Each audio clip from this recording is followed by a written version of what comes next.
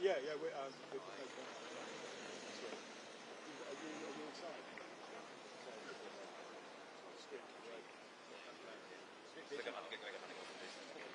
It's not. It's a shop. Every week. But yeah. Back to London. Mine's okay. What's okay?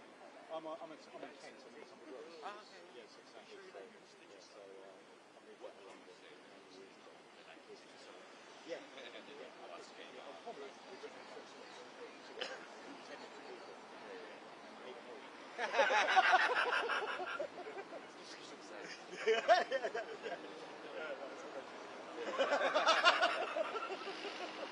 So thank you anywhere else in the world.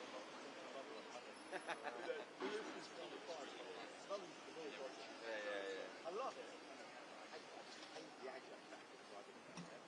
Driving is tough. It makes you a better driver, though. I will say, though, London drivers are the most progressive. Especially the ones who didn't get second. You got drive out of Paris, mate. Drive out of Paris. That's Australia. Oh, that's Australia and psychopath. Milano or Rome. Yeah. Anywhere in Italy. Or Brussels. Yeah. Actually, they're all shit. It's the whole of Belgium. They're all shit like this. Until the 80s. Okay. So as soon as you're 18, you did like Yeah, that way. Really? They are. Oh, wait. I lived there for a year. even the Belgians. Australians are good drivers, but they're the most progressive. They won't let anyone go in, in the road rage. It's like their right to be on the road. No, if you're at a tennis, no one will ever let you.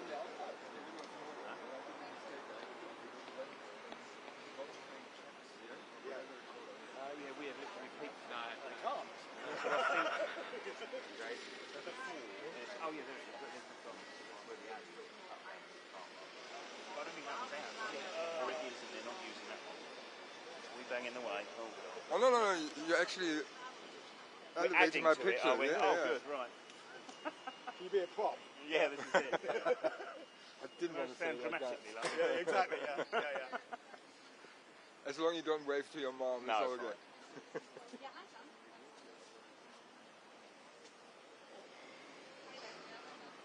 You book tomorrow as well. Yeah.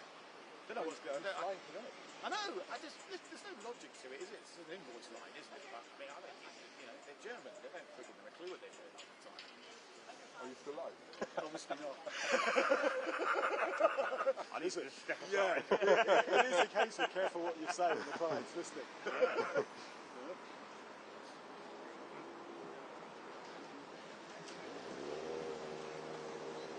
I've been called that before. The studio comes on and you're snagging up the presenter. All you hear on the talkback, the feedback, basically saying, I can hear you, Victor, you didn't even know who it was.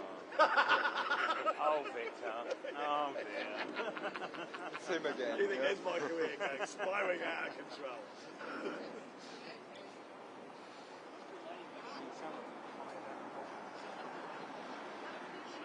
Oh yeah, that was always a thing. Well, they like Airbnbs, I guess. Well, the hotel used to always hire out the balcony hotel, right. as a basically the shooting venue, and that one up there as well. It's a big business. As soon as you mention the word broadcast, you're not from here, are you? No. Yeah, so as soon as you mention the word broadcast, they all basically. Are you Kent? Yeah. Oh, I'm from the Gloss. Oh, nice. Yeah. They basically just they charge stupid amounts. I bet. Yeah. There was a house here, a guy with a over his garage, in fact, and he had a shop. The other side of town, you can see the kind of not really well. He hired that out to a German war Queen's funeral, and he hired it out for about 5 years. That's about 10,000 euros a month. Yeah. This guy was quite a wealthy guy to start with. This was 3 years in there. Yeah. They did about 2. It was a joke. Just to get that one shot. So the areas are here. The Vatican, obviously. Yeah. So balconies in the Vatican in the hotel permanently. Yeah. By broadcast. Wow. Most of CBS is money. Yeah. They'll turn out and they'll do million in this. Yeah. And they'll take the whole floor, and the hotel will charge them an absurd amount. Yeah. Go living rooms, toilets. Yeah. I'm very tight on water. Just all money. Yeah, that's it. Where are you based in Kent then? We're both out of cold officer near Alsford. Okay. Yeah. We work everywhere. What do you? Across the whole county? Yeah. It's quite a central location to work out. Yeah, it is. Yeah. How Victor? Oh, cheers, Smitty. There we go. Beautiful. On it. Hello. This is Katerina. Nice to Nice meet to you. meet you. Hi. Where have you come from to be in this wonderful place? Oh, London. Oh, Camden. boring. Well, this morning, Slough. Yeah. It's loud this morning. Yeah, You have no idea how lovely. We come from Heathrow. Did you? We were in a decent hotel. And we were in the Premier Inn in Slough. Not a decent hotel. Your network don't pay all the money then. They can do. They sometimes do. Yeah. No. Okay. Yeah. What money? Comparing for ourselves. So it's CBS. Yeah. CBS. You want to work for them? They're the ones. Yeah, definitely.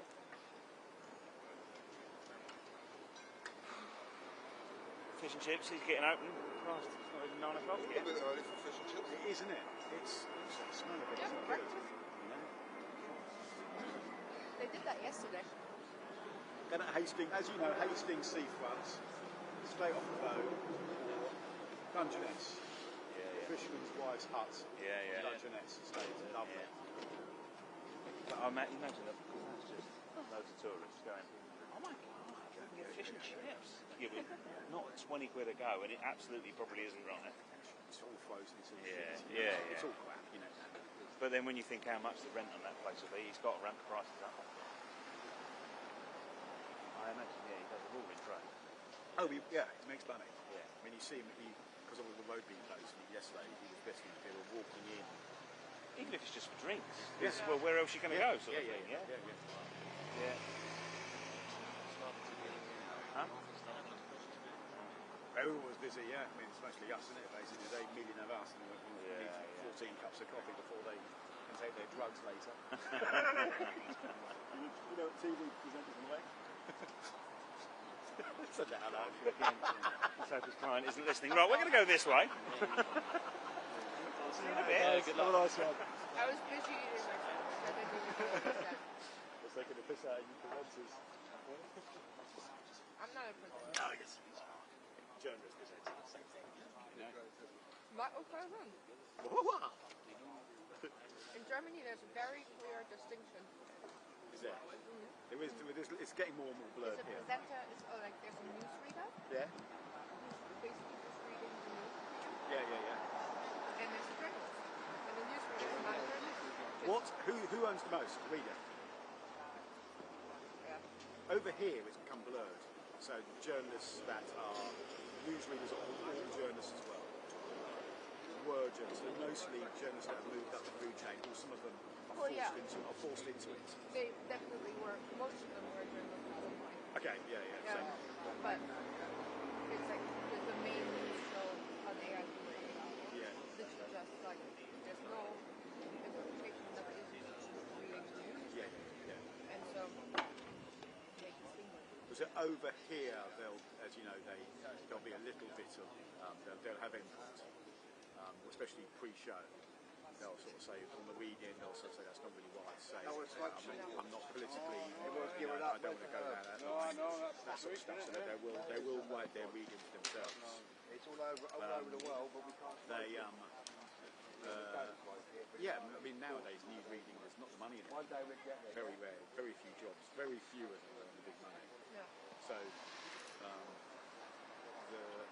some of the journos who are, pretty good journos will be,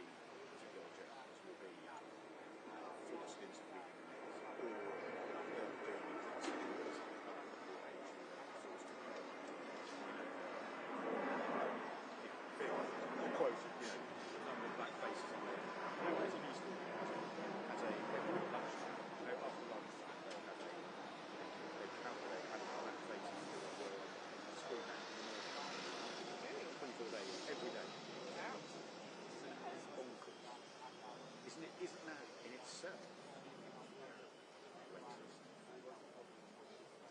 they're trying to do it just to sort of get to analyse stats. Good to be aware, I guess. To be able to They do are something, aware. but, They are aware, yeah. but it just seems so forced, if you know what I Yeah. mean. You know.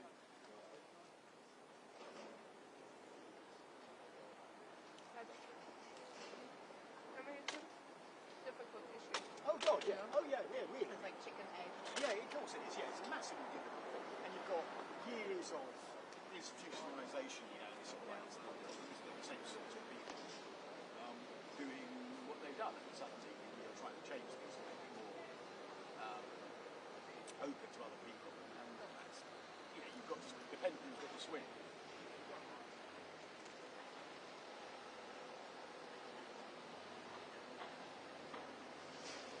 How big is that? Huh? The other, the climbing up? Really? It goes to the but that's the other one running together. Oh, great. Okay.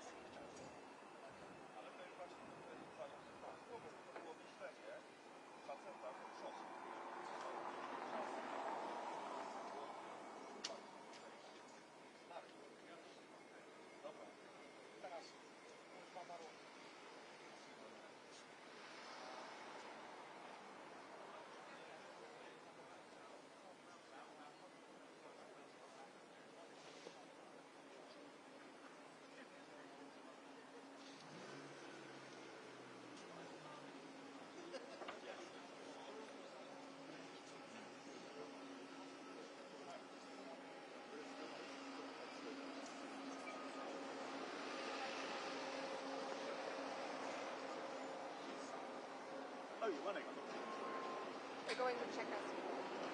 who's going? They, Oh, okay. Really? they're not accredited because they're not there. Pointless. Really?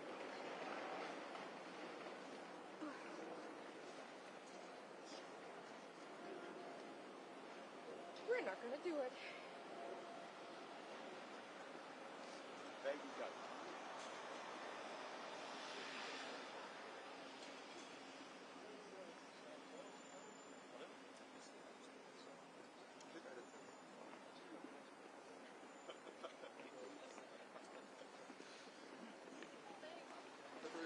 Yes. Are you clip editor? What does that mean? What does that mean? Yeah. If you shoot on the cards, you have clips. Yes. So when you edit, are you just going on the clips, or are you merging them into one big? Eh? Eh? When I'm editing, Are you editing? no, the video editor is editing for me. Oh, I forgot that you were editing. No, I'm not. we're just using an ITN. I do edit for social media. That's something different.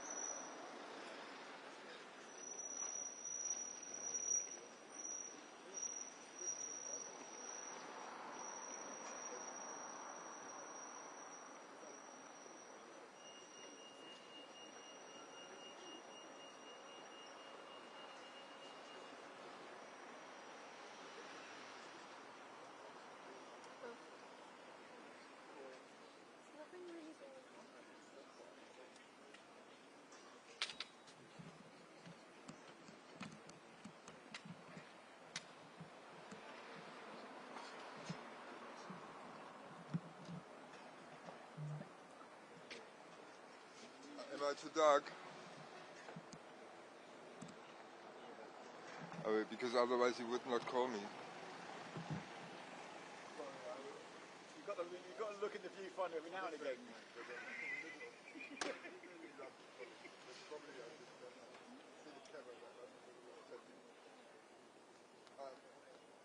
Thank you. Bye.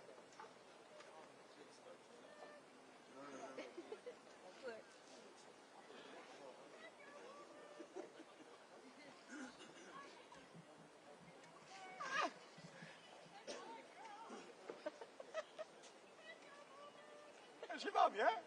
No, there was Sana and Carmen. Oh, yes, I didn't see it. I thought I didn't see Sana. It's a girl, yeah. There you go. Hallo. Na, und? Regnet's noch? Regnet's noch von der Decke? Oh, ach so. Echt? Wir sind hier bei der Statue.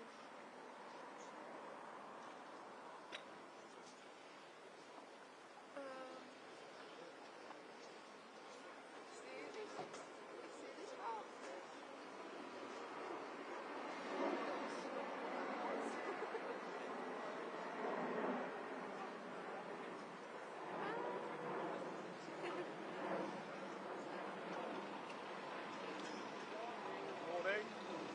Morning! Huh? It's underexposed, don't worry, get honey. You couldn't see it.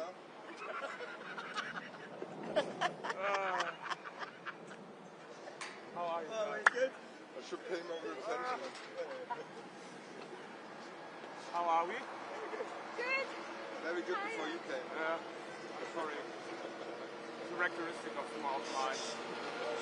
Sorry for being late. No, you missed nothing. Is it fixed? No, but I got a handyman to do it. So there was, I was waking up, walking to the kitchen, and there was water coming out Welcome to England. from the ceiling. Oh, nice. You're up. Who's upstairs? I don't know, but Hopefully not an elderly lady who forgot her bathtub. nah, probably. No, it's a family, so probably not. Or But they had bath time. at 6 o'clock in the morning. Yeah. But Nice. the apartment is very old and has many cracks. There's everywhere like these cracks where water's coming out. Listen, But I had once, I was looking for a flat, and talk about cracks.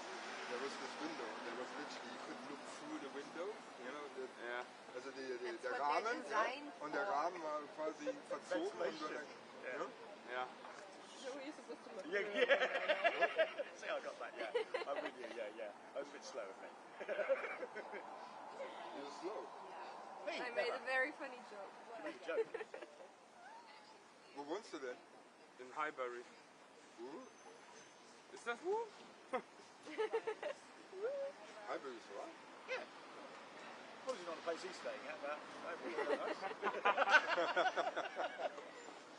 Yeah, my roommate is on vacation. Roommate, you don't Yeah. have a flat on your own. I have like a Harry Potter closet where I'm staying. Oh, really? Yeah. You got the box room, yeah? Yeah, like a box room with a bed. Yeah.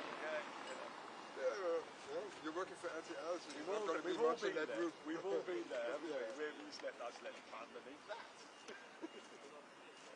And I've got our food. Oh, you went to the good one. Wow.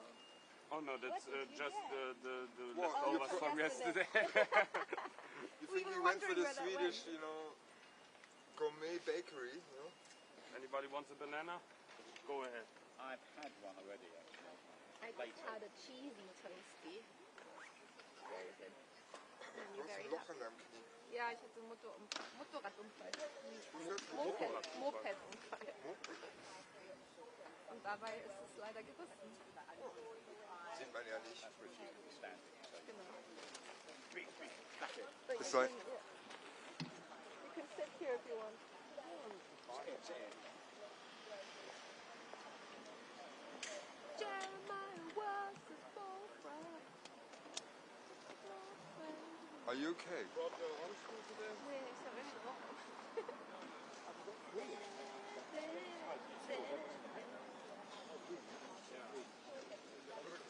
Huh? 10 o'clock apparently.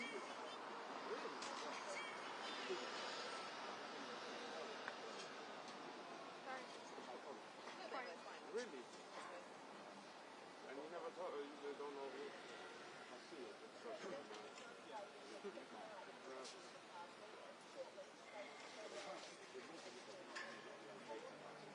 What's all it? Wahrscheinlich im Bett. So, Deine Woche next ist time bestimmt.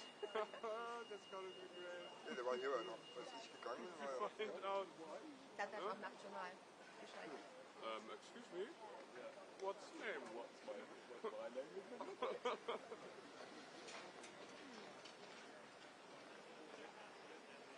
We can't eat there.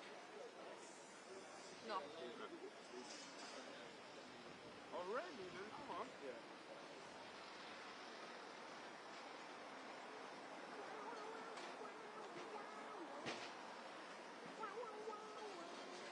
Blinded by the light. Hey, please stop your hard rock trip. Should I stop mine? Hard rock. Yeah. When you're back to machine. You know what the worst thing is? Keir is at the moment on an APT. When he left. Avicii. Yeah. Wake me up when it's over. He's dead, no? He said he stopped himself there. Avicii. Avicii. He's a Swedish DJ. It was. Okay. That's sad. Well, she Vielen Dank schon mal. she gets into some kind of music and then she listens to it 20 times. Oh, same as Mel. Same as Mel. Yeah. Yeah. Listening to Zach Bryan. You know Zach Bryan? No, do I have to? Not really. He's kind of a country, young rock country, but really young kids are really into it. Mel, every time I walk in the fucking house, Zach Bryan is playing. Yeah, the same thing. You know, I get into our house and she is home. The whole time. I think I win Zach Bryan's more soft though. Yeah. He turns that shit down.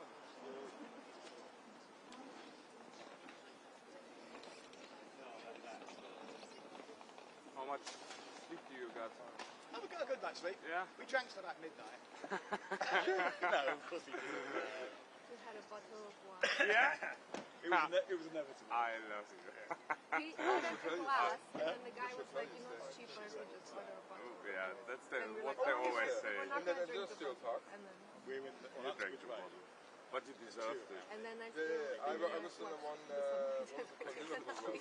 Yeah, we were on So I said And for then $5. you also went on social media to read about that. I knew exactly what's going on in your mind. What's Yeah, that? Last night? yeah she's watched The Summer I Turned Pretty and then And then I Okay, posted about it on Instagram, and then I went to bed. Yeah. About what? The summer I turned pretty. this hype series, new series. It's Everybody's stupid. watching. It's really stupid. But I I'm had not to, down I had with to the watch kids it. anymore. You are. Yes, you are. We're all down with the kids, aren't we? Don't get generation Z. Yes, like Yeah, again. I live with two of them. Yeah. Oh, two? I'm not Yeah. Zed. You're millennial, even worse. I'm Zed. Are you? I'm Zed as well, yeah. I'm Zed, yeah. Yeah. Big it up, Zed.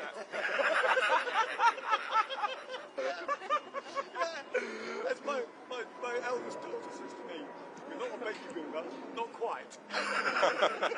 Not quite. Yeah. Almost. How did you survive 4 kids and a teenager? Alcohol. You get in, you shout at them, you have a bottle of wine, they're fine. My daughter's 15, my boy is 13. They drive me. Yeah, they do, yeah. They didn't get better. I mean, mine are better. Get better. Yeah. Mine are in their early 20s. They become normal again. My son got much better. No, I'm just kidding. No, they did get better. Yeah. It was like the other time, wasn't it? Yeah. They actually, you go to the pub with them. You go to the pub with them. You know, I drive here. My son calls me. where's your external battery charger? Why? iPhone is 20% only. How can I charge it when I'm at school? It's like, perhaps you should charge it overnight? Or turn up off when you're at school. There's a thought. Who thought that was an option? Yeah. So you had to pop at me because I took my external battery back. Mine are not that brave. Mine aren't that brave. But they would sort of ring you at all, like, so, you know, obviously you pay for everything, which is the norm. And mine are all adults now. So the youngest is 18, he's off to university, so the oldest is 25. So I say to them, like, if I ring you and you see Dad come up on your phone, I might ring you for a chat, and if you're busy, don't answer. But if I ring you, use whole words. They're like, especially the boys, it's like, use whole words, because I won't get it otherwise, you know. It's a verbal communication thing, you know, it's still a verb. Yeah, but you can tell when they are interested in a girl because they have a shower. Boys. Oh, yeah. If there's no girl on the scene, he's not showering for 3 days, unless you tell him. Yeah. Okay. My youngest age, Nick, he's 18. He's just gone to university, and he's you know, gym bunny, good looking, you know, and basically With your jeans. yeah, I know. Yeah, I'll let you have that. He basically, you know, the girls good, so he's always been kind of cool with the girls. Yeah. How did you mention? And that's more male, isn't it? Yeah. No, it's me. All right. And anyway, so he when he was about sort of 14, he said to me on the street, we've always been quite close, you know. Each other, I get a leather jacket. I said, yeah, there's a high chance. I said, why? He went, it's a girl. I said, yeah, okay.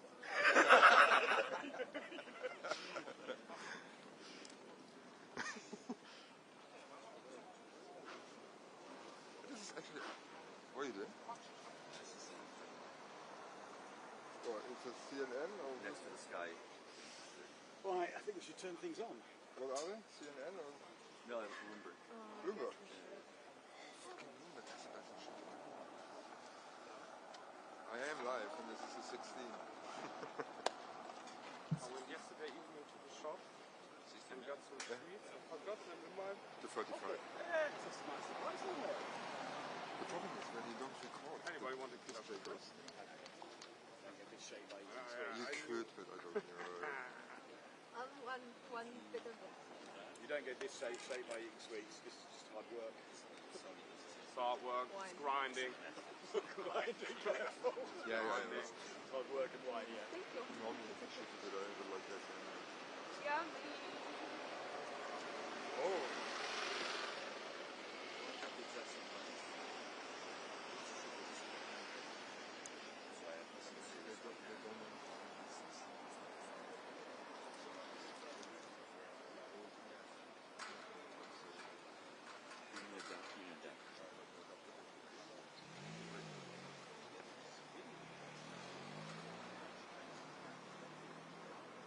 Have I done the live already? Yeah, it was great. It was your best ever. What did I say? You said... Trampoline. Okay, enough. Okay, it's good, right? It was the best night ever. Doing the best. This is not for friends. The best work. No, all the work. All the best work. So special. So special. Terrific. So my comment section is she works 8 years now. I'm quite good at it, I feel.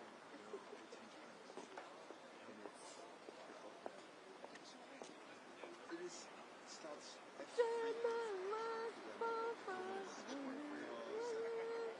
Seems like an angel. It seems like an angel. Basically, you know, if it doesn't work, it's TV doesn't work out. Just Beyonce. I can dance too.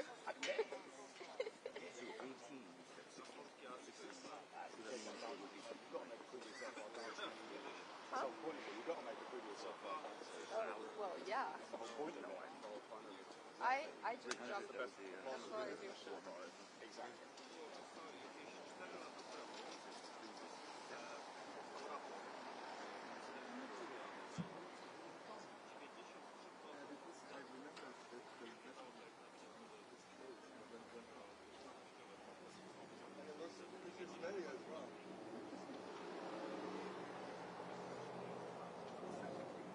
Are we live in Source? Live Live in Source 5000?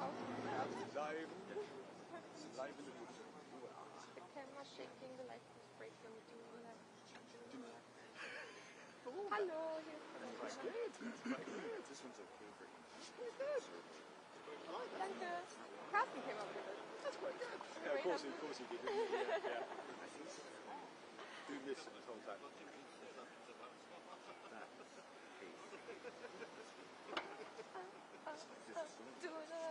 Doing it. But I didn't know that. Ich höre dich auch.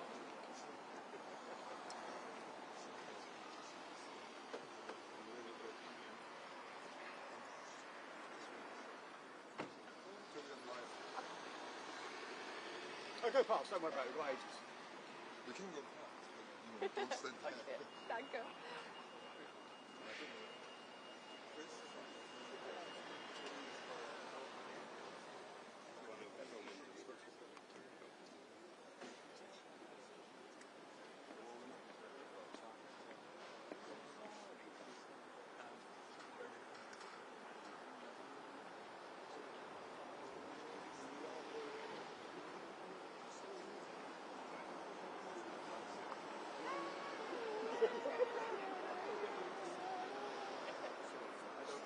Which gibt es?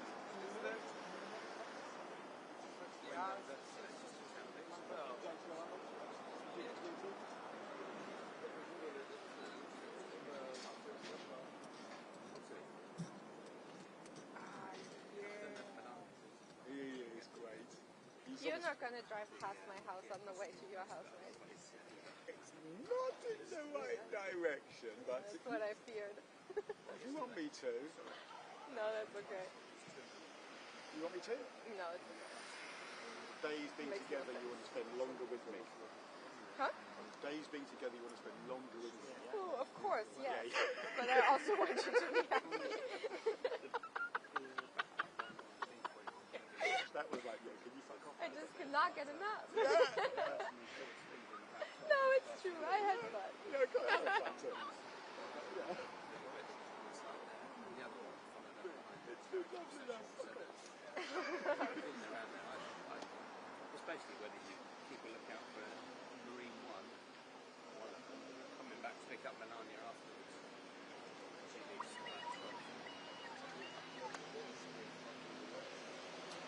it's still hard.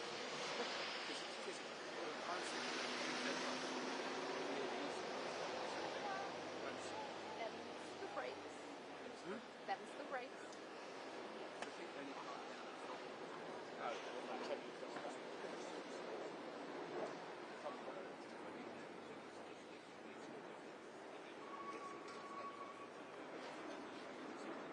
He doesn't like the coffee that's in the parcel, so he has to go to Starbucks. The presidential one, And what's her name?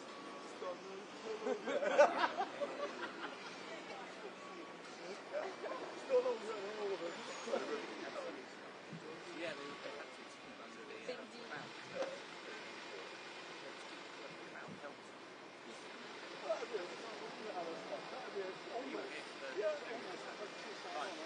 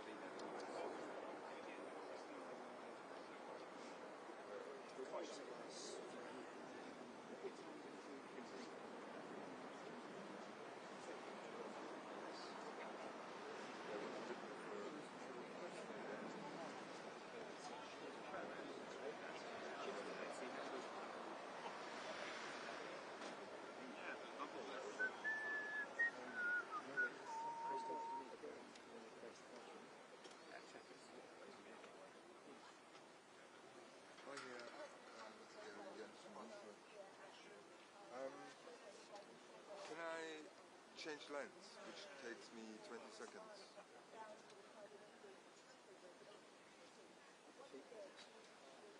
Sorry, I love the people. yeah, it was cold. Hey, great idea though. Okay.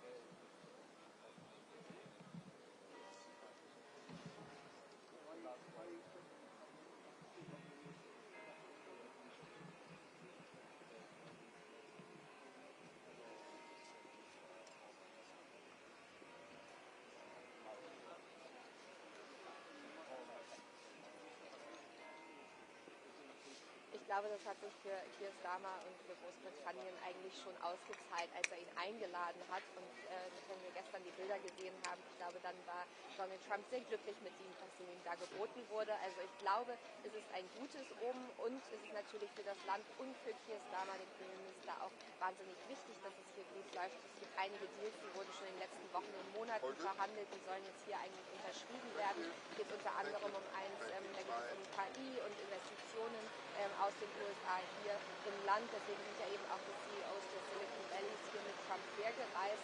Und dann gibt es noch was anderes, da geht es um kleine Atomkraftwerke, die sollen eben auch mit Geldern aus den USA hier im Land gebaut werden. Beides soll heute unterschrieben werden und das lässt natürlich Keir Starmer sehr gut dastehen und er braucht es wirklich ziemlich dringend, denn alle sind gerade quasi gegen ihn. In den Umfragen steht er schlechter, das Volk ist unglücklich, seine eigene Partei ist unglücklich und durch diese Beziehung mit Donald Trump und hoffentlich dann eben auch ein bisschen Wirtschaftskraft, die dann aus den USA hierher kommt, könnte er natürlich dann am Ende vielleicht noch das Ruder rumreißen.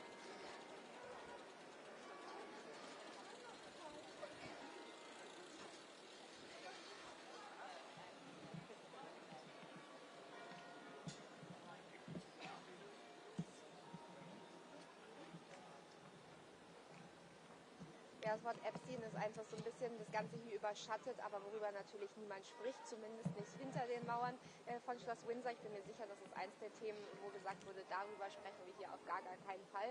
Wir haben ja am Dienstagabend hier gesehen, da wurde an das Schloss hier neben mir ein Foto projiziert, es war eine Protestaktion von Trump und Epstein zusammen. Daraufhin wurden 4 Menschen festgenommen und ich bin mir auch sicher, dass Starmer ungern über Epstein sprechen will, denn er hat ja den US-Botschafter selber ernannt und hat damals schon große Kritik bekommen. Da wusste man noch gar nicht, wie die Beziehungen eigentlich zu Epstein gewesen waren und jetzt steht er natürlich deswegen nochmal massiv unter Druck. Also das ist, glaube ich, ein Wort, das wollen beide hier heute auf gar keinen Fall hören.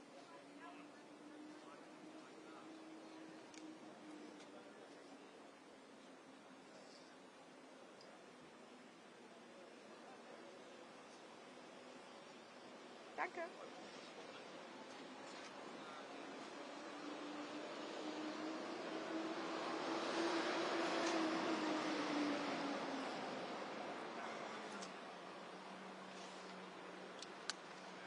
Alle halbe Stunde oder stündlich? Stündlich. Was geht da noch?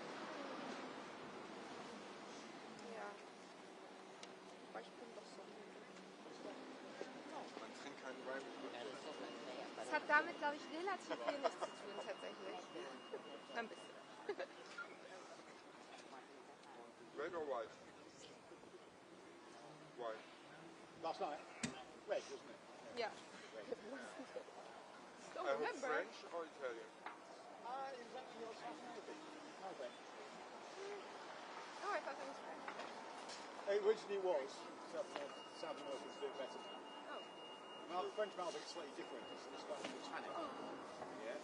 They still make a lot of Malbec in France, but they normally use it as a additive to a different grape. Okay. We were at this summer in the Loire. Yeah. Yeah. But you like white? I like rosé. Do you? I should have gone to the Provence, but Yeah. we only had a week, so we Yeah. took the tunnel, Yeah. 6 hours fun. Yeah. Now, Fun fact. Huh? Fun fact. You can drink as much rosé from Provence as you want, and you will never get a hangover. Utter rubbish. No, I've tried. I prove you wrong. Yeah. Utter rubbish. That's just I've proven this concept I many, find many white times. gives you a worse hangover than white or rosé, because they're both the same thing, basically, than red. Red is like good for you and makes your body clean. Yeah, right. I remember I had too much red and it made the toilet not clean. Whoa, Red is that's not actually good. red is the best. Red wine and Guinness are the two best alcoholic drinks to have. Yeah, Guinness because of the iron. Yeah, really? Guinness, yeah. Because Guinness isn't massively alcoholic, it's about 4.2. And the iron is Yeah, for Germany is then unheard of. I know, yeah. We don't do this for I know. What is this 4.2? 8.4? We're doing 10. Go on. No, thank you. 10 o'clock, 11 o'clock, 11:15, 12. 12 and 13. 11:15, yeah? Yeah. Well, 11 and then 11. Yeah. 3 3 hour and a half.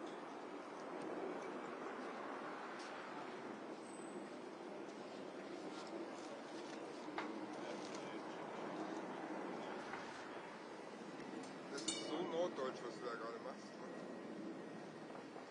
Fliesenerz, ja. Ich will nur noch so die, wie heißt die nochmal? Strandkorb? Strandkorb, ja. Liebe einen Strandkorb. Mein Vater hat sich einen gekauft für sein, der Arme lebt ja in der Ostsee. Ja. Hat sich einen gekauft für seinen für seinen Balkon. Nice. Ja. Oh, richtig gut. Ja. Da kannst du halt auch noch im November drin sitzen, wenn die Sonne scheint, weil der Wind wird so abgeblockt, dass es trotzdem warm ist.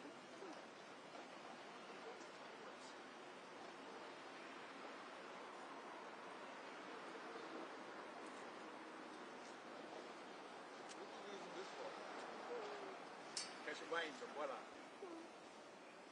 You think of everything. That's why you bring this tripod, don't bring the fibre tech one. The low Protect. flow tech. You can't put that on it. Yeah, it's too expensive. You can't clamp it on without snapping it. Yeah. It's okay. A lot of our people is content, you know, protect. And our head of panel is much Well, they are very expensive, aren't they? I know. And we don't have the height. No, agreed. They're really good in terms of speed. But the height is, I think the height The is... weight, the speed, Yeah, but in London you need height. the height is not great.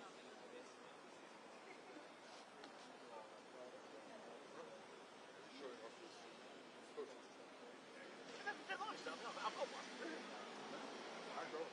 Yeah, I normally tend to float out ordinary stuff, but for this, because you've got that one, you need to.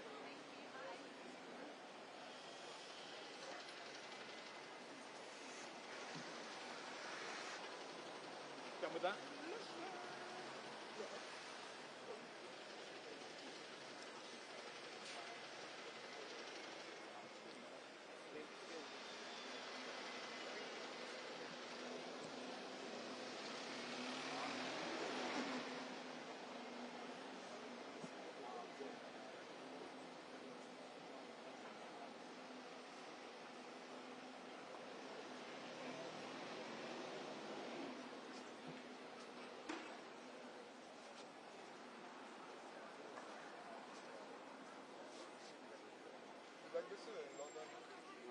Woche, Mann. Wie lange bist du schon hier? 5, 6 Wochen? 6 Wochen, 1,5 Monate, ja. Bezahlt von der Ja, von der journalistischen Schule. Gut. Mega. Hast du mitbekommen mit ZDF Washington? Ja, crazy. Und jetzt haben sie die eine Moderatorin unter Personenschutz gestellt, ne? Ehrlich? Die, wie heißt sie, die Türkin? Dunja? Ich bin, ja, Dunja. Oh, sorry. Sorry. No, Unless du willst auf dem Reuters-Feed sein. nee, ich wollte nur den Gossip hören. Angeblich ist Dunja jetzt, Dunja, Personenschutz. Okay. Und das komplette Studio ZDF sich jetzt im Keller verbalgen, weil die über die Schiss haben, dass da irgendwas passiert. Ich habe Bild-Zeitung Von Paris wem? gelesen. Von Magerleuten oder was? Hast du nicht gelesen, dass der Reporter Shopping ist, weil er irgendwie die Trump-Regelung mit Nazi-Deutschland vergessen hat? Sowas. Oder irgendeiner von der... Ja, der hat doch auch irgendwas gesagt gegen Charlie Kirk und so, ne? Das war das. Das war die... Trump and now it's in trouble. Ah, okay, dann habe ich es falsch, dann wurde es mir falsch zugetragen. Hast du mal ein schlimmes Jahr? We should travel here to do this, do the lives, but now the government is like, yeah, So, keiner von den Studios interfering with that. It said when you like will jetzt ausfallen. travel out, Ja. we cannot assure you that you go. Come back in. Yeah, Krass. well, that's the fear of them. Because And he I like, mean, right now there's this whole thing going on that Trump wants to change that you can only get a journalism visa for 240 days. So they're also protesting. Fine. That, like the Very German good. broadcasters, I think. It's kind of like the FTA. They're also trying to. No. do something like that. That's good. That's the free voice of the media. Go on.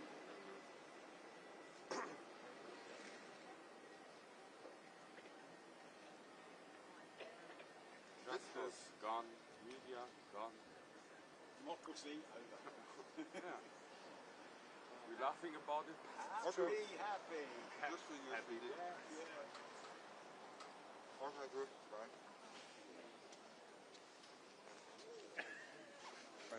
Wake me up in 41 minutes. Wake me up before I go.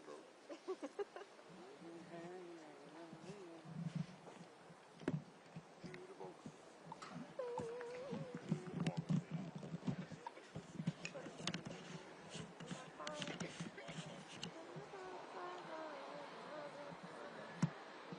The song of my funeral.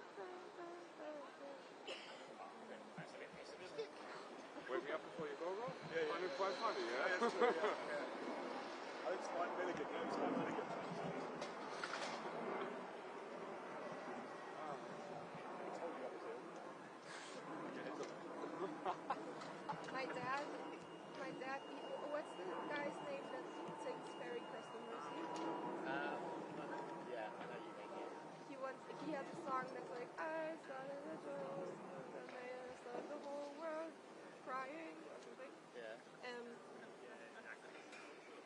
And then the last lyrics are like, when I finally die, I started the whole world laughing or living or something. Yeah. And he wants that played at his funeral.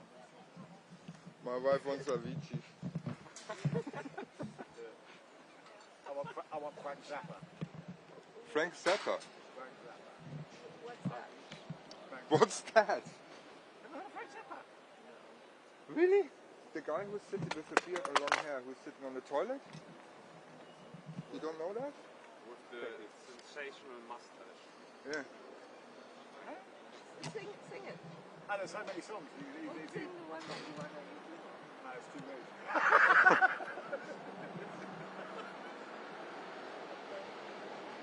No, I've never heard this. I can't sing for sake of love.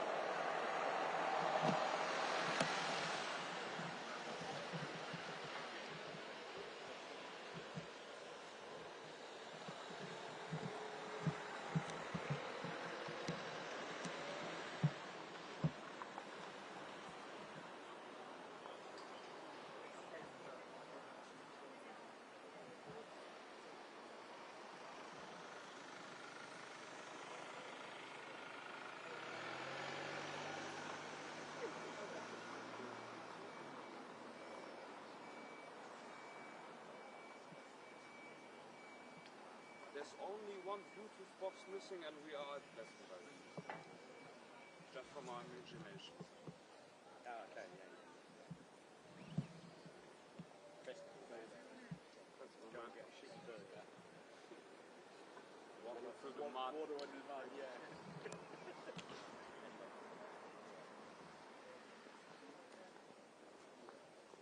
Were you festival guys? Working. Working. But not privately? Yeah, they're working, doing a documentary in the car there. Yeah. And I did a lot. Really? Yeah. Oh, you were paying attention. And we went to the documentary and the last stop was Plastic. First time I went there. And I saw... And the last time, yeah? Eh? And the last time. No, I've been there 3 times. So we got there on Friday.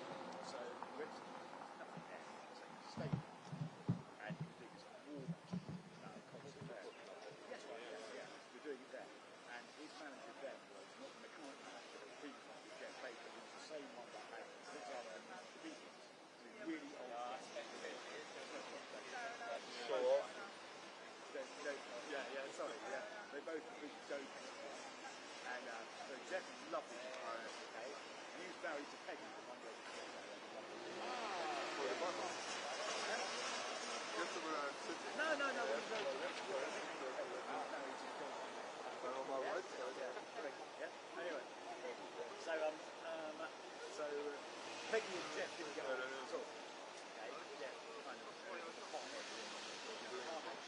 And so we went out for a cruise, of course, the whole crew, Jeff. RTL has been RTL and he's doing a flyby.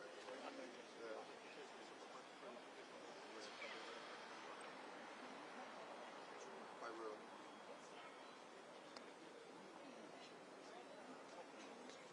Octopus first, yeah?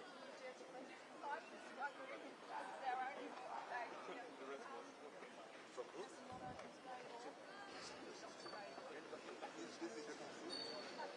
Oh my God, we went around the wrong way.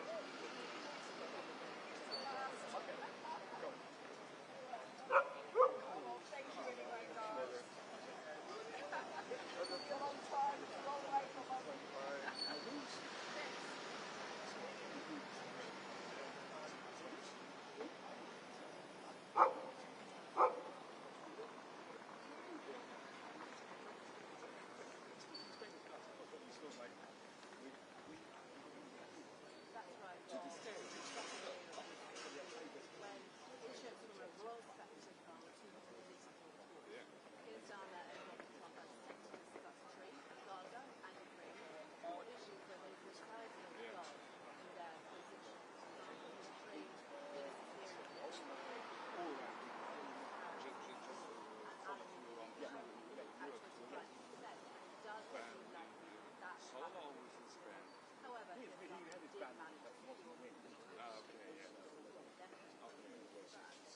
Now when it comes to Gaza, Starmer is recognised Palestine state.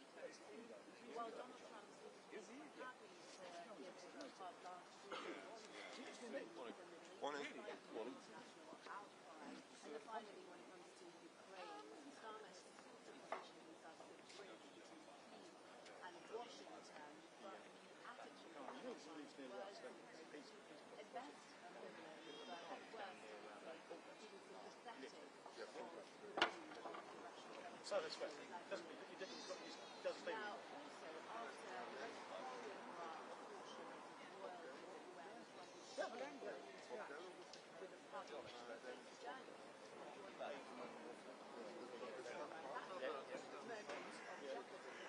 Oh, really? Uncomfortable questions, perhaps. Questions about which will be uncomfortable for the UK Prime Minister Starmer too.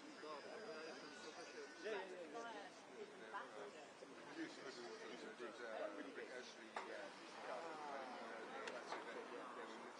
Everybody.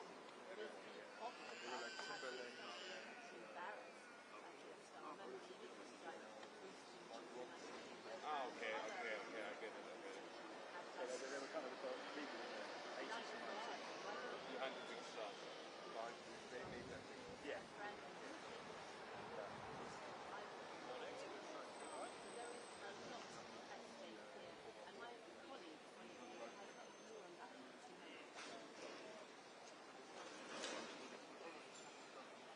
Yeah, weirdly. Yeah. In a B12. Yeah. Yeah, I'm not sure it is, yeah. They pick it up, right? Audi mailbox. Audi VW. Yeah. Yeah.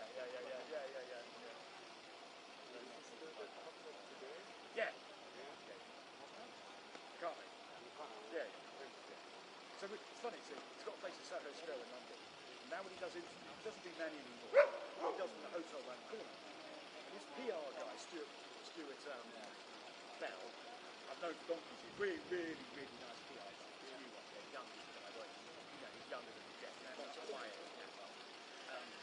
And he's really nice guy. Really sort of balanced. Proper, clever guy, yeah? Runs his own business. Looks after McCartney, looks after a few others, like the guy from Take That, Robbie Williams. So he'll walk from Soho Square round the corner of the Soho Hotel where the interview and he's now McCartney's sort of manager, was his drummer, kind of manager stroke, pitbull, yeah. Nice guy, but he'd look after McCartney, as he stopped playing drums, he did that. He's retired. McCartney now hasn't replaced him, so McCartney was walking with Stuart from the house in Soho Square round the corner to the hotel. And it's interesting because Stuart will always be behind about 3 or 4 meters. Stuart's not capable physically, but he likes to look and to watch people's faces when they walk past the car. And they realise a few seconds later who it was. Yeah? And he says, it's brilliant. And the house in Soho Square is amazing. It's a tall, skinny house. Each floor is one room. Quite a big room, yeah? It was basically a tall two-up, two-room house. They knocked it through. Each floor is a different room. And so it's the first is reception, and the second one is kind of office space, carpet lounge, and the bedrooms above. He does music, and it's a really nice.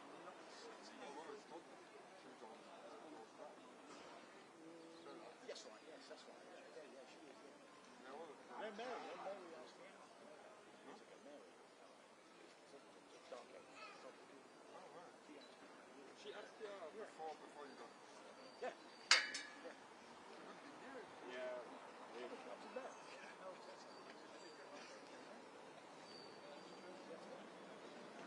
I didn't know what to say. I'm sure. And you...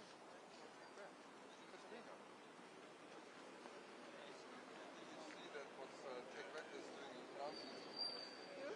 Take That? Really? Like you're back for good.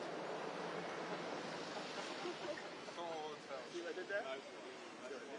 Soho Hotel. I forgot that. I forgot that. Yeah, true. Up for Stucky Records.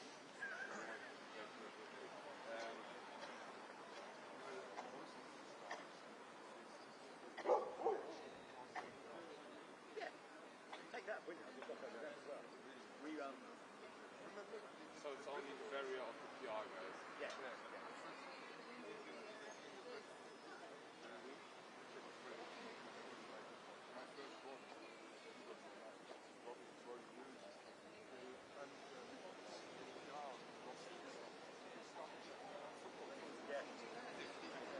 I played back then.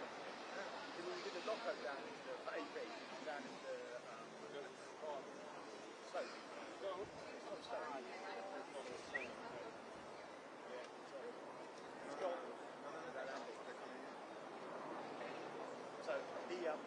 so my producer at the time, James Lockout, was from Stoke as well. And we're down the south of France, and they hadn't really organised it. They didn't know what we were getting. We're down in the shit, LDs and stuff. Anyone met it, anyway, so that she was very, very critical of this, but she knew it. It's only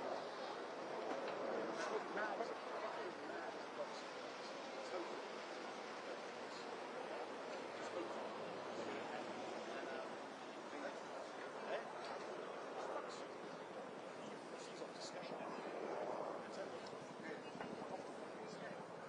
So she we're down there. She's just basically up now. She's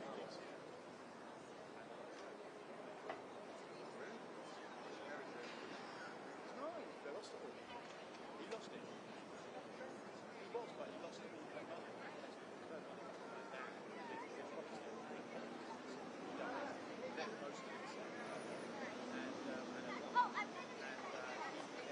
They came down to my house on the weekend.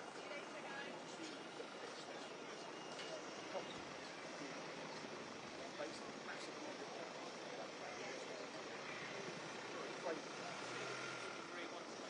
yeah.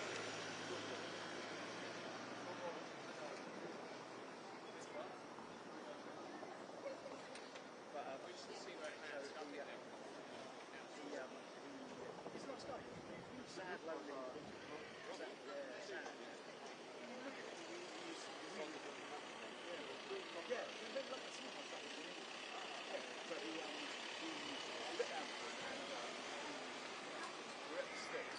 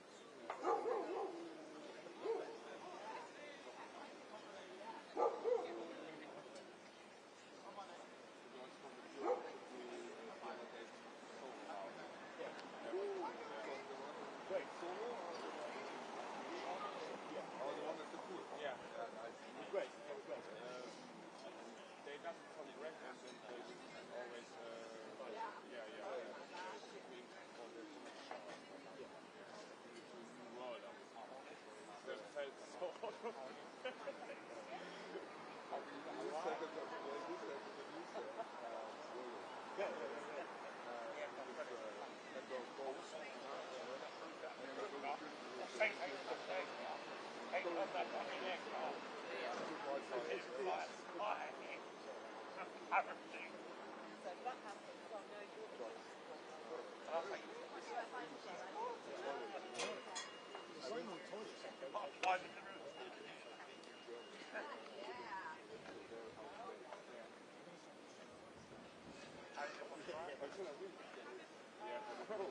Then I made my way into the toilet. I was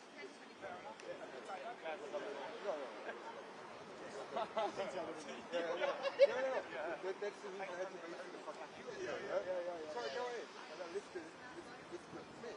Full. No.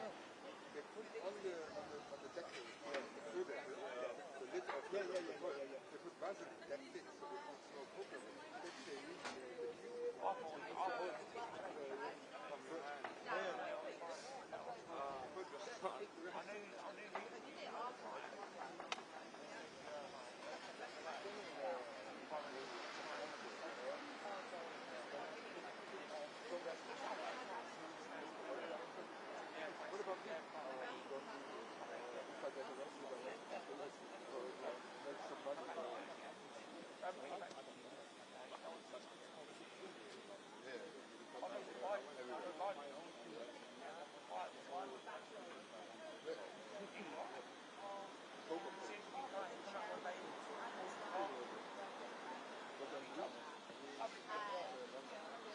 Oh yeah, so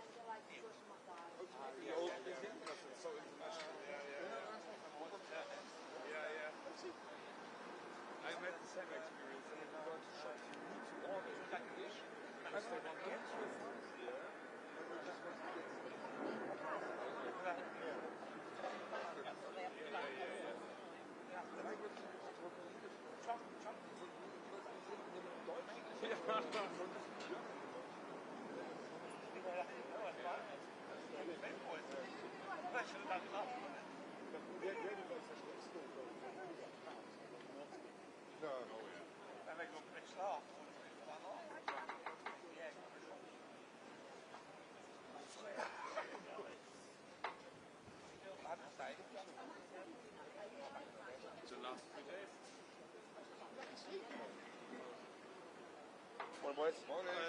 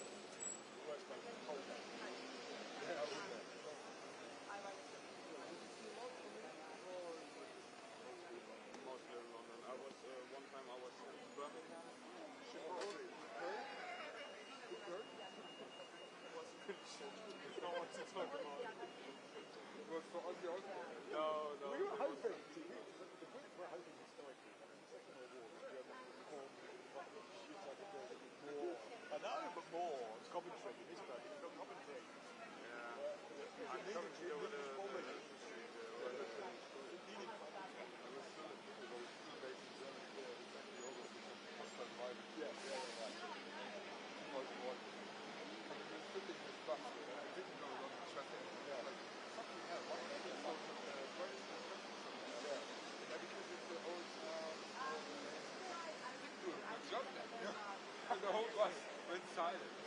And then it started all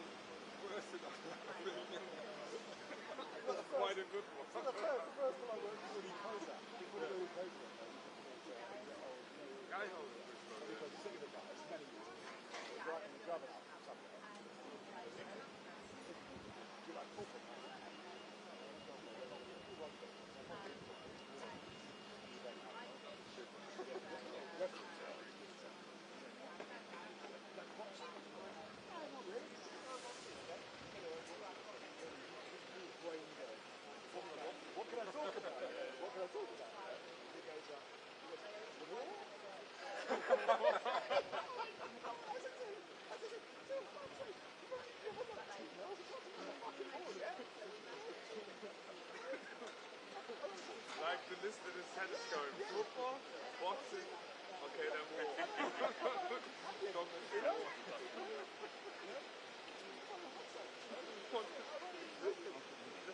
such a bad thing to do.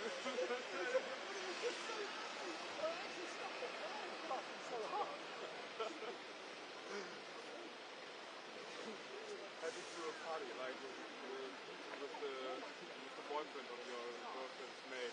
What can I talk about? Football? No. Rugby? No. You into war?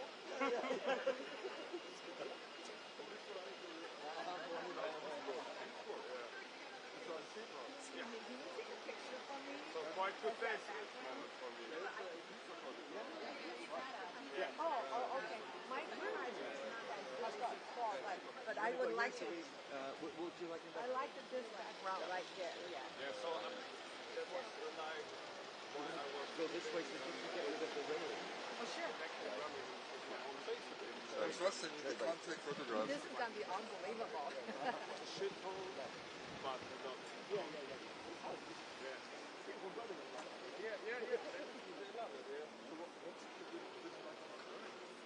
Actually, it's nice. There's some nice parking. Yeah, Not mad. Thank you so much. Thank you. Very good. Oh, it's beautiful. I love it. I love the American flags. Yeah, really beautiful. Thank you. This is a very, yeah, this is very memorable for me. Thank you. Cheers, no worries.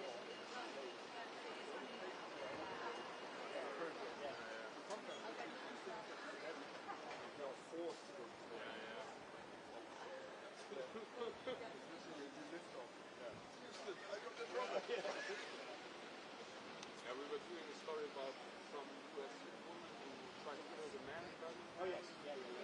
But she, yeah. Yeah. And when I was in the system, I was based in Berlin. Yeah. We didn't know it's HPV. And some ugly, they put their baby into the fucking freezer. Yeah. So HPV. Perfect actually the story, yeah. It's low. We went to this council tower. It's always a council tower. Up the stairs, down the stairs. We go up.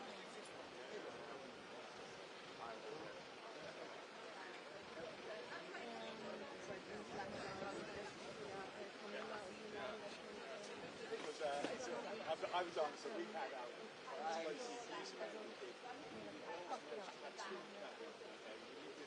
he lived in Manchester, old boy, absolute alcoholic. And so I brought my niece with me, she was work experience at school. She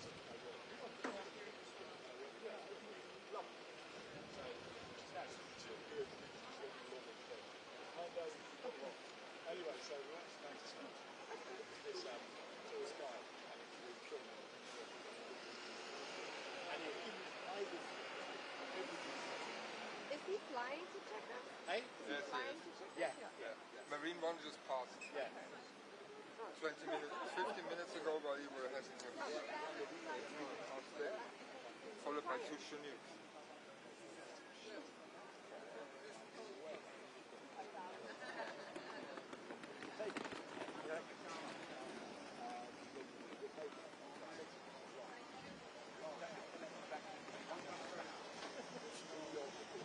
Little red brick house.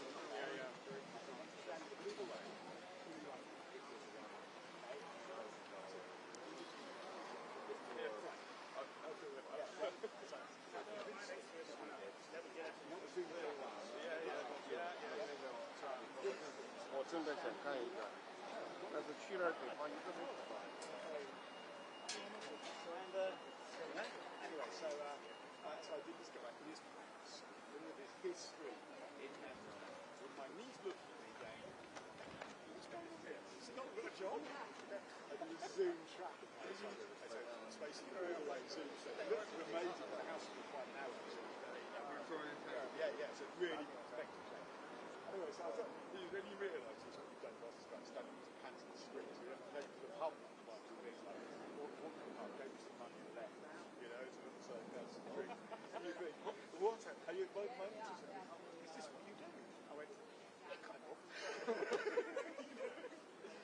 she do with local wig? Yeah. Forced the man to stand in the street with his underpants.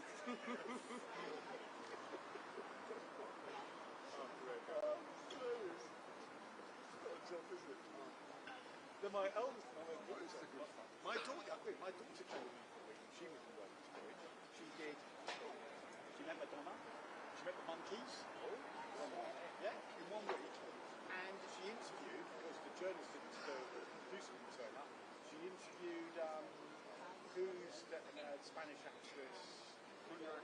No, lady who's big in the PETA, the anti-fur people. Penelope Cruz. No, Penelope Cruz. I said to her, I said to Simon, I said, right, you ask the question, I'll tell you the question. She interviewed her. That's a very good picture. But one of the photographers took a picture of it and sent it to me. Yeah, Abigail. Yeah, so she was in work.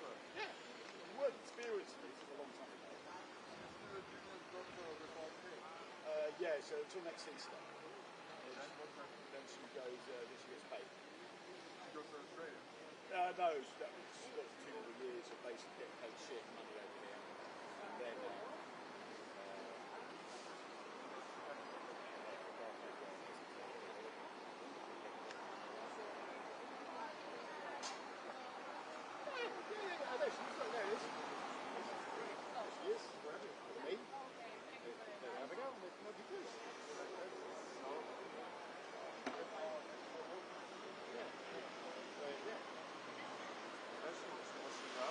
yeah, very.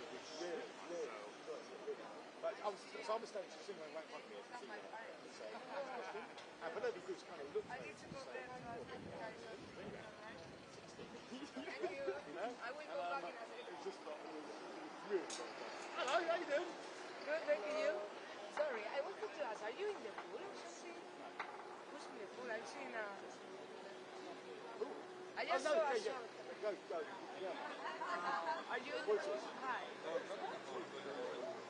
Okay, they were putting your pictures, okay. Are you gonna put... No, for my channel they were putting your pictures on my channel right now. That's what I thought I was going to do. Are you gonna post? Yeah, right? No, because they want me... Good. Sí, niños. Yeah, the thing is that they want me to point at the sky, a part of your show, that I was thinking, if you're gonna do it, I have a hit exactly at 10 that is when he's gonna leave, so I'm gonna have to I will do it if I have time. Yeah, I know. They were putting your live during my hits next to us. That's right. Yeah, that's right.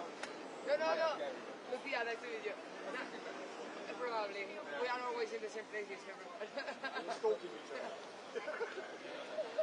No, I mean, like, if I need to be rushing, I didn't know if you were just pointing here or you will point at the sky. You see the helicopter. If you really want to get the helicopters, you have to go to the long walk. Yeah, it's not the long walk on the other side. Down this street, straight until you hit a fence. Sorry, I don't know this area. You will. I told you, it's my first time here. Oh, you will spend so many days. You will spend many days here over your time. By the way, Yeah, sorry. This place Little dozens of them. Really? It's not that bad, is it? test to get that. It's beautiful. Well, I mean, I'm not monarchy, so I don't really care a lot about this.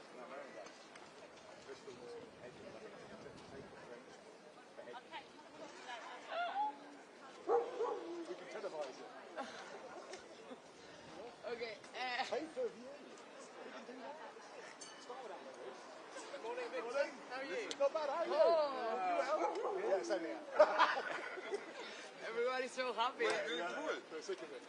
Okay, I will figure out. I go for To be fair, if I have time, I will do it. If I don't, I'm not gonna rush. I've been working for the past 3 days, like 20-something hours.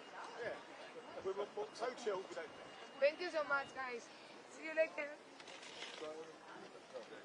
Yeah, that's right, yeah.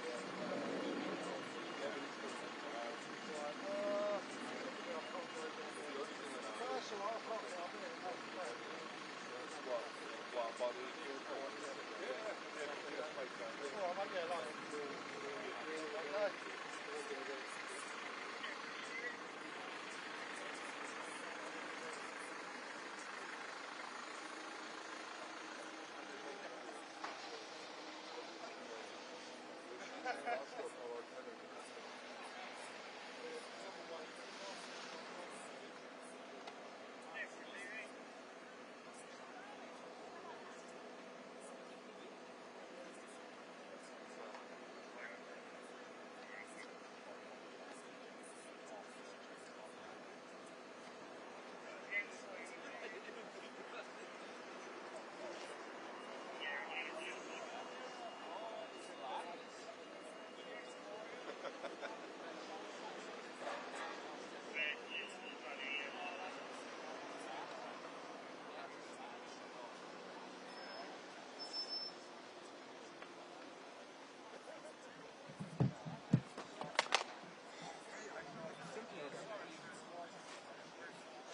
Sorry.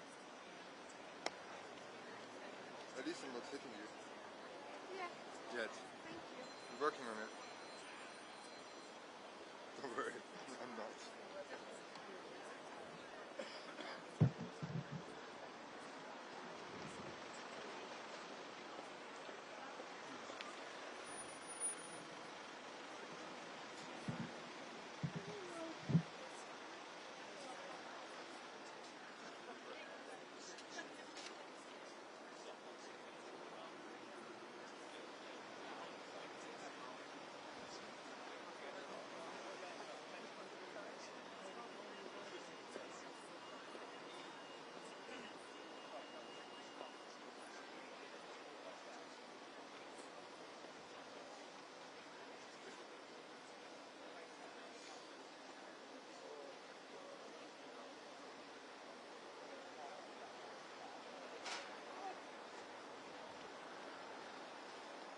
I saw that they put down the Jimmy Kimmel show.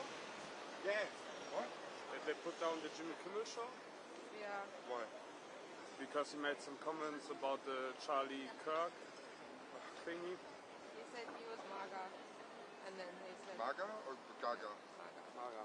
He said that he was like, oh, they're really trying to make this look like he wasn't one of them, and that's all he said, and that's why they canceled him.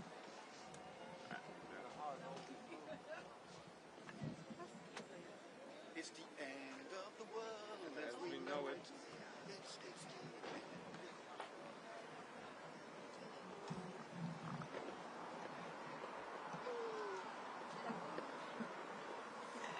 So müde.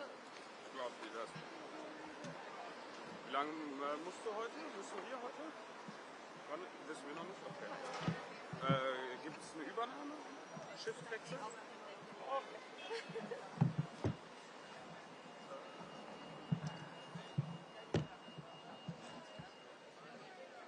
So this guy over there, I was already here Tuesday evening when Trump was arriving, and I was talking to him. Only with American and I was interviewing him and asking him why he was here. And he was like, "Yo, I'm not a Trump supporter. I'm just only welcoming Trump and be a good policy and please stop being around with the MAGA." Maybe go live, they said to go live on your early system, right? Ask you things. Really? Ask you things? Yeah, I know. What the hell is that all about? I know. So rude. Mean of them.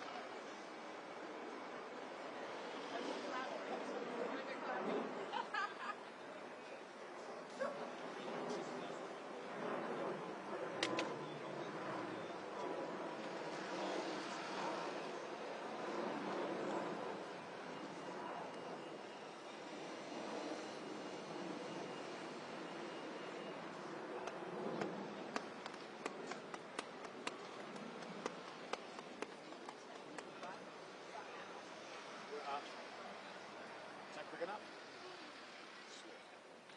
Good job.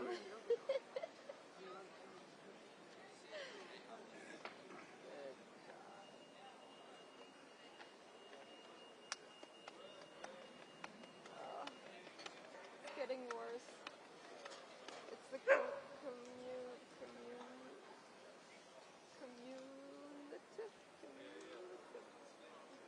You know it gets when it adds on. Oh, okay, yeah. What's it called? Hang on. Kumuliert. Oh, someone's gone on our channel. That's why. But we're on 3. Oh yeah, look, there's a voice now. No. Live view glitch.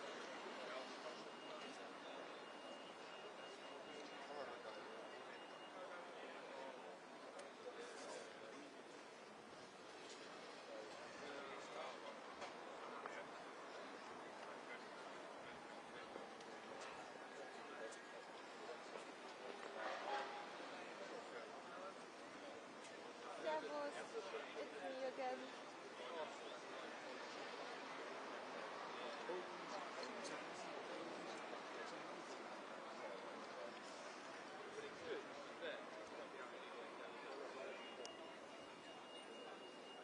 Hallo, ich kann euch hören.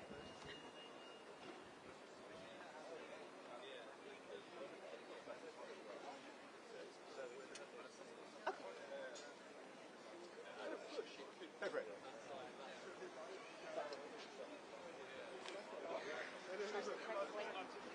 When I sit down, my thing just opens. How you to advertise? Huh? How you to advertise?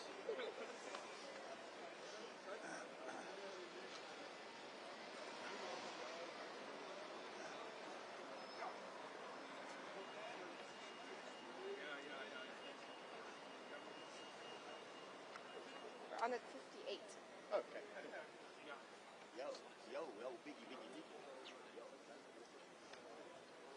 And then I think we're on until he lifts up in the air. Okay. Really yes. Change batteries in very quickly.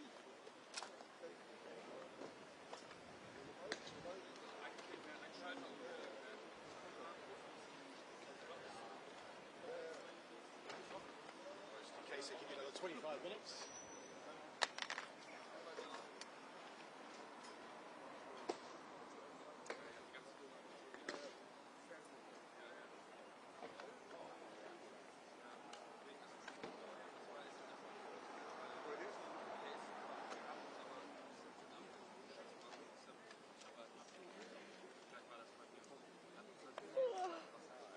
Oh, bloody hell. Stay with us, don't go towards the light. Why not? It's too hard.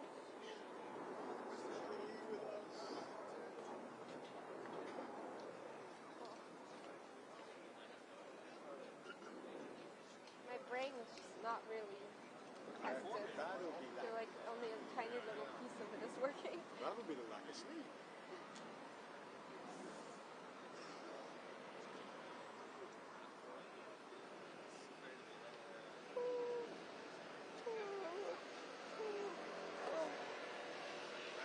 God.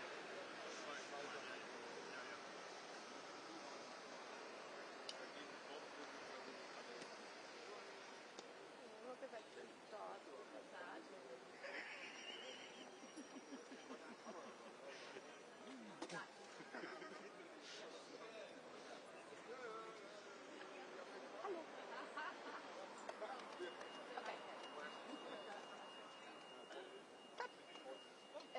2 minutes. Lukas, kannst du mir noch mal Sky News anmachen? Ja, kann er doch auch gleich wieder machen, Mann.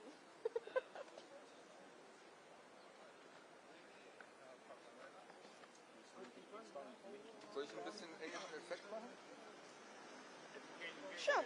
Vielleicht dann, wenn ich nicht mehr weiß, was ich sagen soll. Ich gebe dir ein Zeichen. Oh, I'm going. I'm not that. I wanted to do a little bit of the regular talk. So, why is it foggy in Wednesday? Oh, we don't know.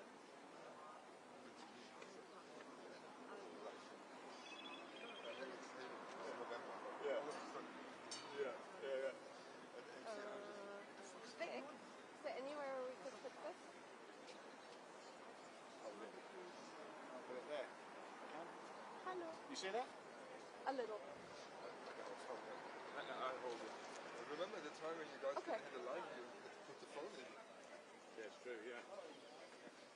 Hang on, we can do this, Sie sagen jetzt, vielleicht sind es doch nicht auf die Live-Bilder. Also, mal schauen. Ah, okay. Hang on, I'm going to do something. 20 seconds. That's fine. You could do your first slide, then you can come back to it. Perfect. You see that? Yeah. Very good.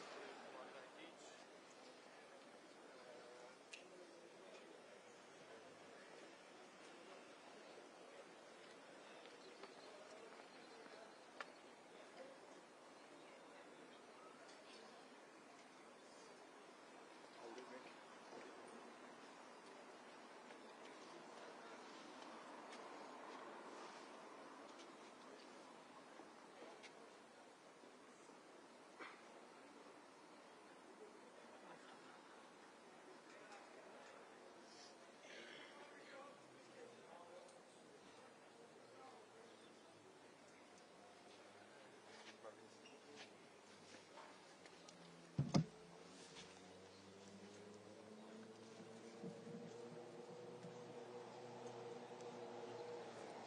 Ich glaube, es war schon ein gutes Moment, als Keir Starmer Donald Trump die Einladung im Februar im Weißen Haus übergeben hatte, hatte er sich ja sehr drüber gefreut und wir haben es gestern eigentlich auch an Donald Trumps Gesicht gesehen. Das war ja wirklich sehr, sehr viel Prunk und sehr, sehr viel Gold und die Kutsche und wie sie lang gefahren sind, dann die militärischen Ehren und haben natürlich auch viele Superlative draus gemacht.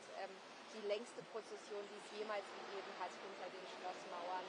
Und auch die längste Ehrengarde, an der er vorbeigegangen ist. Ich glaube, das hat ihm gut gefallen. Das hat er auch selber in seiner Rede dann abends beim Staatsbankett nochmal gesagt, dass er glaubt, das ist das letzte Mal, dass es passiert ist, so hofft, dass es das letzte Mal ist, dass es sowas gegeben hat, dass er also der Einzige ist, dem eben diese Ehre eines zweiten Staatsbesuches jemals zuteil wird.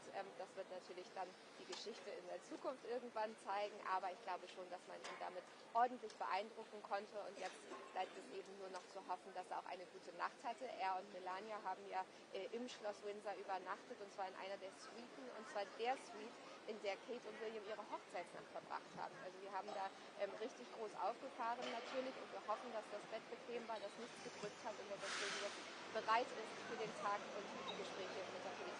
Bis dann.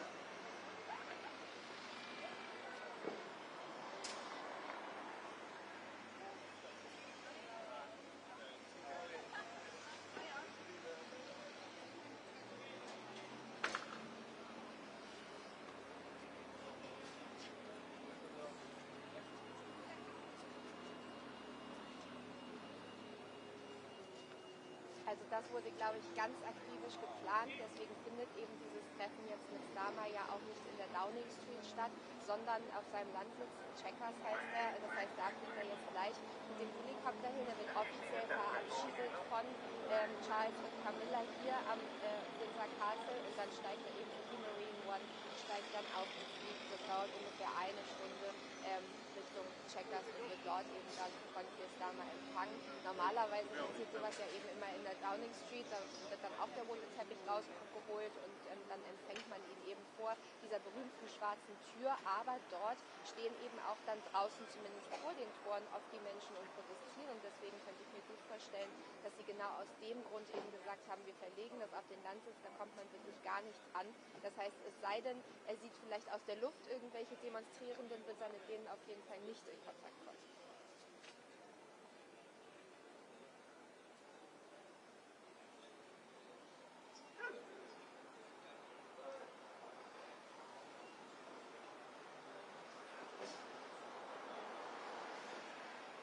Es ist wahnsinnig wichtig für Keir Starmer, dass es hier gut läuft und da gibt es verschiedene Gründe für. Natürlich will er weiterhin an dem Handelsabkommen mit den USA ein bisschen weiter verhandeln. Er möchte gerne, dass die Zölle gesenkt werden, zum Beispiel für schottischen Whisky, aber auch Lachs, das ist immer Beispiel eine der Sachen, die er eben auch heute wohl besprechen möchte, nochmal mit Donald Trump. Das ist ihm natürlich wichtig. Dann geht es aber auch nochmal um Europa, denn Keir Starmer hat ja natürlich diese Rolle eingenommen als Vermittler zwischen der EU und den USA. Da geht es dann um Unterstützung für die Ukraine, aber auch wenn es um Gaza geht. Und da braucht Europa ja die Unterstützung von den USA und speziell von Donald Trump. Das heißt, Keir Starmer hat sich eben da in diese Rolle begeben, dafür zu sorgen, dass man eben Donald Trump bei Laune hält, damit das alles so funktioniert. Und das bringt mich dann eben auch schon zum dritten Punkt, denn das ist für Keir Starmer wahnsinnig wichtig und für sein politisches Überleben, denn der steht im Moment hier in den Umfragen wahnsinnig schlecht da. Also die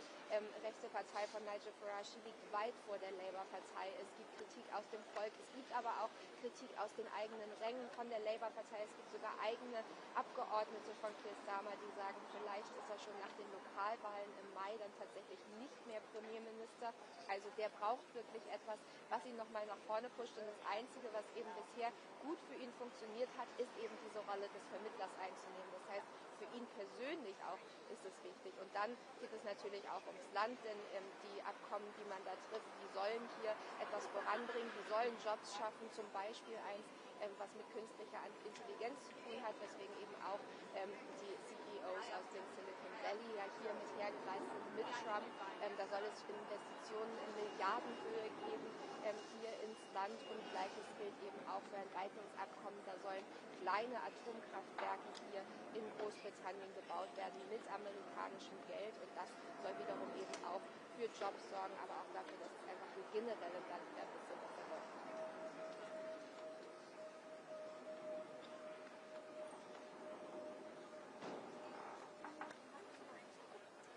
Ich glaube, der dürfte nicht so glücklich sein, nicht unbedingt darüber, dass Trump hier ist. Die beiden sind ja befreundet. Im November zum Beispiel bei der Wahlparty war Nigel Farage ja auch in Mar-a-Lago direkt bei Trump eingeladen und hat dort mit ihm gefeiert. Aber gestern Abend war er nicht eingeladen zum Staatsbankett und das, obwohl einige der Führenden der Oppositionsparteien tatsächlich auch eingeladen wurden. Die Liberaldemokraten zum Beispiel haben gesagt, wir boykottieren das, wir kommen nicht. Von den Konservativen waren sie natürlich da und Reform wurde gar nicht erst gefragt. Vielleicht, weil sie eben auch so nah verbandelt sind mit Donald Trump, weil Nigel Farage ein enges Verhältnis mit ihm hat, aber vielleicht auch einfach, weil man dem Ganzen nicht noch mehr Kraft geben wollte, jetzt von Keir Starmers Seite aus. Also da dürfte er auf jeden Fall nicht besonders glücklich drüber gewesen sein.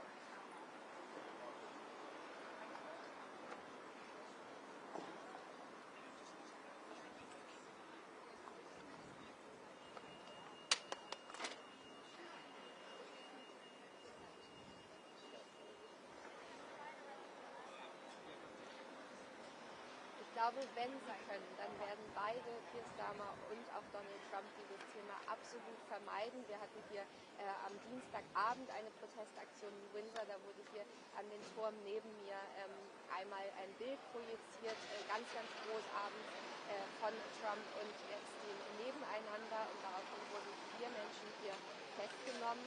Daran hat es auch einige Kritik gegeben tatsächlich, aber einfach zeigt das natürlich, dass man dafür sorgen will, dass möglichst das Wort Epstein hier nicht erwähnt wird und besonders eben nicht in Trumps Dasein. Und dann muss man ja auch noch dazu sagen, dass es auch für Keir Starmer nicht besonders gut ist, denn er selber hatte sich dafür eingesetzt, dass Lord Mandelson eben der US-Botschafter wird und das, obwohl es damals schon große Kritik gegeben hat aus anderen Gründen. Da wusste man noch gar nicht, wie eng tatsächlich auch seine Verbindung zu Epstein gewesen war und deswegen hat es dann auch einige Tage gedauert, nachdem Keir Starmer ihn dann gefeuert hat, bis er sich dazu auch geäußert hat und eben gesagt hat, ja, hätte ich damals gewusst, was ich jetzt weiß, dann hätte ich das niemals getan.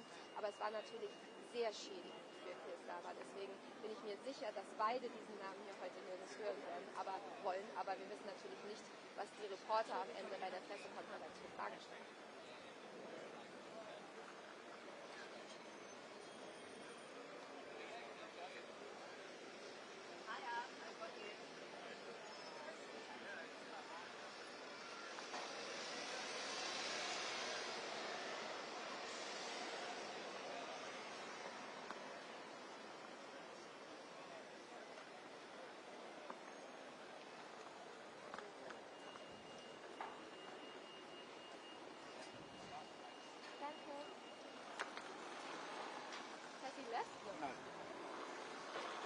maybe it took too long for them.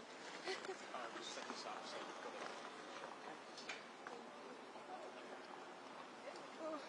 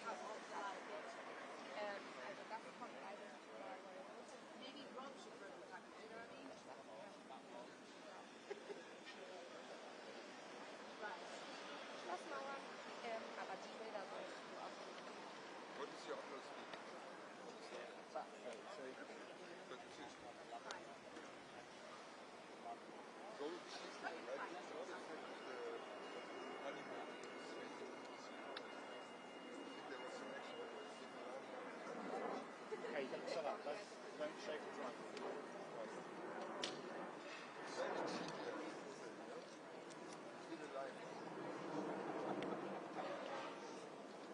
Yeah, I thought it was fun. I bet the studio loves that one.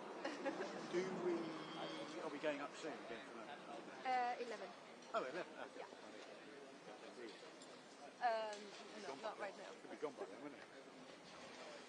But yes, but I think they're going to do his arrival in Chequers live. So. Yes. But We'll even got a map now. When is that supposed to be in Chequers? An hour, like in an hour, like 11. So 11. Yeah, quarter past.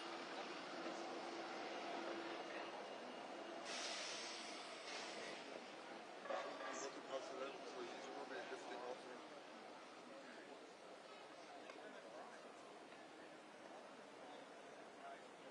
half an hour. Going to Chequers doesn't take, it's perhaps 15 to half an hour flight. Oh, really? Not that far. Oops, I just said it's an hour. An hour helicopter. Because he was supposed to leave here at 10 and then get there at 11. So he's still not Assume that he's not done. Maybe that's why. Maybe they knew he was gonna be late. He's always late at night.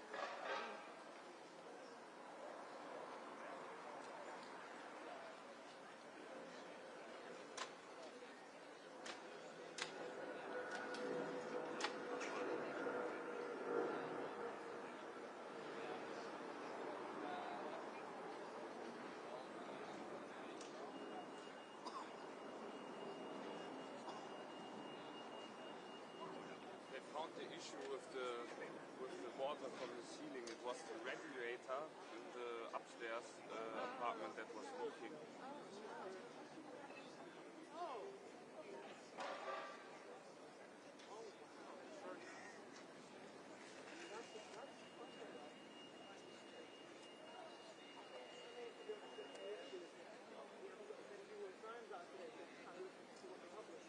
But at least then they have to pay for it. Es ist so ein komisches Konzept, die scheren sich die ganzen Kosten vom Haus immer. Okay. Emma. Emma.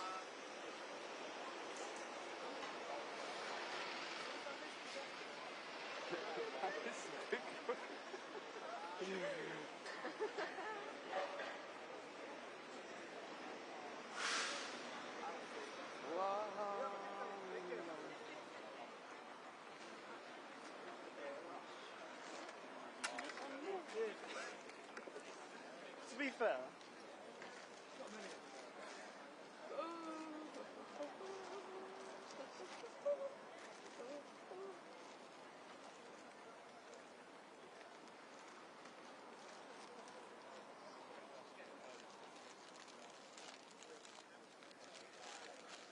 So I also got yesterday from the shop Polish sausages because I have cravings. Does anybody want one? Yes, please. Are those the little ones? Yeah. Two.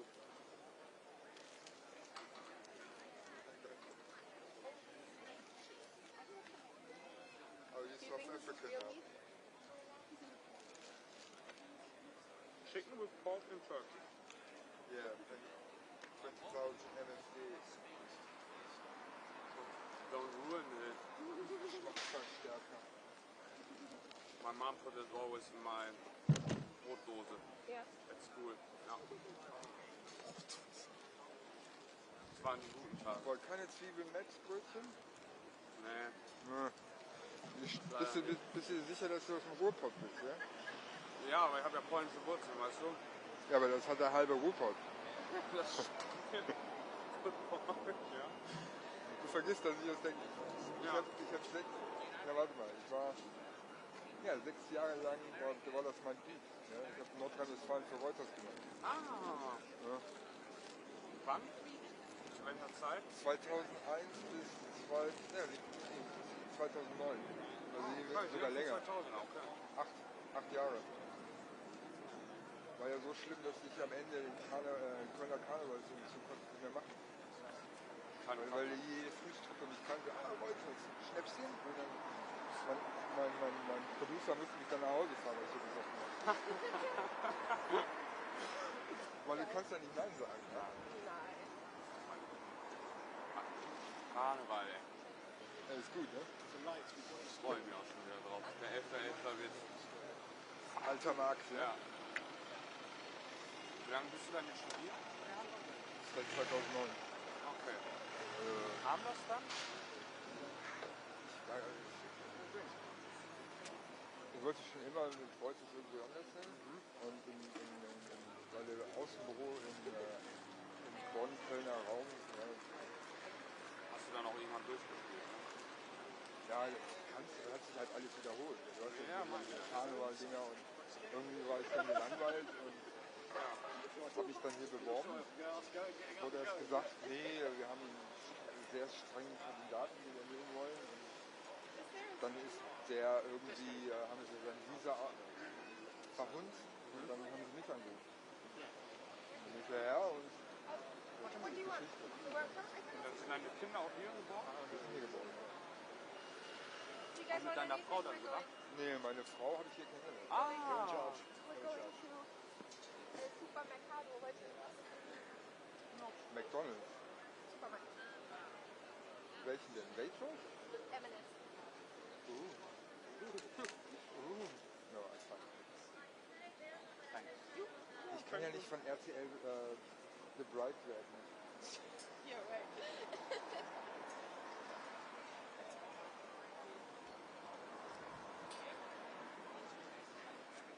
Nee, 2009. Das sind dann jetzt auch schon 16 Jahre, ne? Ja. Britischen Pass auf. Ach echt? Sobald Brexit passiert war, habe ich gedacht, nee.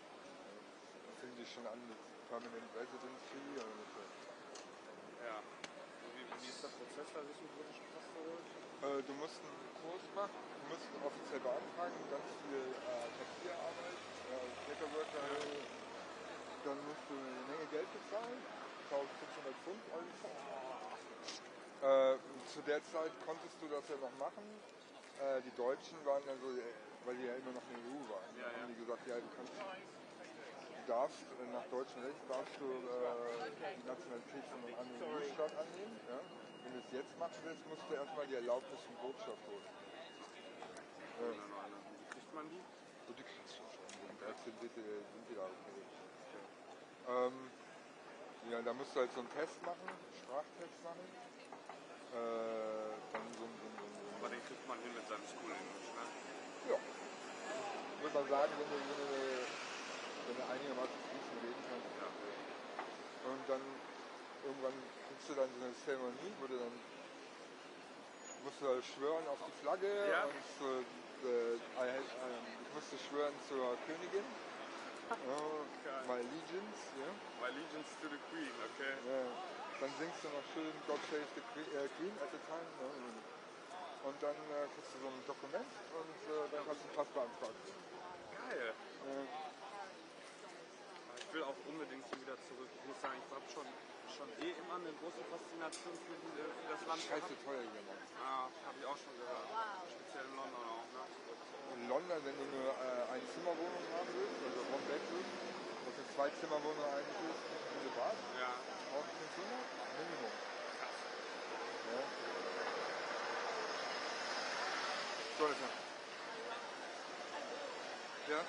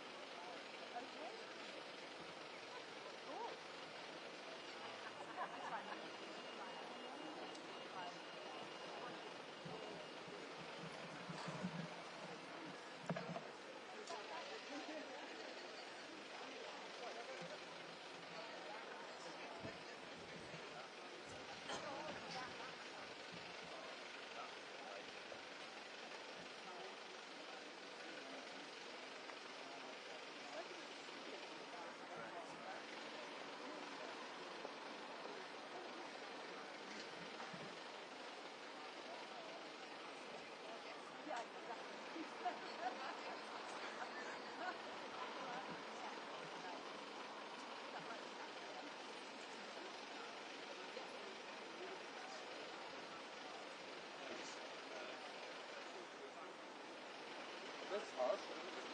I'm sorry, did you work with this person? Yeah, I would actually.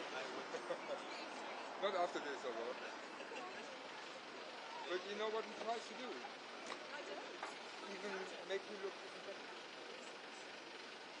I know it's not.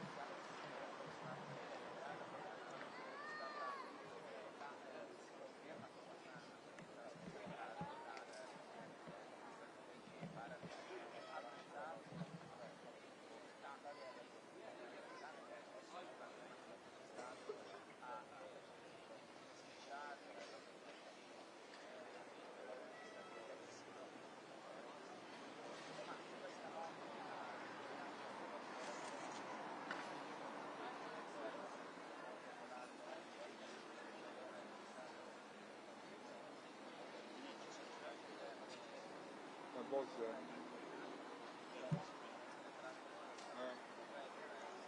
although we merged together, we were Scotland.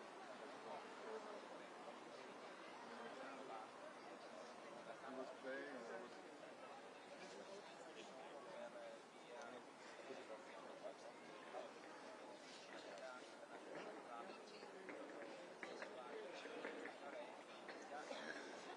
The best one was his caddy.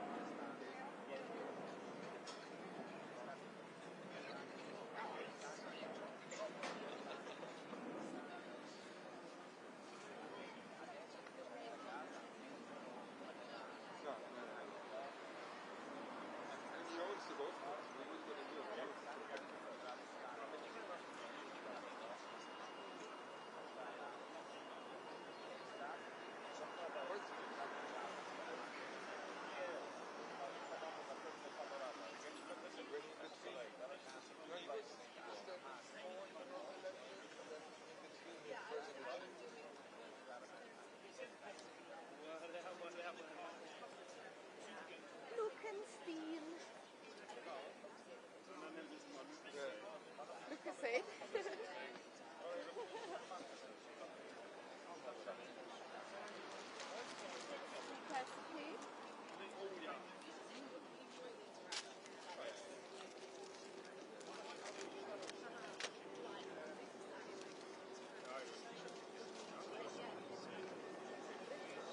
Schnitzel und Käse.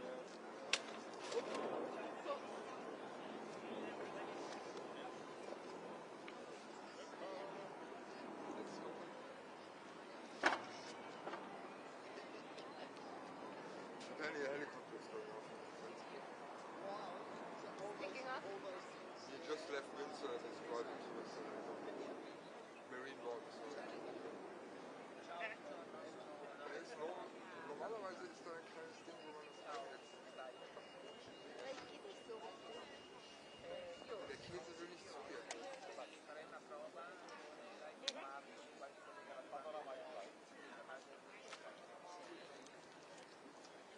Ross so gelassen? Weiß ich auch nicht, hab den irgendwie verloren.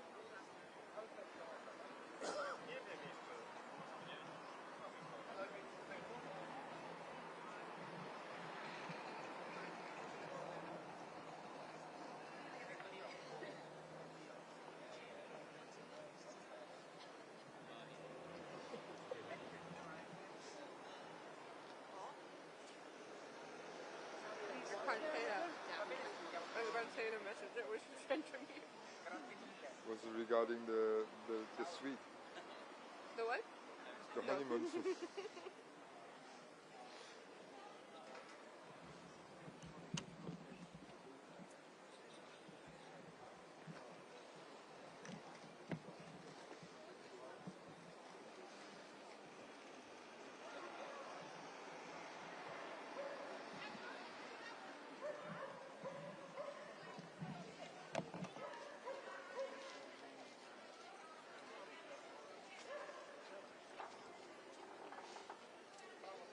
Fertig mit deinem Ausbildung? 2020. Ich bin also hab jetzt das erste Jahr. Und dann Studio Essen, ne? Da wird es Studio Essen schon nicht mehr geben wahrscheinlich, weil die Kürzungen, die da betrieben werden momentan. Ja. Aber es sieht gerade doof aus. Also du hast ja immer noch München, Hamburg. Ich habe eine Nebenstation gemacht, das war meine erste Station. Wir haben Studio. Auch so eine Ministufe. Eine Kamera, zwei Kameras, sowas. Ja, sowas. Ein Cutter. Machen zusammen mit Hannover Sendung. Ah, okay. Das war super. Hannover ist eigentlich ganz groß. War es mal. Ja, HHSH und dann Hannover Film. Genau, ja. Wir haben ja früher mal ausgespielt. Bevor dem Internet. Vor dem Internet. Neuland, Internet. Hey! Früher musstest du mit deinem Tape zu Hause ausspielen. Und das ist dann irgendwo zum RTL oder irgendwo zum Studio gebracht. Okay.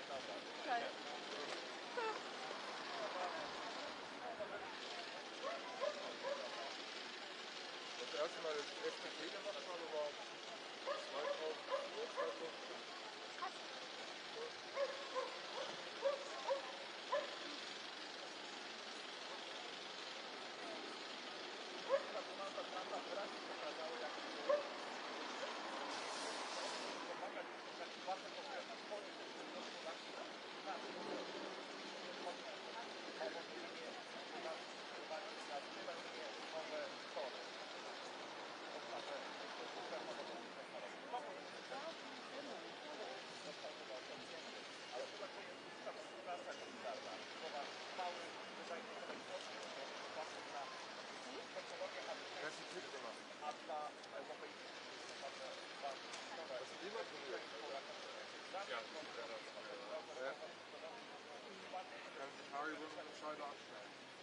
Aber es gibt ja von Katis diese Paddlerberg. Doch, ich liebe die.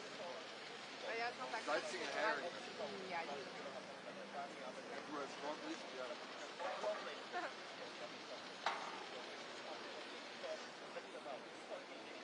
ist immer das Erste, was ich machen soll. Packung salzige Hering. Ja. Und lecker. Dickmann. Ja. Du darfst ja nicht mal das alte Wort Aber zu Ostern kriegt man immer diese Ostereier, die weißen kriegt man mit so. Ach, die liebe ich, das mein. Salzeier. Was ist das? Nein, so ist auch so Ostern. So Eierbrot. Pur Sugar. Ah, ja, genau. Also noch Zucker. Ja, aber ich bin auf Bord, ne? Haribo. Von da? Ach, echt? Der Fabrikverkauf, das alte Studio RTL war ungefähr 500 Meter vom Fabrikverkauf von Haribo. Convenient. That's really good of the background of them here. So if you have much more bother, you can probably like.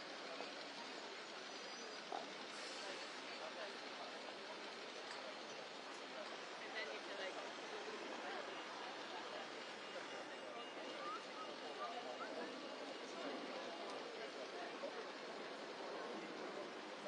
It's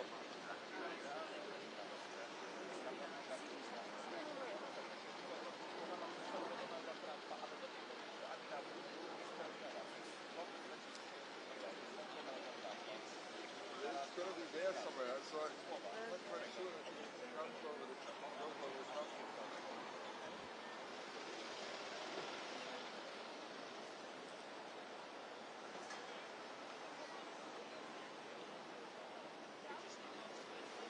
No, it's definitely starting somewhere there. Soccer house there.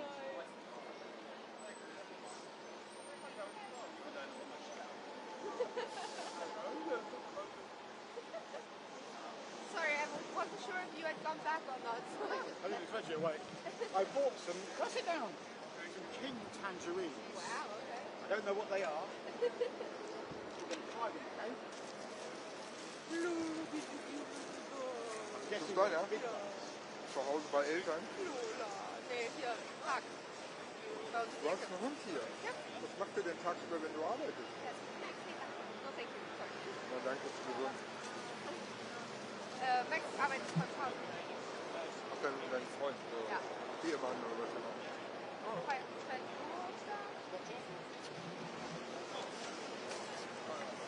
Yeah, that's police helicopter. There it is. It's going to come round there. It's left, yeah.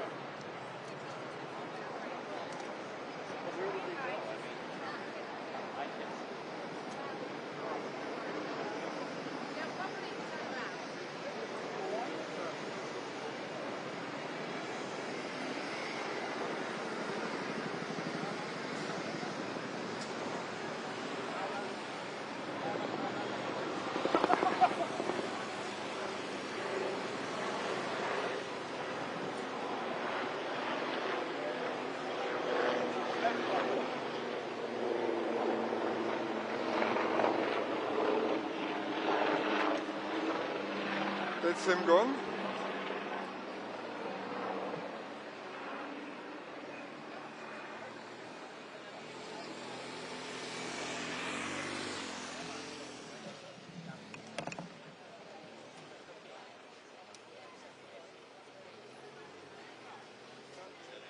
Yeah, he's gone.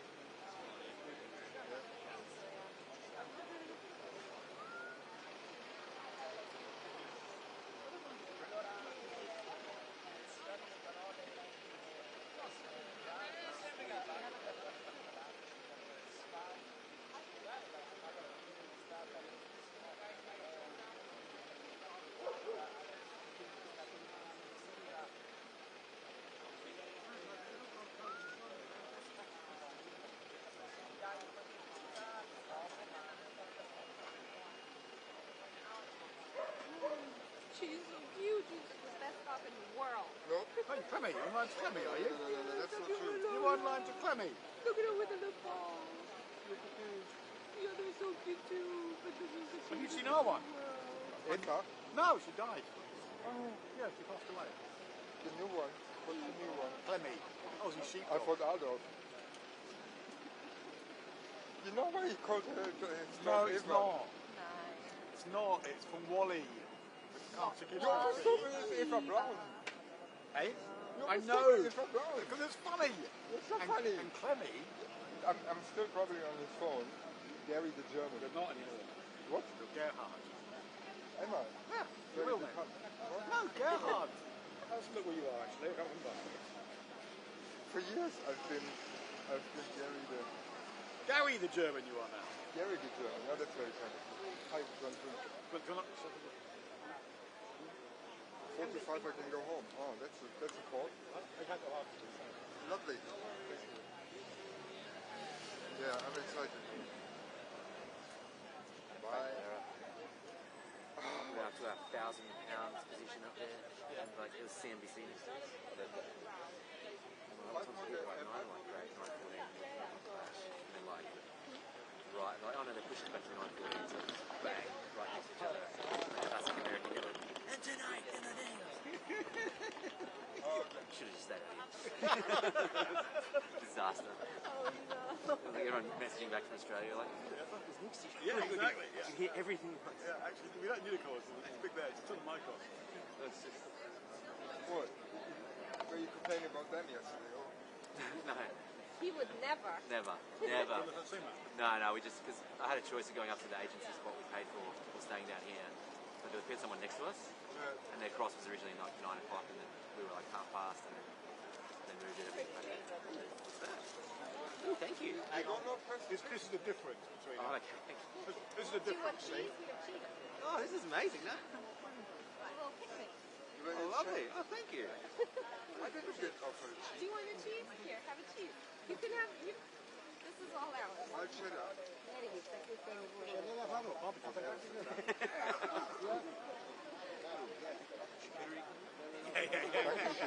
I was this close to buying the thing because they had a little charcuterie point at M&S. The 12-pound one. I don't know. I didn't even look at the price. I was like, it doesn't matter. Keep it in my lap. So I was very, very I close. could that offers anyway. Yeah.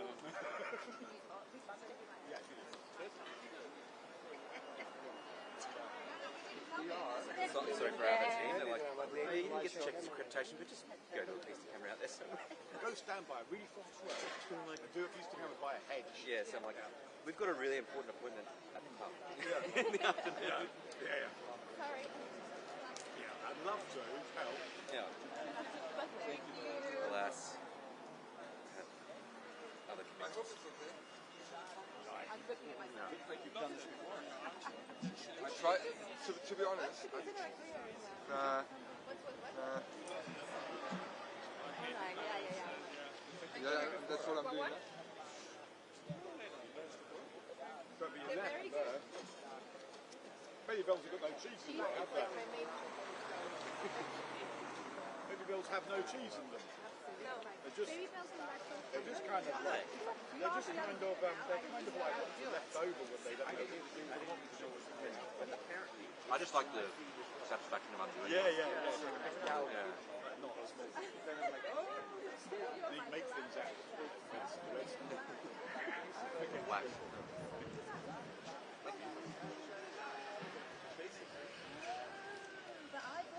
Time's your last shit.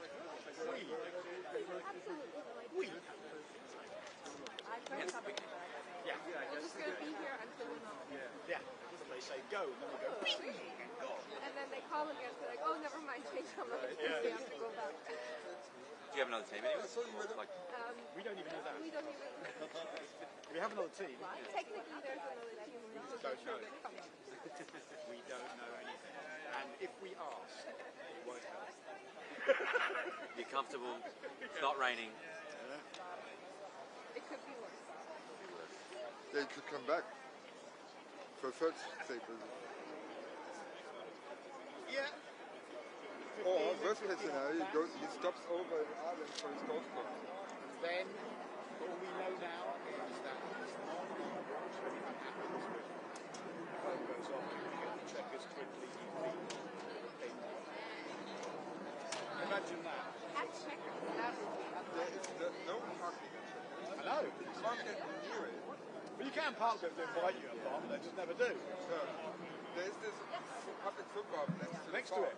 Weirdest thing, isn't it? Yeah. Weirdest thing. That's what we were for when Boris Johnson went after his hospital during the pandemic. I mean, just the fact that they've got this secure weekend house, bloody right of way footpath through it. Only here, you know? Yeah, but what they do is there's this path on left and right are red lines. If you step over the red line, you have They shoot security you. with no. But the security or police comes quite quickly. Yeah. My son was camping, in Sevenoaks, What on the Chevening. public footpath? Chevening in Sevenoaks. Yeah. Fallen off this weekend retreat, yeah? Yeah. So, Rather nice. rather nice place, yeah. So my son and his mates were up there, had never heard of Chevening, we lived not far from there. He went camping overnight on the garden of Chevening, didn't have a clue. Weirdly, in the middle of the night, I get a phone call, said, Dad, can you come get me? I said, "Why?" I was wondering if we're going to have a live. There's a lot of armed police around us, and there's a leave the area now order with us. And I went, oh, okay, where are you? He goes, somebody at Sevenoaks went on Chevening. He went, how do you know?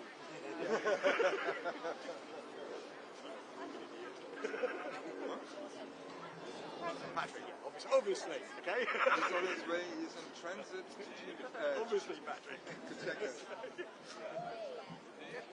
Unless the Marine War was ended, but then why 3 ships and... Boxes and TVs. TVs and boxes. He's thinking.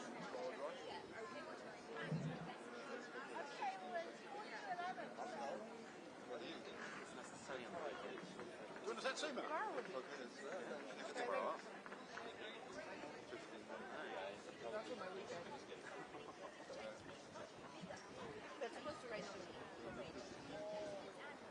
24 degrees tomorrow. Yes? This is good. Oh, does it? Definitely having a push. Yeah. Pub somewhere. He's Greek, no, only meat. Yeah. And olives.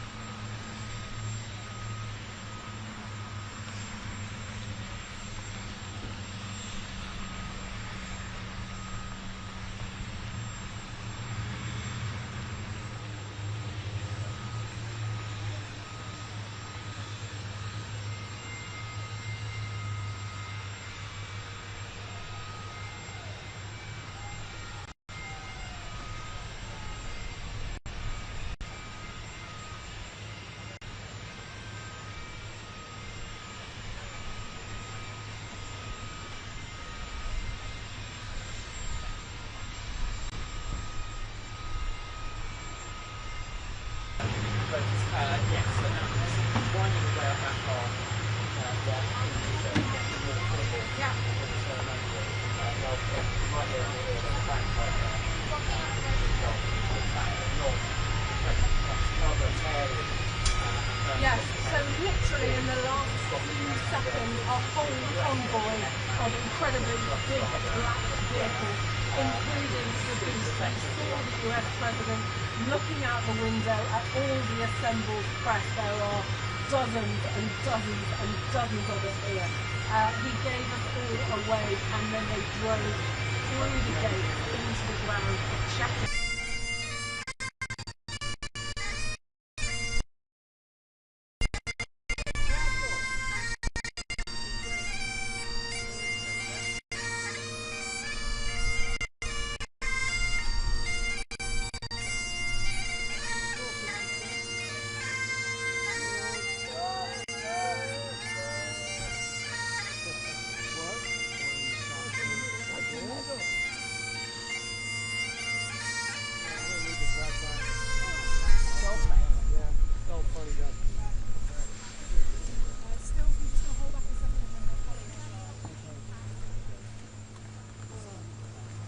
What are we doing inside the Bilateral?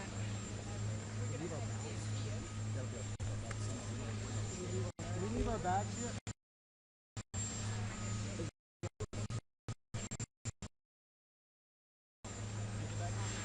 Leave the bags.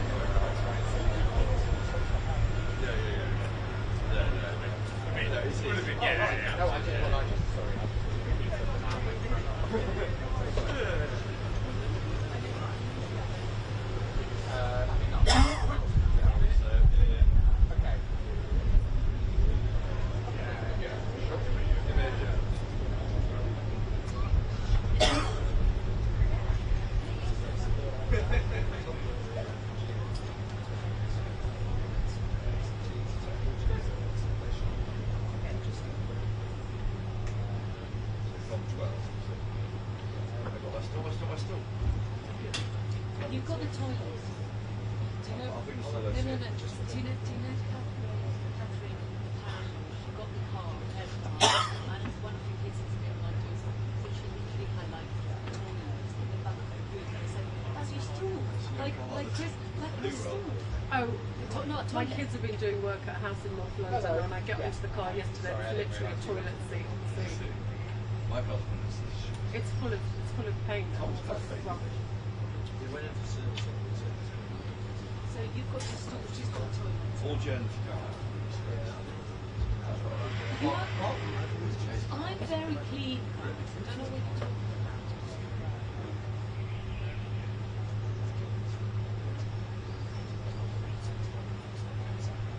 Yes, the bagpipers have been here, the big cars, now the meeting and a lunch with US investors too. Following that will be a potentially rather awkward press conference.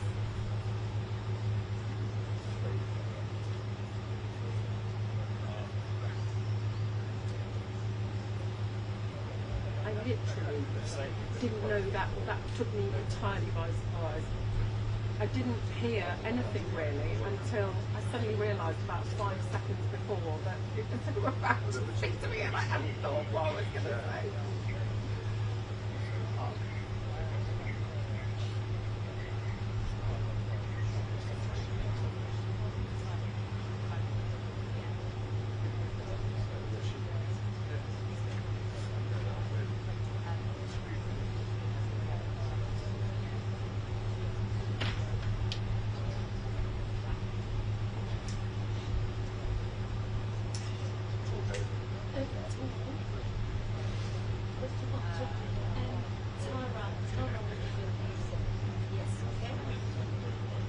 No, in terms of like clothes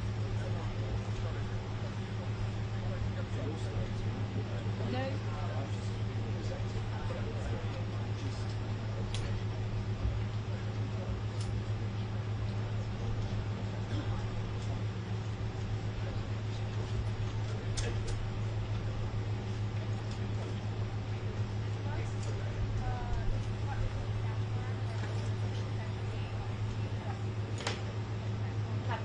I'm just going to show you some of the note that is there. Oh, brilliant. I hope they're going to be showing the arrival shots. Well, I don't know if they've cut it, but you know, it's good. So, they've got loads of front living leather. Okay. Housing, that's right. Yours. I think this is from there.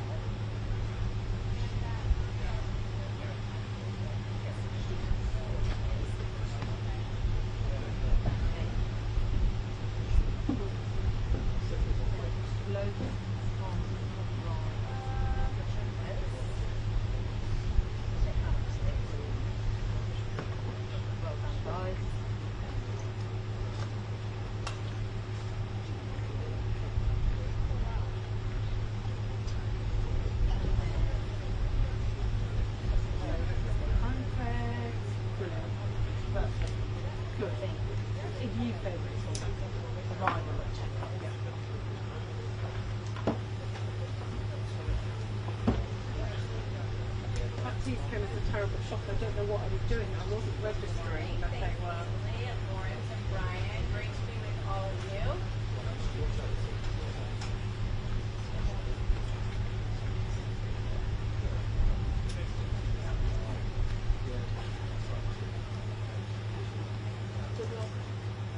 Absolutely. And so things that you were just discussing, Ukraine, the trade negotiations that are ongoing yesterday, just a few moments ago, we had the President's Marine One chopper land just about maybe 50 yards from where I'm standing right now. We watched them as they processed into Chequers, and then you saw the welcome from Keir Starmer, the Prime Minister, and his wife, Lady Starmer, as she's known here. This was just a few feet behind where we're standing right now. But I think you've touched on some of the most important issues. Our two countries are on the same page when it comes to Ukraine, but there are limits and different perceptions about what that means. And I think that you've heard President Trump in recent days talking about what he wants to see. He wants a bigger commitment to nuclear energy. He would like to see, I thought one of the most interesting Truth Social posts of the last few days was that everyone's asking, why are you putting a 50% tariff on India because they're buying Russian oil and not China? That question to our president. So he sort of turned that around and said, why don't all the countries in the EU and NATO put 50 to 100% tariffs on China? Go ahead, you go first, and then we'll match what you're doing to China, which is the largest buyer of cheap Russian oil, and that is the major funding machine for this war. You will do that, and then you'll see like our side. So I think you're going to hear a lot of this from the Prime Minister here. Because I reckon after this life, through all the soft power mechanisms at their disposal. You know that President Trump wants to show. Yesterday, your family, of course, the ultimate example of that. They did it when I was at Chequers, rather than head down the street. I mean, having the bagpipers there and those President Trump's Scottish heritage and maybe Scottish influence, they are trying to accentuate it as much as they possibly are.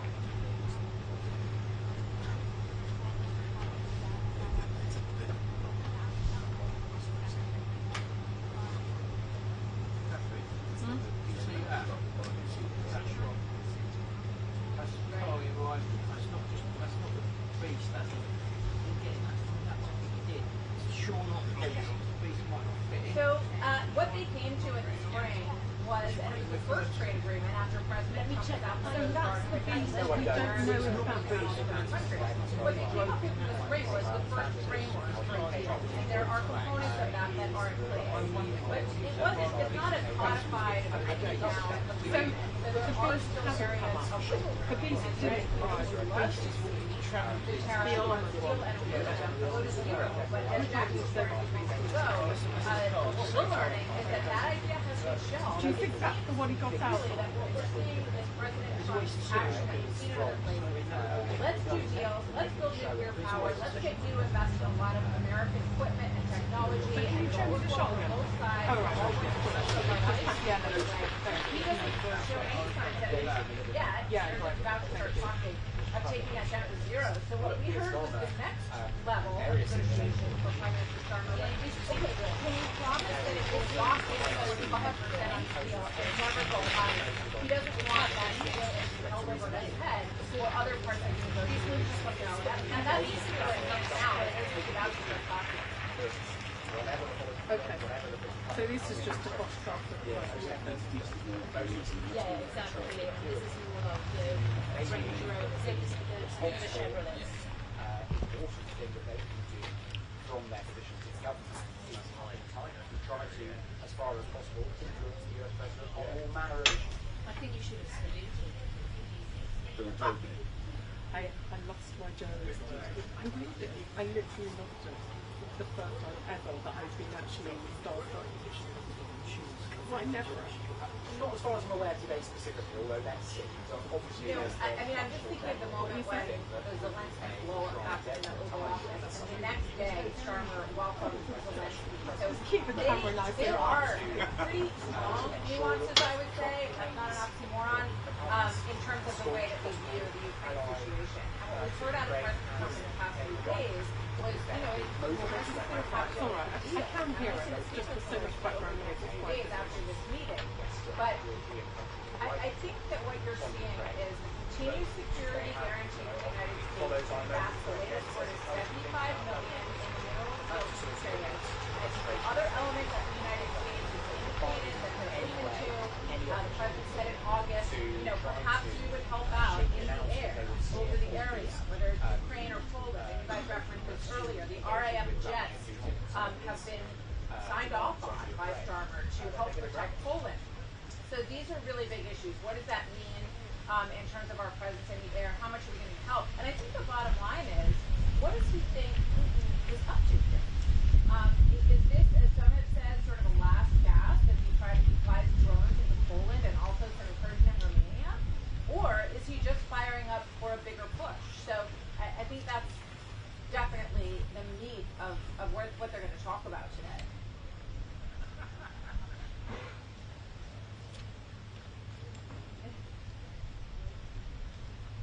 Yeah, thanks, guys. Thank you.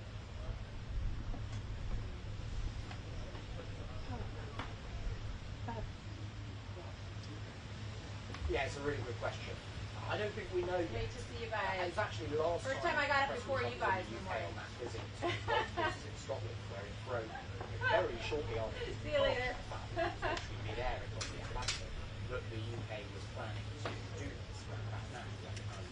Thank you guys. Yes, I saw Bev running up. She got off one of the helicopters. She ran past us a few minutes ahead of the president. So as you will have seen in the last 20 minutes or so, the US president landed his helicopter here at Chequers, one of 4 helicopters that came in convoy just down there. He got out, got into a huge, a very grand car that then drove up here. All the press lined up along the side here. He waved at us, looked very happy indeed to be here, and then went through that gate behind me. Oh, you can see Bev coming out now. That's the president's car. Hi,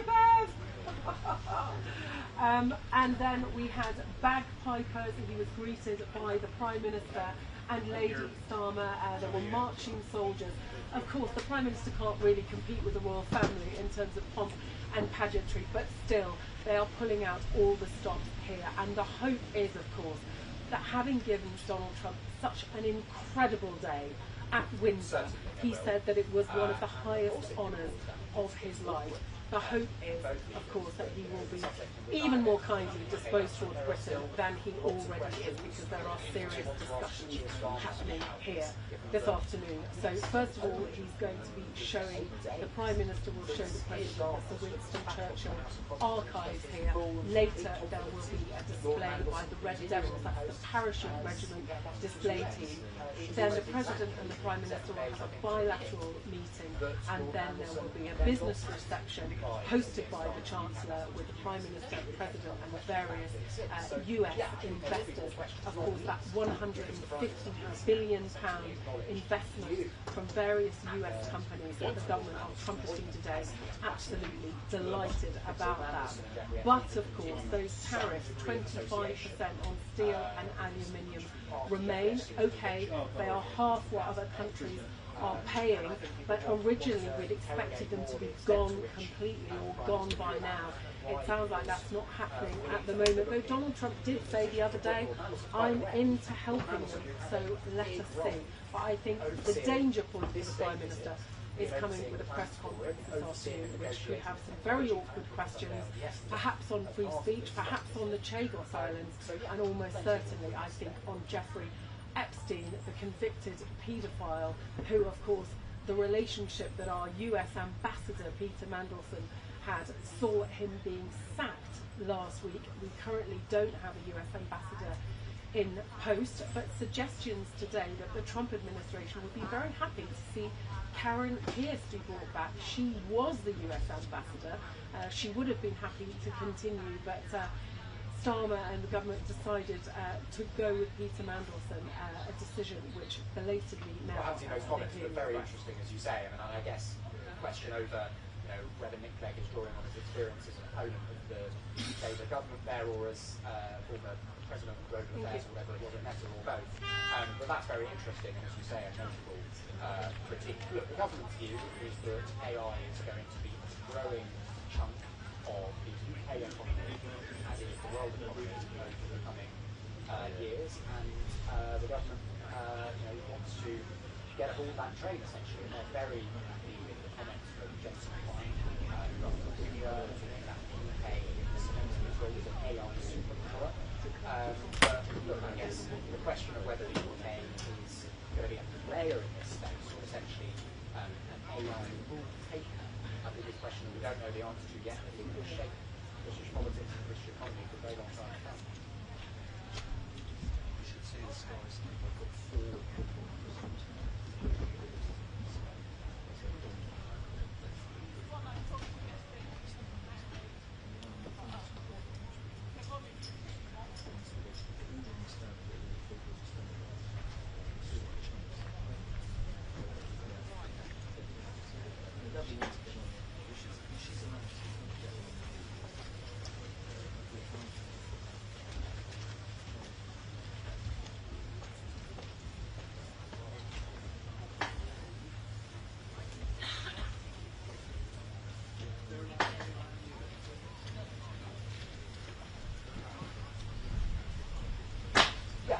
exactly, that is the argument being made by the government, and we don't need to rehearse now all the ways in which the government is in trouble politically, but clearly, speaking as I do to people at the top of government, they believe that the biggest possible solution to their political difficulties is to find a way to deal with the UK's long-standing economic difficulties. The budget, which Rachel Reid, the Chancellor, who's here today, will deliver in the next 8 or 9 weeks, towards the end of November, is going to be a massive moment, the biggest moment, not just economically, but politically, for this government so far.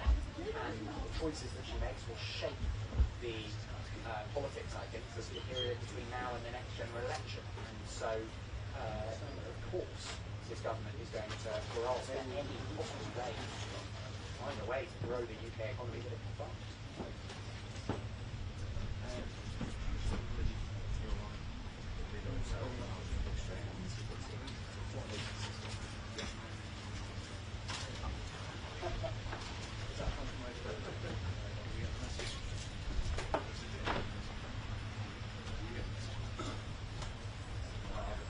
I was busy talking to you, that's why he's in this election.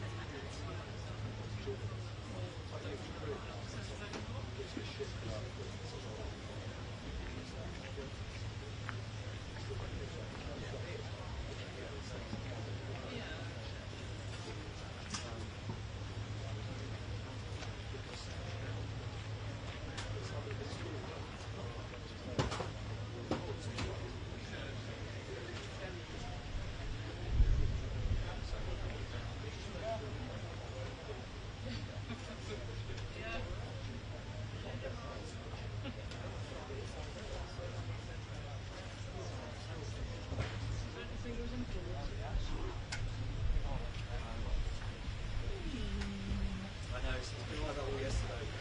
No, I'm just trying to see what the place like on the phone. To see if you like. People say in Manchester, You won't get this happened on the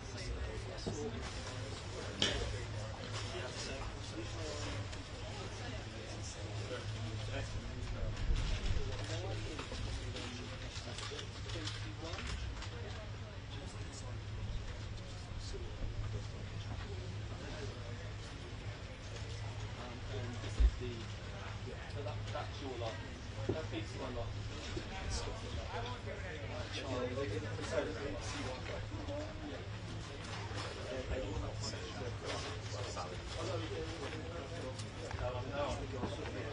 Oh no, there might be, yeah, I don't know.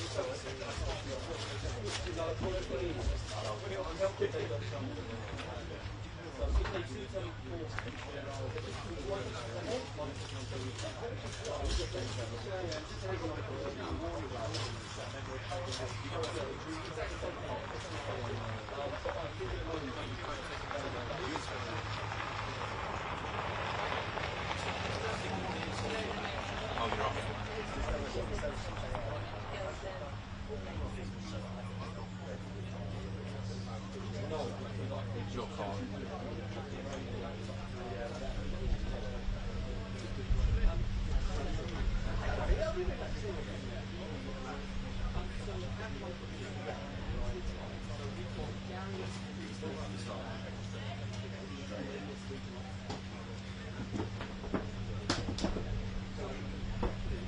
Well, this is what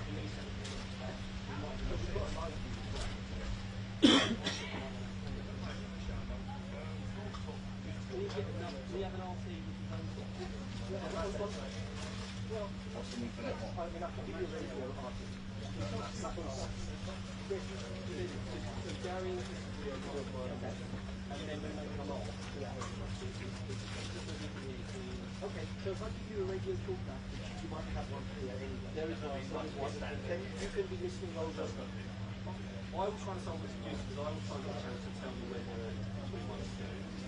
Then we can just pitch on there. We've got your patches here. Because we've been told that they're wrong. I don't know. They told me wrong.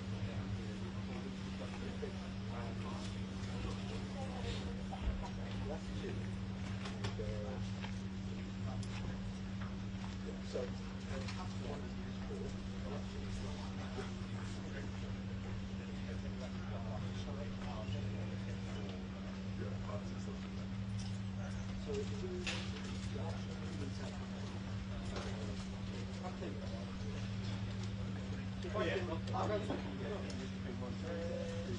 So basically, once the pattern is finished, you go straight in on one. Yeah, with that 30 seconds between the two, I'll have a TV diagram. I need your telephone back on.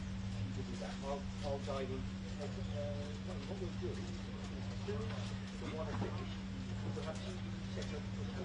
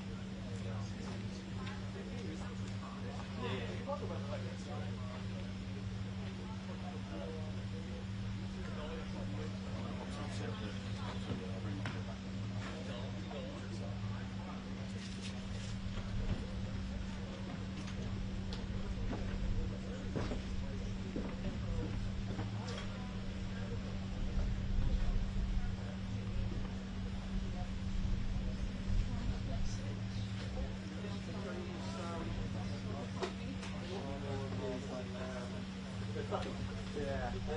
Well, there's one there. I think everyone there. You need one for the second one. Okay, sorry, one off that one.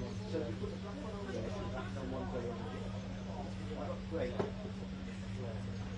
The grey one's back at the truck. Take the diesel, put two grey one in that. Yeah, no, but one for the one. Yeah, you just need another fluffy or we've got.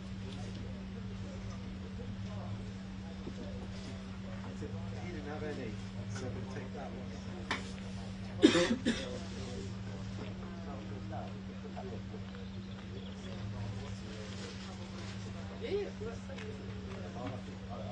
Wireless network. Yes. No, it's the host coordinated work.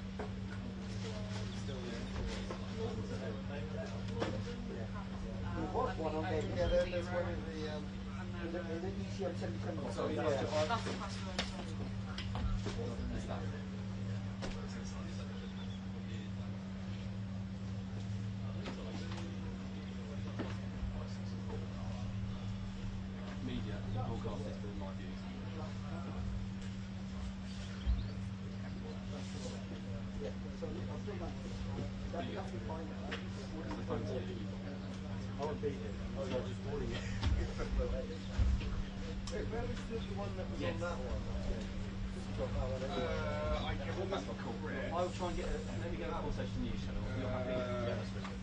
What was falling off? No, that's the one we got. That's the one that's falling off. Yeah, that's the one. Put that on there.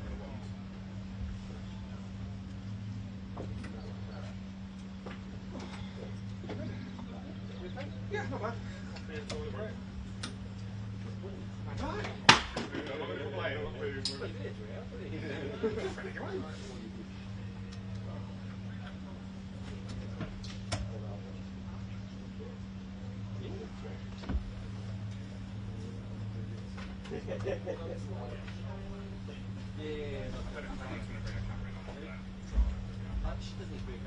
We had a whole conversation about it with David. So I said to everyone, don't need a camera. I need to do one thing. I made the decision not to, because otherwise I would have left my house at 4 o'clock this morning to drive to Far West and to get it and drive here.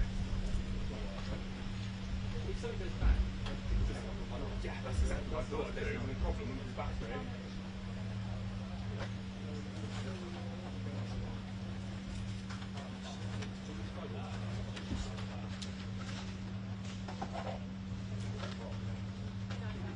Apart from me.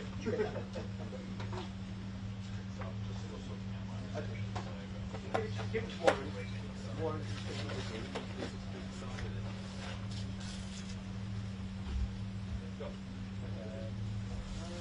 No, I've got another one. I don't know how to do the other. Hello, you're right. Someone might be like.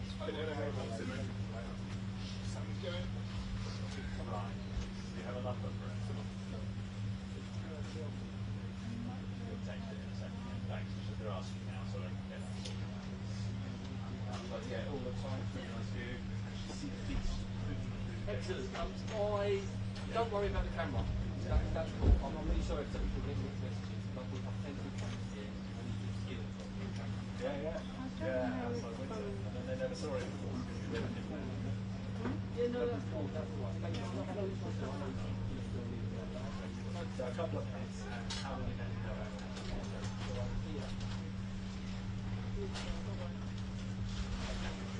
So there's a fairly tight set now where you carry it on this place.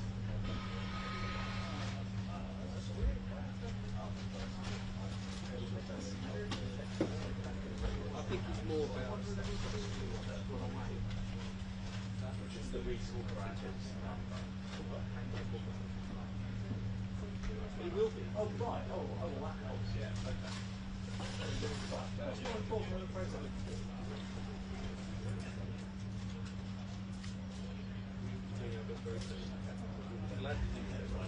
I guess that's it. You're just scope, yes.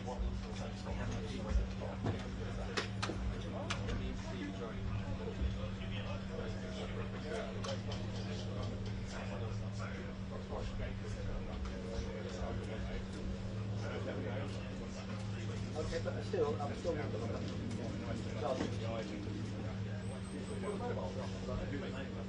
yeah.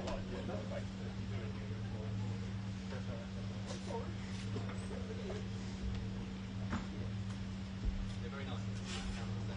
4 in the morning, and got quite good all day window.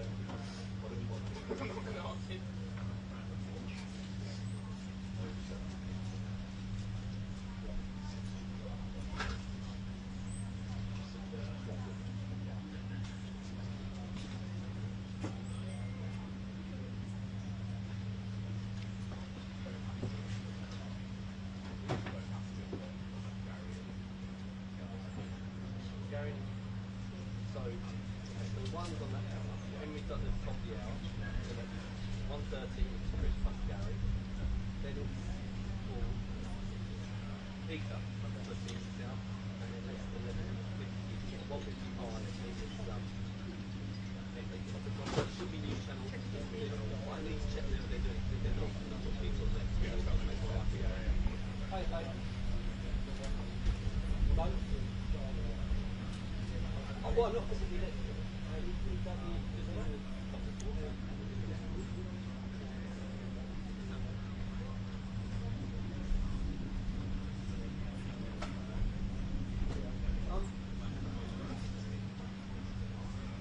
I think Gary was your man, but I don't know. Let me go and try and find his own. So I think there was a Henry was one from early, so he did a different channel and then was going to go off. And Gary was going to continue because Gary was very nice. So, but I don't, they've got two producers here, I don't know. Yeah, just check with them. I will. The cameraman is with me and ready to go, but I'll try and find them, but I'm just not physically at the moment. Just like, bye.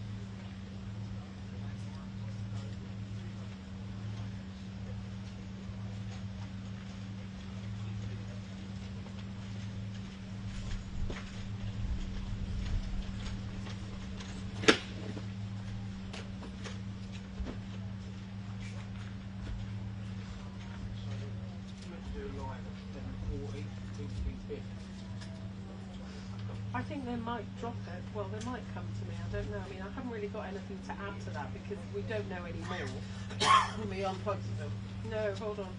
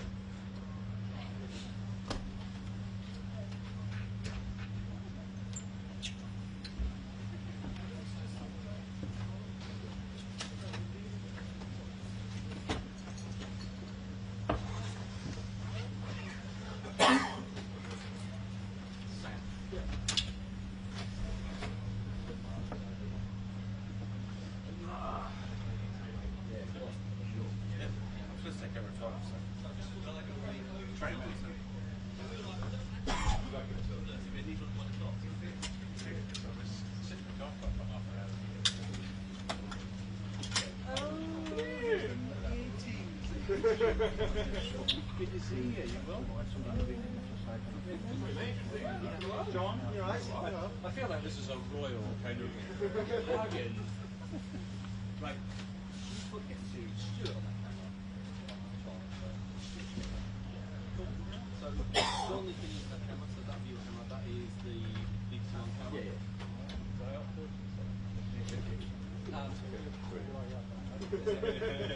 Okay, so So you haven't got to 1 o'clock, and then 1 o'clock it's crazy business cartoon.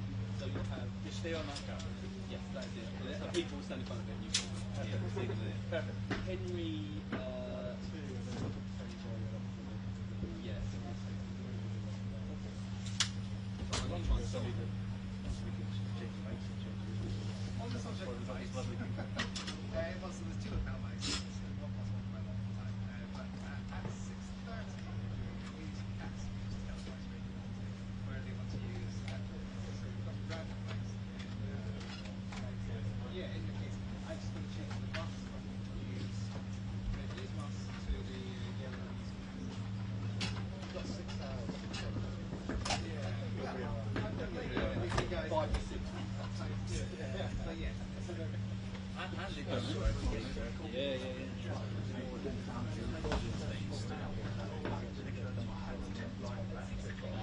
It's just about the infrastructure. Yeah. And they have asked for it to be a separate character. I told them exactly what's going on as well. And this is Wednesday, yes. Yeah. So,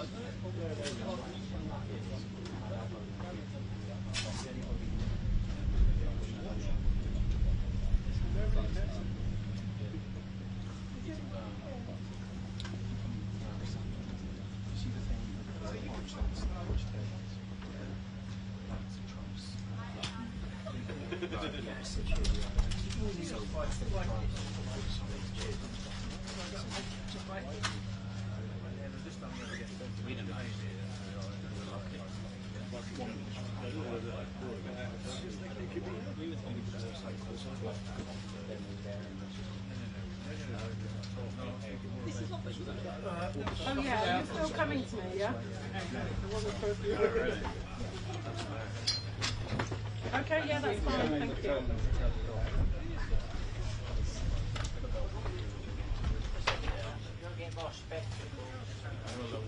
No, I think we're okay. We're just putting your mic on. I just set my phone up down there and filmed it.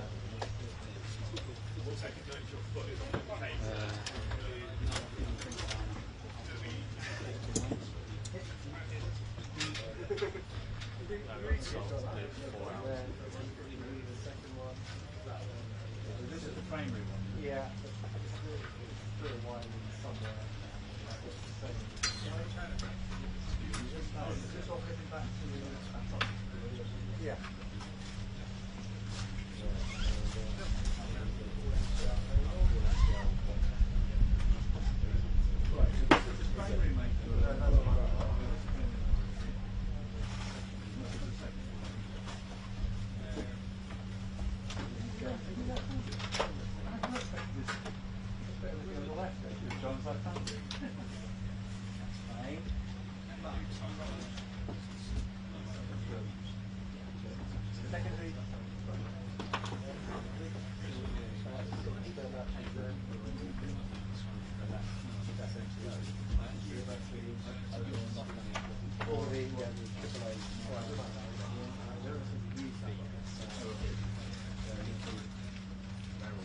They should be alright, they're last. Well, I must have been in there for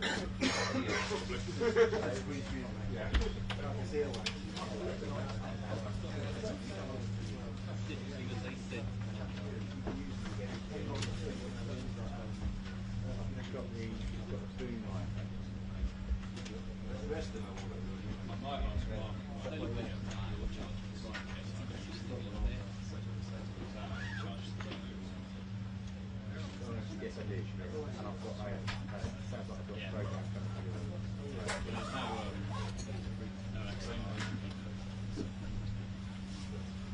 Yeah, I can hear you. Thank you. All right, so we're all happy then. Hello, hi. Probably will. She would have an ear as well, but Oh, fine. press that. Okay, no problem. Okay, thanks. Thanks, bye. Bye. No problem. Swapping Bye. cameras. I'm clear.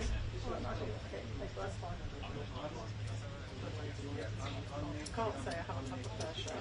Thanks very much. So you and me are clear now, yeah? Yeah, well, I will go and sit down. Apparently Chris is eating our sandwiches, that's nice, isn't it? Given he walked up at 11, so he was here at 9, and he must have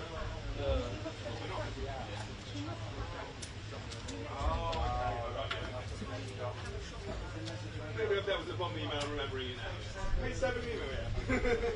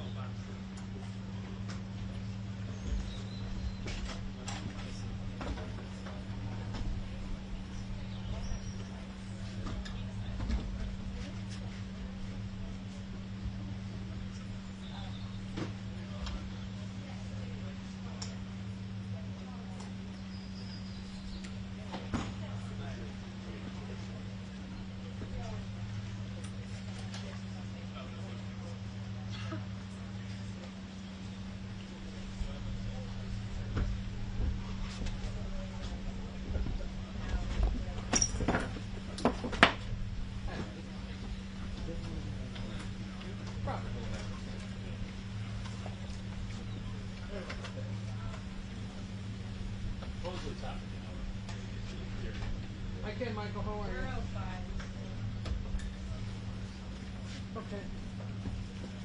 Can I see us for a second? Good morning, Dominic. Yes, I can.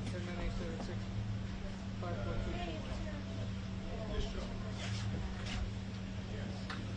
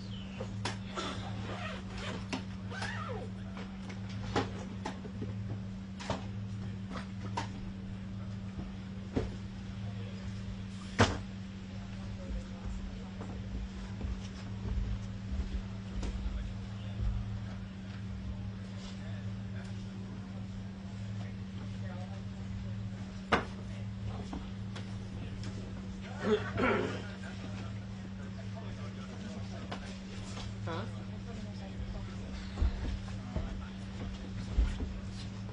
It's not rested on that room. 10987654.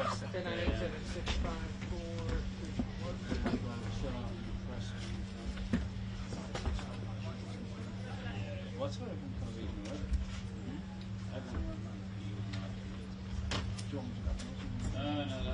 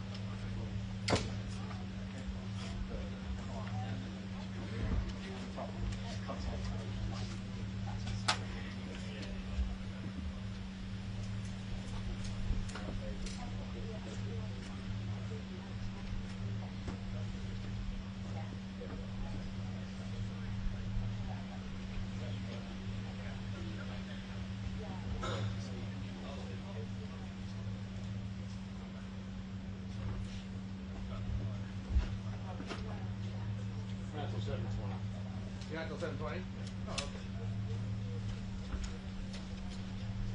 Steve, what survey channel is it?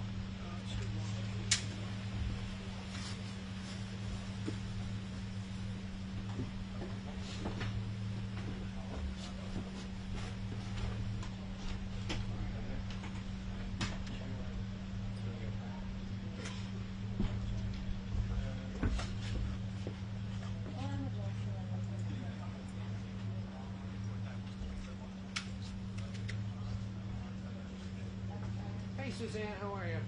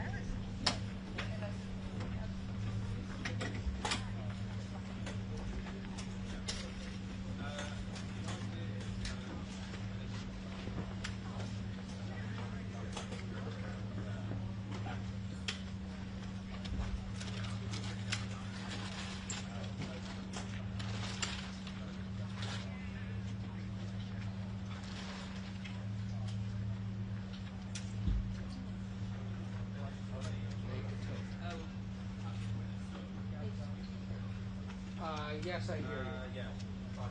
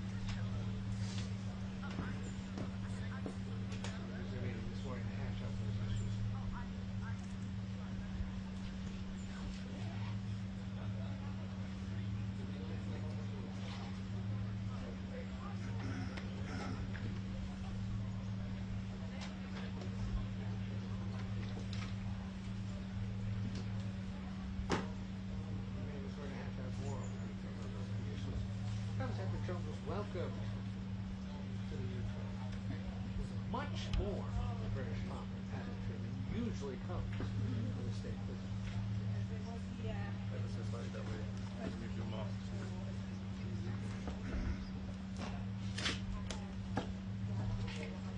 Nice you to clean the floor for me.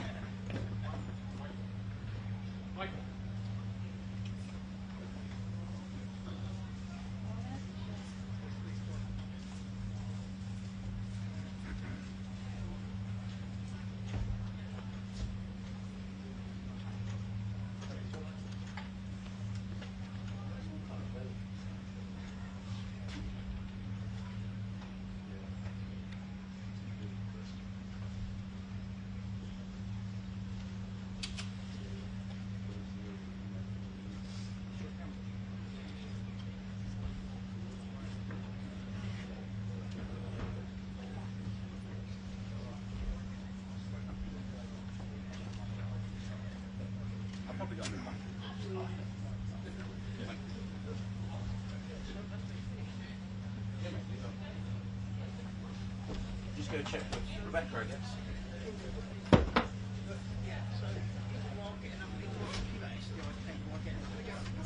Hey?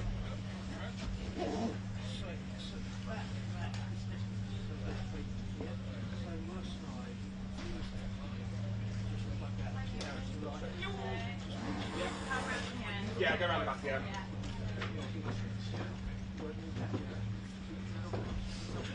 Gary, I'm not going to forget.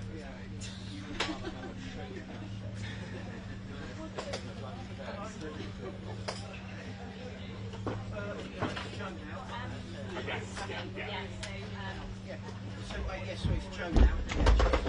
Cheers, Steve.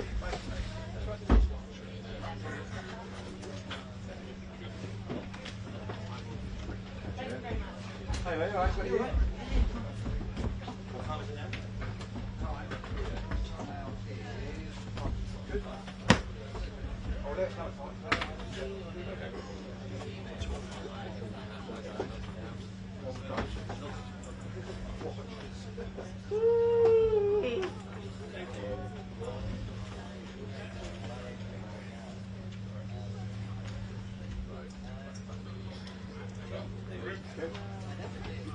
Which side are you going to be on? Gary, he's going to be on left, right? Let's take 2 steps. Yeah. So do you want me to right? Is this an interview? Or Yeah. is it just I think so. all good, all good. Two teasing, aren't we? I'm probably going to push in on Rob anyway straight away. It won't be you. Oh, it's not Rob. Oh, yeah, sorry. I can see Rob. I thought you were just How you doing? All right? Amazing spot. Hello, hi. What's that? Oh, my table. That's for you, that chair. You seen it? Hello. They were a live headline later. I just took like this. Perfect. Minute from now. Yeah. Hello. Nice to meet you. Hi. Bear with me 1 second. Yeah, okay, we'll do that. We've got our guest as well, so we need to come to pick up today. After the president was welcomed to the UK, even more 2 minutes. 2 minutes, everybody. usually come. There, the trader attributed to be in Southeast Asia. Will also let the Prime Minister Ukraine, Gaza, struggle. Thanks, mate. Thank you. Thanks, mate. Where is he?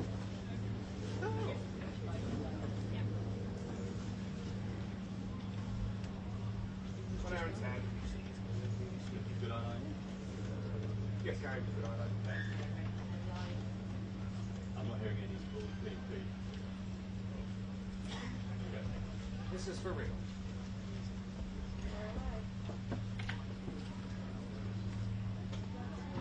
I'm Gary O'Donoghue at Chequers, where the President and the Prime Minister are ensconced in their talks over business and politics. We'll bring you all the details. I'm Christopher here at Chequers. The pomp and circumstance of yesterday. Yes. Today it's about deals and politics and a big press conference at 2:30 p.m. Stay tuned on GB News. Put it that way. Don't take any.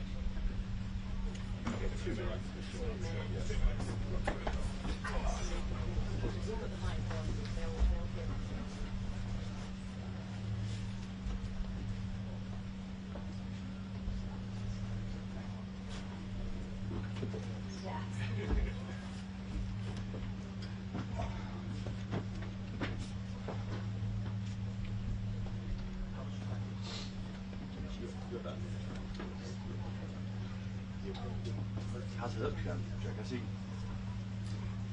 Hello, mate. Is this phone right, sir? Yes, I'm good, thank you, Gary. You're perfect. Oh, that's good. Maybe just a smidge to your right. Yeah, small please. Perfect, thank you.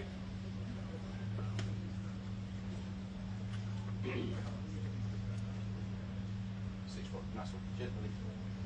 Right. Let's see how we do. Sarah, you may need a hard cue. That's all. Yeah, I will. Jensen, I haven't had breakfast. Maybe not. No. We've got some sweaty tuna salmon. Maybe get tuna if you want. Thank you very much. Oh, they might have it nice and custard in there. Lost sound? Oh, came back.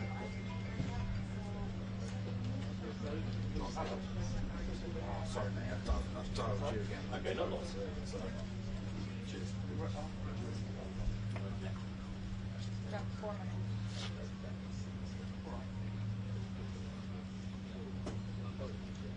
Okay, just square your shoulders more towards the end. Thank you.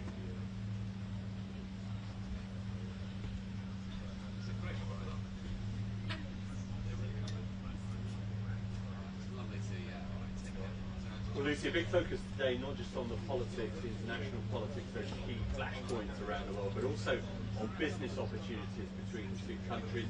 The British government very much trumpeting the inward investment from tech companies, from on nuclear power, all these kinds of things. And we've got one of the chief executives of one of the world's biggest companies, I think you are. $4 trillion capitalization. This is Jensen Huang from NVIDIA, the chip manufacturer. Now, what investment are you planning on making in the UK? This is a big week for UK. It's a big week for AI in UK.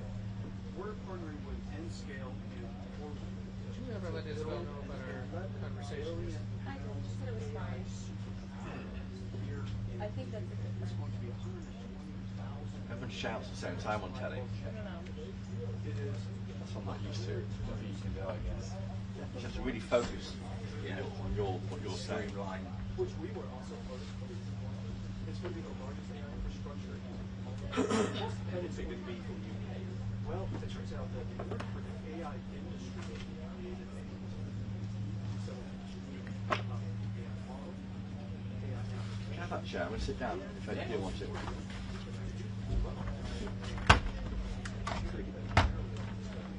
I can make a note. Okay.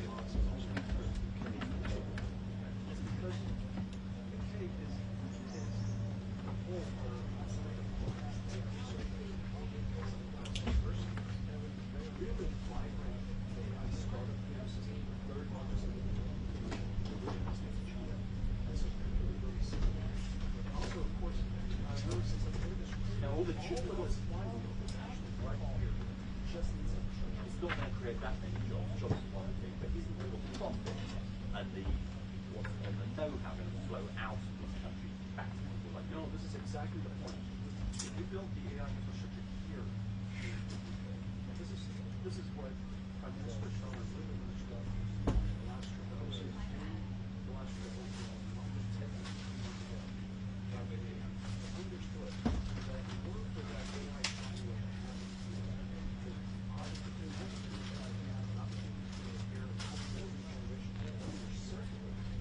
need to have the infrastructure. And so building the infrastructure here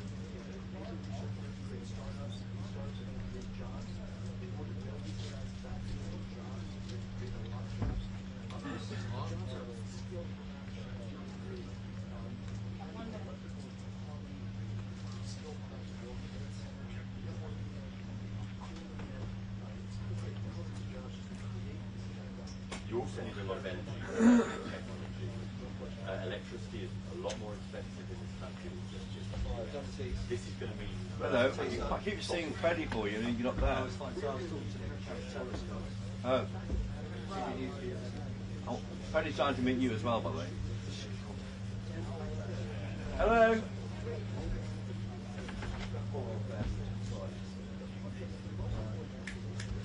I'm not sure. It's not doing so well, Richard. Yeah.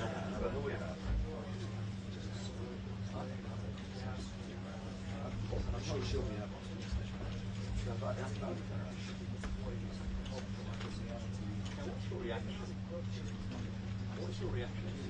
Hey Greg, good morning to you. We're outside the country estate of the British Prime Minister with the signature hashing out those key details. And it all comes after the President was welcomed in the UK with even more British pomp and pageantry than it usually comes to the state visit.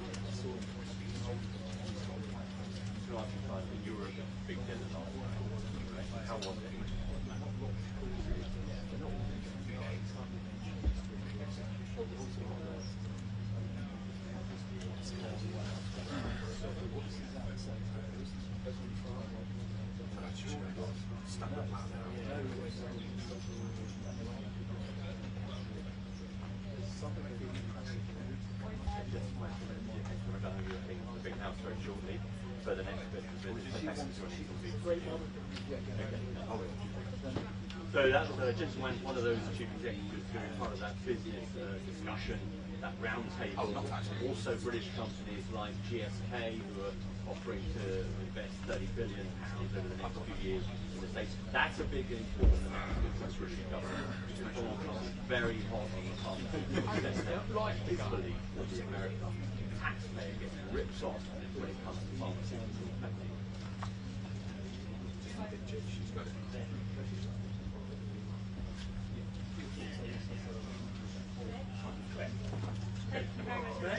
Nice to meet you.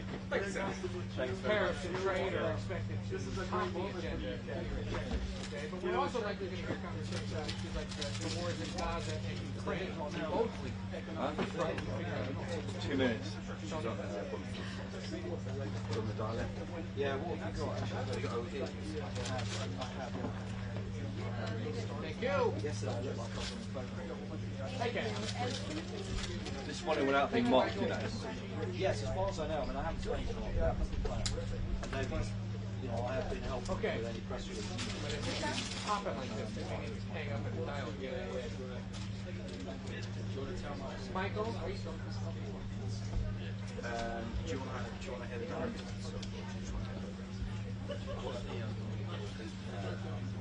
Michael in London, are you there?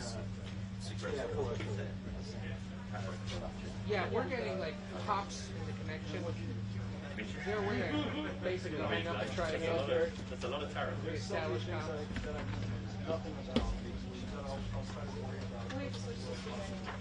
Because you're also trying to sell into China.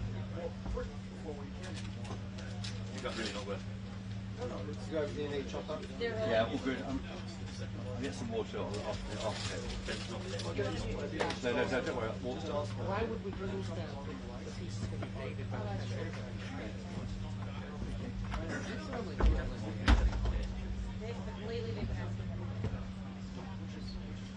I'll start work on that 500-word piece for online. There's a different one. In between the hits. I thought you were doing that before. No, I've just get my get myself into the story, but I need to write. You're not above it. The problem is, the press I conference... offered to write it for you, but then it would sort of set the bar too high for you next time. Well, the truth is, the press conference is the story. Everything else is... Well, I mean, it's a little bit, you know, this 150 billion investment. That's at the bottom. Yes, okay, but it's still bubbling. Top 2/3. That's the press conference, yes. We also want this is the press conference. But that's still also it's still about money, isn't it? Individual tariffs and that. I know there's the extra. It's fundamental. Yeah, I could take a picture, could you, of me here for my Twitter? Just one. Fine. I'll do a Twitter. Tune in for later. Did you say that? No. What?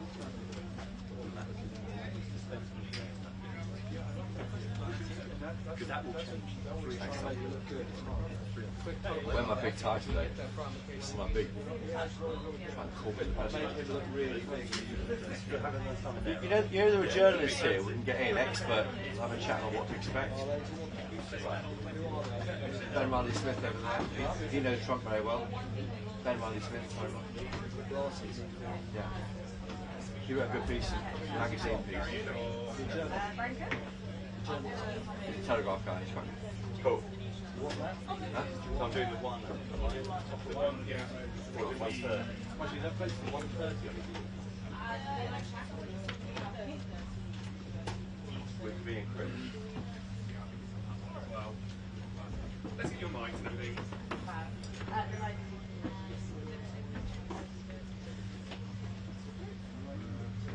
Well, what are the issues, frankly, Olivia? I mean, so many issues of, it could be an awkward moment for our Prime Minister. It won't be the familiar fireside chat, as they call it in the trade. I was there in the Oval Office in February when Donald Trump sat there with Keir Starmer when the letter was produced from our King, inviting him to this very state visit. And then in Turnberry, of course, but back in July, when again the same structure, we all stood around in a half moon, looking down at these two individuals, Keir Starmer and Donald Trump. This will be behind podiums. It will be much more free-form, we're told by number 10 sources. It won't be a kind of, normally in this situation, you have 2 questions from the UK press and 2 from the visiting foreign press. That won't happen. So really, frankly, anything can happen, and that's why all sorts of questions will be asked, notably, I think, about the steel tariffs in this country. Will they go to 0 from 25% for exports from the UK to US? Of course, in the EU it's 50%. We're doing better than them, and of course we've been told that's a Brexit dividend. But why not get that to naught to help our steel industry? Palestine, Gaza recognition. Last night, the Lucy Powell, who's challenging to be deputy leader of the party, said to be an event to commemorate that happening. Well, it hasn't happened yet, and the rumour is it may happen this weekend. What will they think of that? The PM said he'd do it before the meeting of the UN General Assembly next week. The issue of one in, one out. That in fact, we sent an individual to France, the first time a migrant arriving here illegally. That's a boost for number 10. But what will happen next? We'll get one back, will we? And will it go anywhere? What's the answer? Maybe the European Convention on Human Rights. Other questions too. Jeffrey Epstein, that looms large. Do you miss Peter Manson as ambassador to Donald Trump, maybe? Sadiq Khan, London Mayor, he of course has said that President Trump has been fanning the flames of divisive right-wing politics around the world. What does Donald Trump think of that? Well, I think we can guess on that one. And also maybe a question about the pair of them. I asked both Keir Starmer and Donald Trump in the Oval Office in February a simple question, which is an interesting one. What do you have in common? You're a left-wing politician, you're a right-wing one. Why do you tend to get on so well? That could be the one to ask. No, we're trying something else.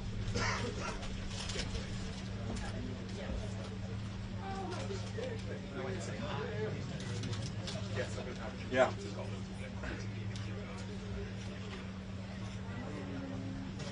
Fair enough.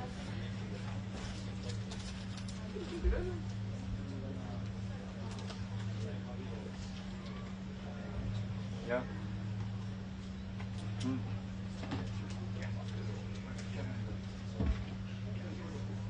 Yeah, Liverpool then Brian is always the end.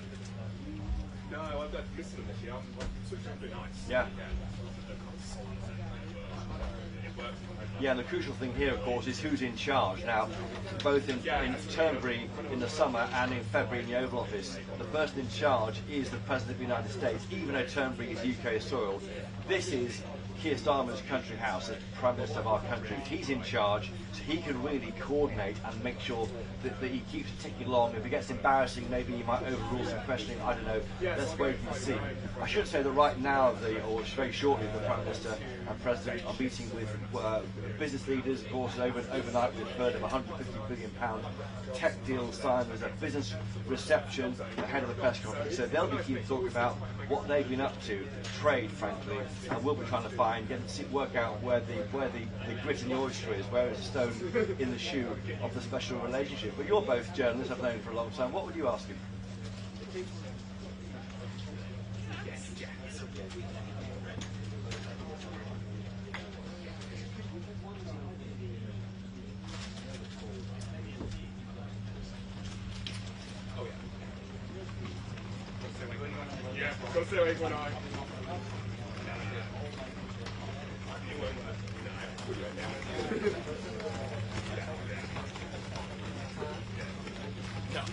I know.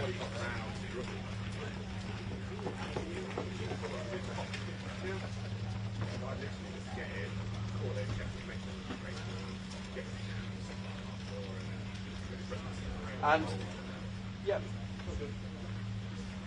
well, particularly we're in the home of where Magna Carta was signed a few miles away, and don't forget the Jimmy Kimmel cancellation overnight for those remarks about the killing of Charlie Kirk and the MAGA, the right reaction to that. That will be a question, I'm sure, that the US press pack will be keen to push, and will raise maybe Lucy Connolly, maybe Graham Linehan's arrest by 5 armed policemen, an Irishman tweeting from America, not even the UK, but being arrested on arrival. Olivia, any questions?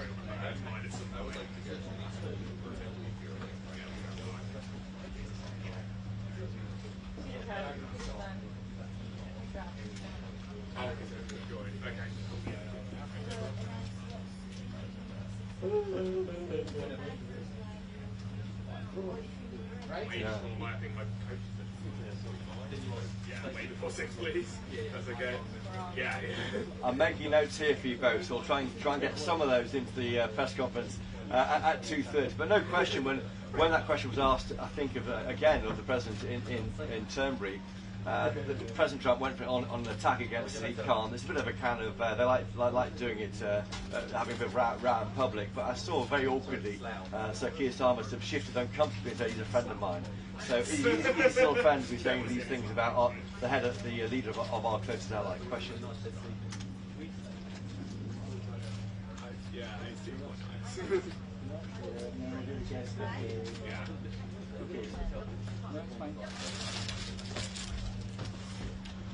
Is that okay? That's encouraging me to keep going, making good points. Yeah, you're nodding. Oh, yeah, I think that actually helps me. No, I do, because I do feel like there's more things that we should do. Well, that's a good point. You know, I was listening to words and I feel like, yes, I'm slightly irritated because my clients are pretty sweet. I know it's helped the channel because it's like, also, you know, people like right.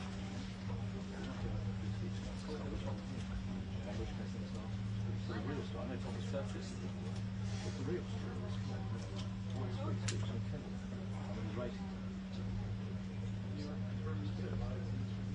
I think he's Geisenby he's dead, hasn't he buried yet, and he's having a mourning. I mean, there's not Still. The other point, I agree it's distasteful.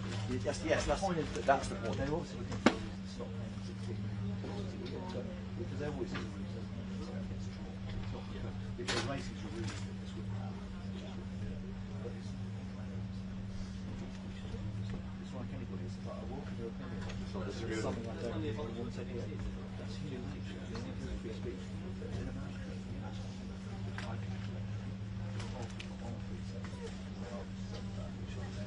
So this is kind of free speech as long as it's a bit slightly Germanic. The left and right. It's a bit Germanic, you can say. Left and right. Yes, but the problem is that so therefore, so I don't know, I'm not sure what's happening.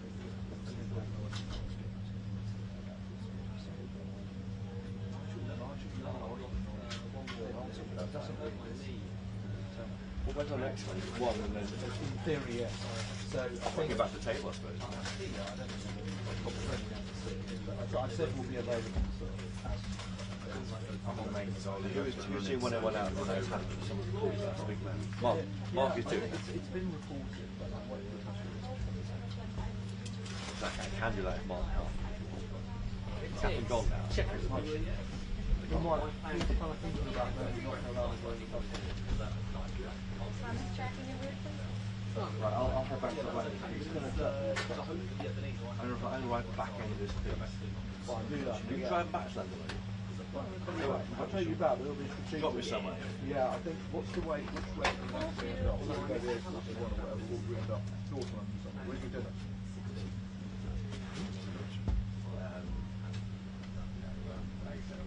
So if we go down there, I'm sure you want the tag and the story that's going to be outdated.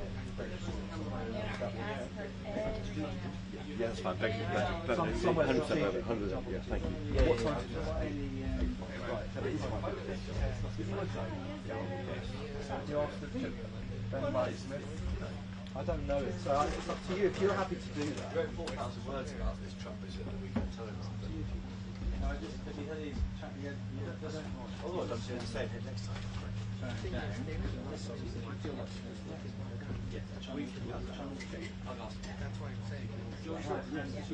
saying. If you wanted it, it's up to you. In the sense of, yeah. You know, the problem is if they give you a short hit. Do you ask them if they want to do it? Should I ask them? You ask them? Right. Good to see you again. You want to?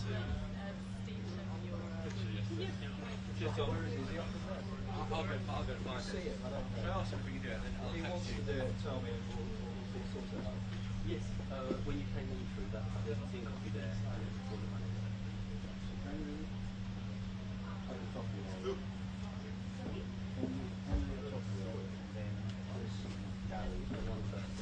So, 10 minutes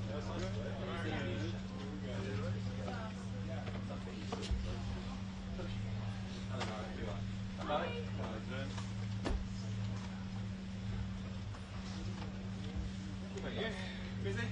Right. Good. Here again. Pleasure. Special for it. Send you that. Send you that email. Where's Mark then? Is Mark doing the story? Yeah, I'm quite glad you put that he will have to consider around them. I don't want to step on anybody's toes. Alright, good mate. When do they want chocolate? Next hour or sooner? Yeah, he's done that one. We might. They'll be crashing something to their noon show based on what he said. Yes, with the pressure. I don't know when they come together. Catherine's offering to potentially stay, but she thinks to cover that, but maybe not. I was going to say we might grab one of the other journos to be a guest. Chris is quite keen for the next hour. I don't know what we'll see. Well, yeah, the Telegraph's got written a lot of stuff about Trump. I don't think he's interested in that. There's only journos here. Maybe I'll say. Possibly, I'll let you guys know if that's an option. All right. Okay. Cheers. Bye. Bye. Bye.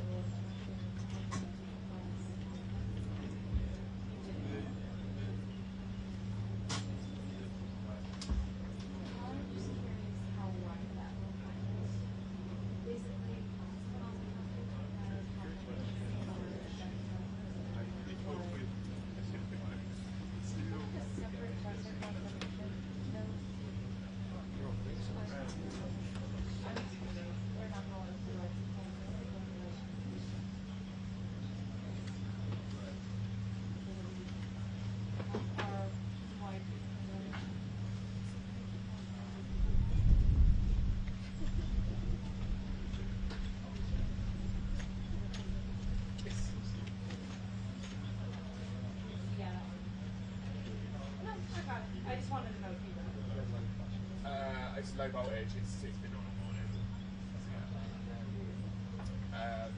Power unit is not giving, I don't think it's quite giving 12, it's giving like 11.5, so it's just set it off.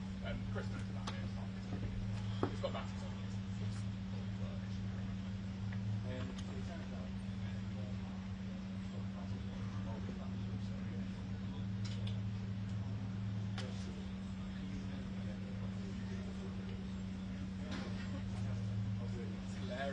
Like everyone's done it.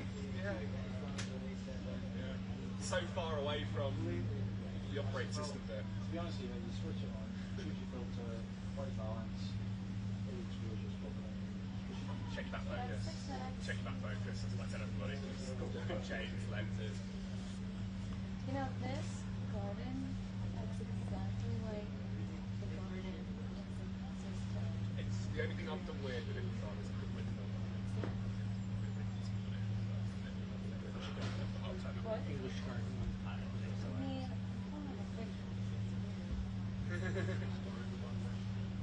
If you put it in your ear, it feels a bit hollow and not quite warm. That's why.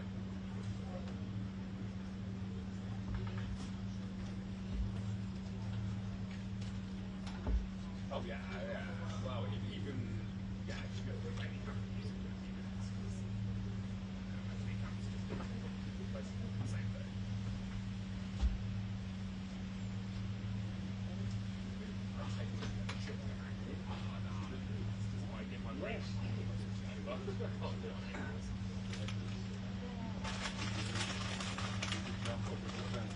Really annoying, we can't get there, but you've got a nice time with it, Hey, cameraman. if I'm in person, I quite like it. It's travelling the whole time. Yeah. I don't mind having it going on, it's quite nice to talk about it. Okay. So annoying, it's quite actually.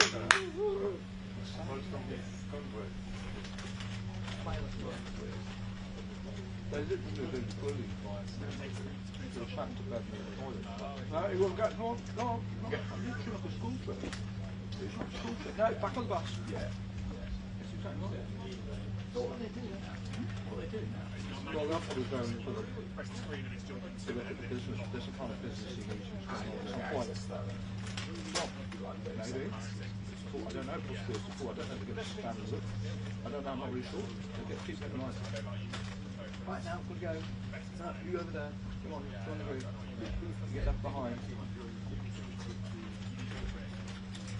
Literally, it's quite funny because the chatting to them is like, voice shrieks out. She's like, oh.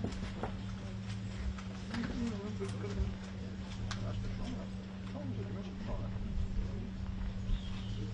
Good morning, Ainsley. Hello to the smell. Well, it's a special relationship, right? And Donald Trump's politics are so much different than Keir Starmer, who describes himself as a progressive and sometimes as a socialist when asked. But these are two guys who have to come together to try to figure out how to end the war in Ukraine. And, you know, we saw this big royal welcome that these royal families gave President Trump over the last couple of days. Now is the official policy part of this this trip. And even though it's the Prime Minister and the people, not too shabby out here at Chequers, which is like the David of the British Prime Minister. And so they're in there in this house behind us, ironing things out, and then within the next couple hours, we think that they are going to come out for a presser for the president in DC. It's not the long stuff. How close get to the lens? Surely a piece of camera has to be about here, then, doesn't it? Yeah, it's going to be. A piece of camera has to be that far away. Yes.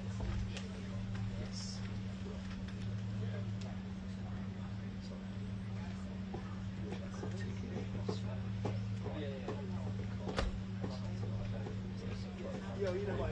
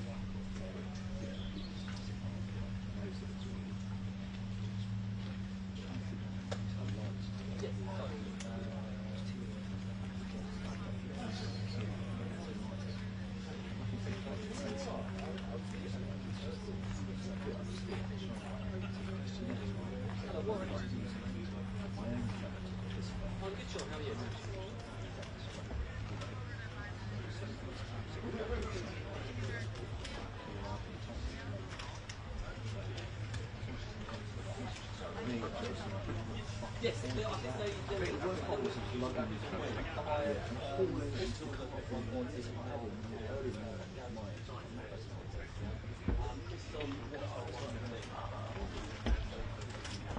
It'll be Henry's program. And there was quite a lot of gathering to do with that, so it wasn't one where you just go stand like here, just like moving story, that's what big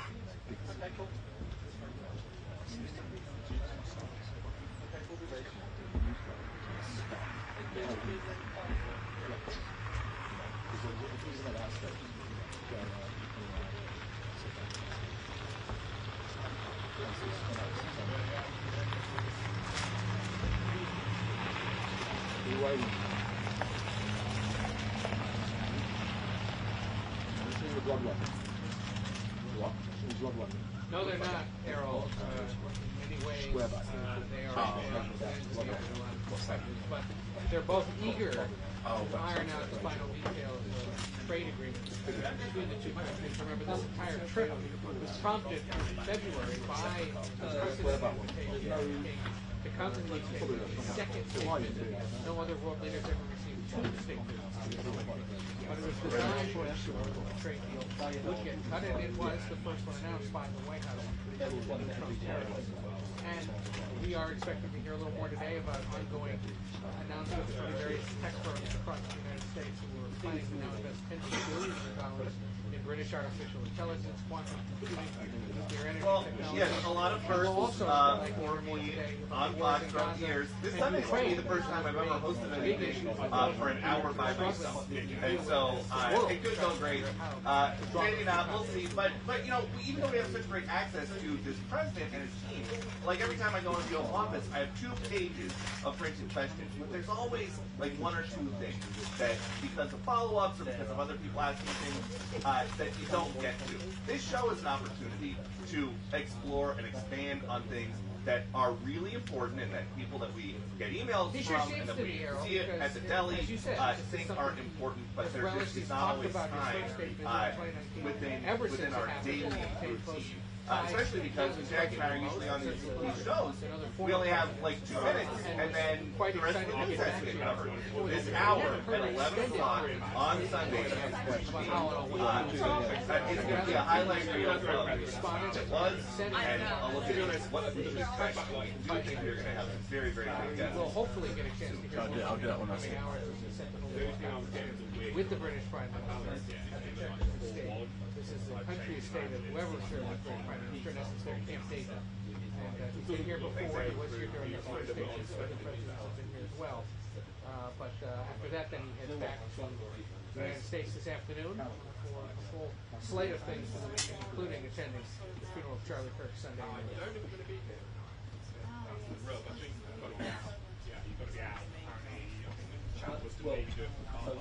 We are outside.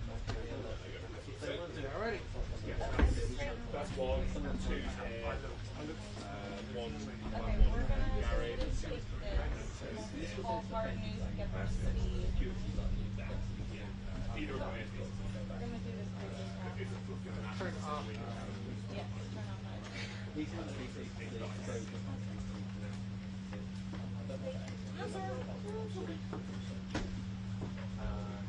Yeah, ignore the flashing light.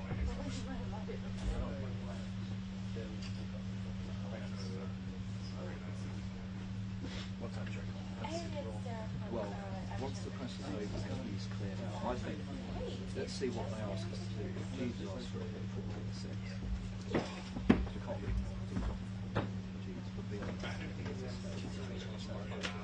So it'll just be a question of getting on the bus. The bus is shuffling. If they say you'll see the bigger system, go back to the bus.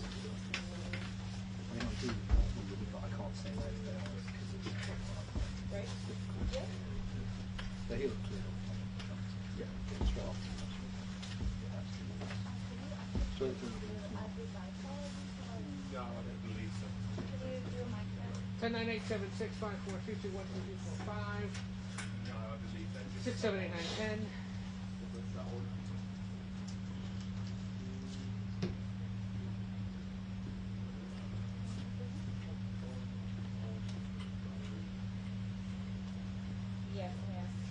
sync is a little low. If we can boost the audio. 10, 9, 8, 7, 6, 5, 4, 3, 2, 1, 2, 3, 4, 5, 6, 7, 8, 9, 10. Nothing has changed since the first two times we've done this morning. But I will be talking at this level, and it seems they've created better.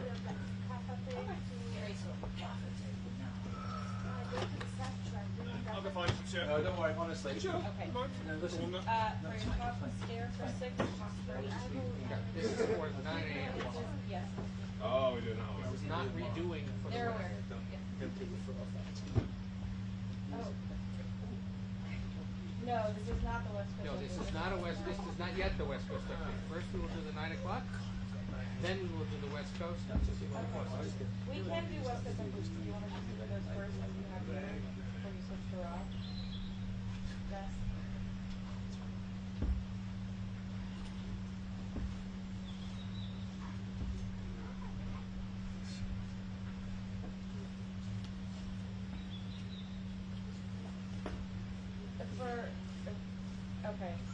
For the 9 a.m.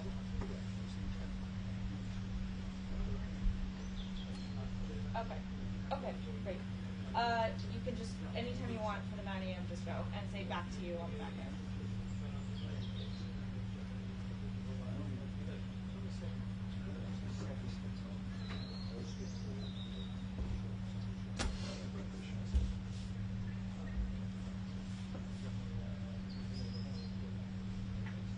Well, good morning. The two leaders are meeting here at the Country Estate with the British Prime Minister to hash out those issues.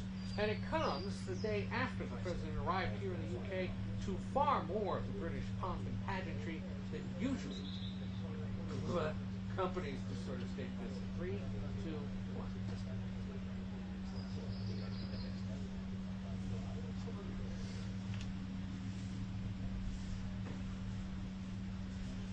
Well, good morning. The two leaders are meeting here at the Country Estate of the British Prime Minister to hash out those key issues. And it comes after the President was welcomed here to the UK with far more of the British pomp and pageantry than usually accompanies a state visit.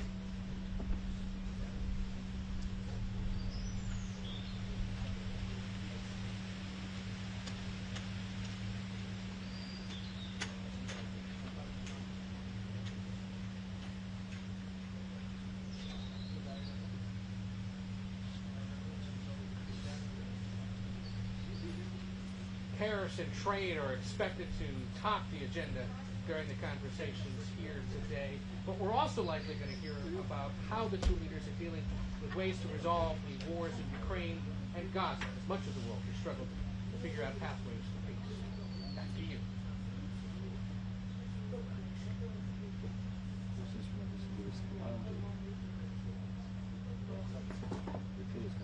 That's 9. The housemaid will not start the risk of Rebecca. OT?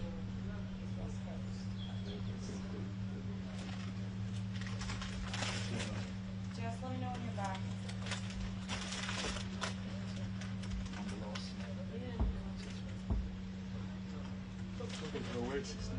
Huh? You are? They do 3 more days? I didn't try to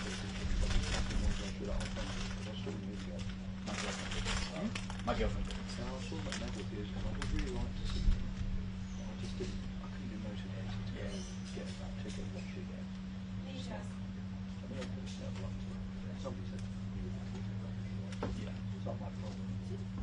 No, we'll just, we'll just continue it now. It's 60.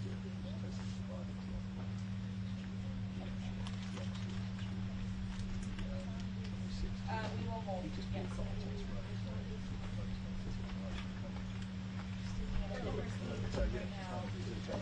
Yes. They should be scheduling not just telling us what he's now. Yeah.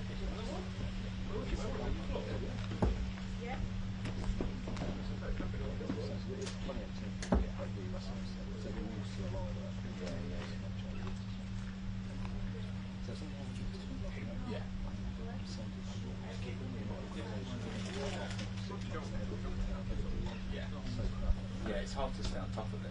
I did put it on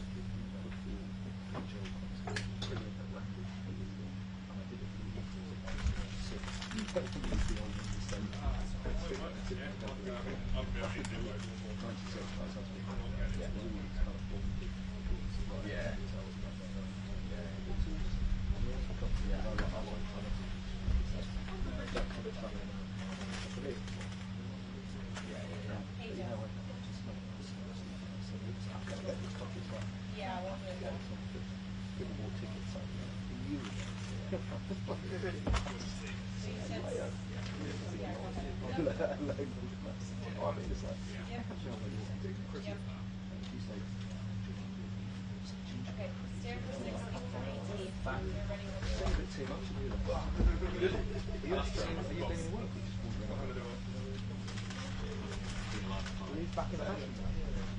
Well, good morning. The two leaders met here at the country estate of the British Prime Minister and it all came after the President was welcomed to the United Kingdom with far more British pomp and pageantry than usually accompanies these state visits.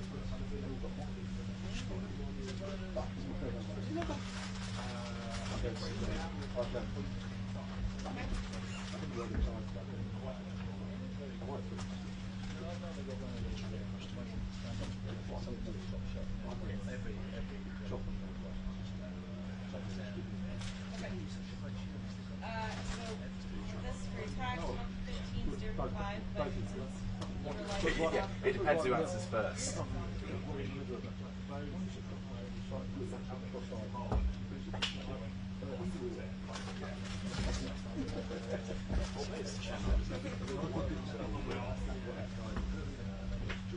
The President and First Lady are scheduled to be back in Washington tonight after the 2 days of pageantry and diplomacy. Both countries hoping to build on the goodwill that played out here. The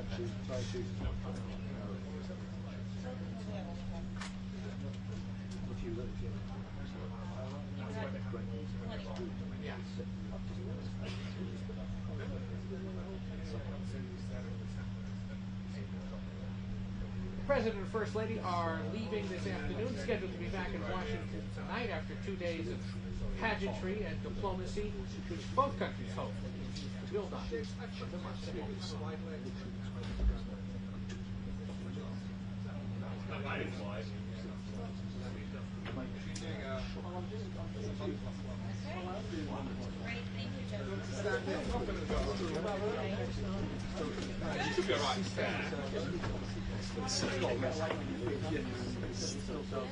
Yeah, we'll do a post game. Yeah. Still gets credit. Ready to go.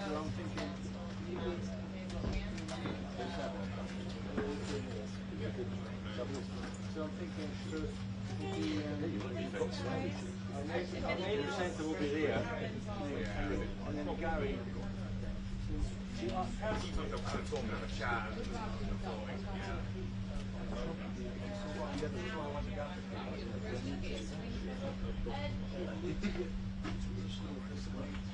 He has a special shootering. Oh my God, the shoes.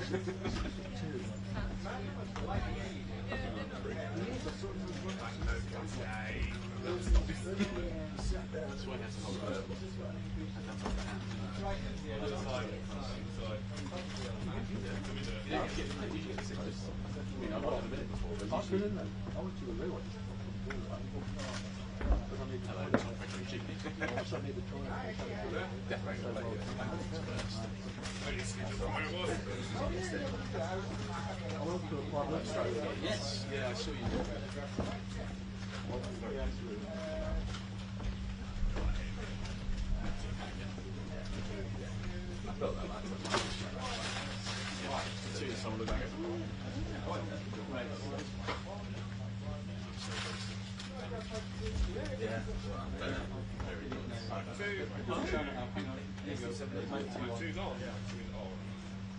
And when he went out there, did a good TV like this, Starmer?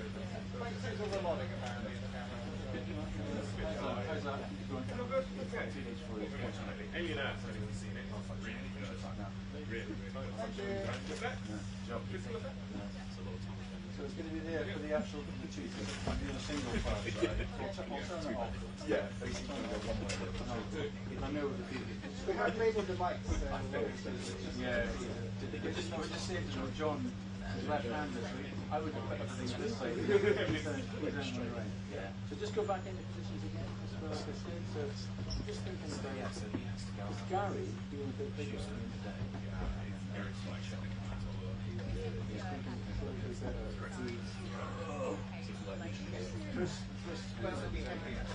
No, Henry's at one, and then Chris and Gary are up. It sounds like that's fine. So I think introduce them. Yes. So just say you're Chris. Yeah. So you're around to the front. You're joined by Gary, which is Gary there. Yeah. Gary, and then I can come in on Gary quite tight, rather than just give my full profile.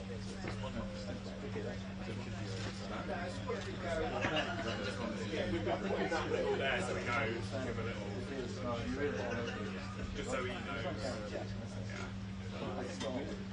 Well, we can certainly run you down a while.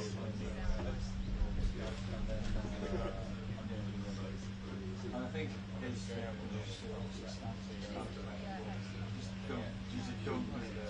yeah, once he's in, he's pretty good. Yeah, he won't. And it's 3 feet for both present. Just 3 feet for both of your. Yes. Yeah. Because it's not really a guess. So does he sometimes he doesn't even go anymore? Oh, sorry. So they're both of you. That wasn't my question. You don't really get a guess. Answer the question that much. That's the thing. It's not a guess. Yeah, of course it is.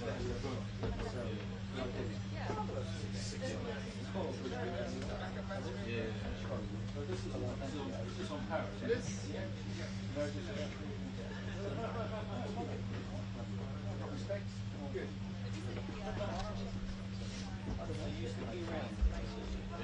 For the chaos collapse. Yeah. Lovely.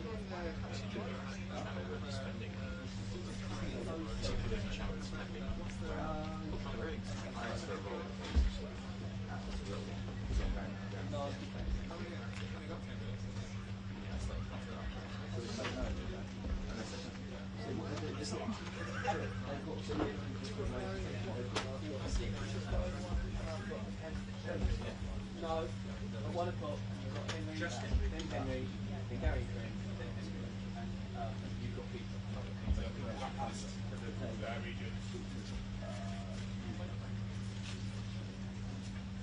Hello, round side of the shoot.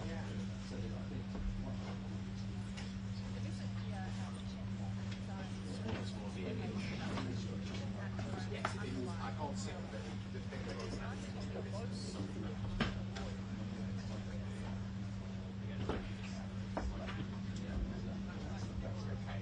That's so much. I don't know, but it sounds You running through it? There's no fault.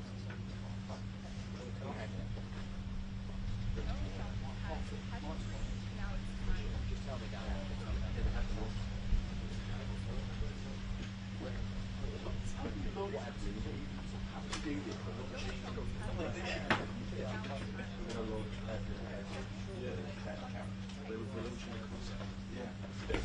Was it literally that black?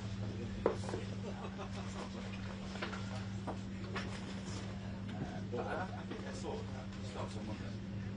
On paper, it sounds kind of amazing. Yeah. I mean, I'm sure it's good. How are you? Nice to see you. I think it was the last Sunday. Bilateral Palace. Well,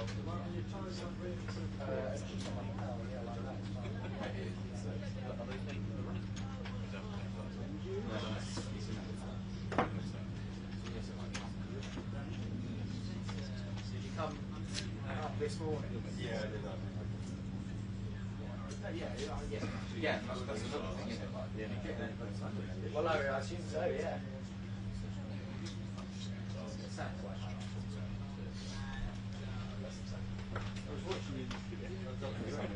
This morning, yeah, I've been here for, it feels like a week. We got a report. It's very atmospheric.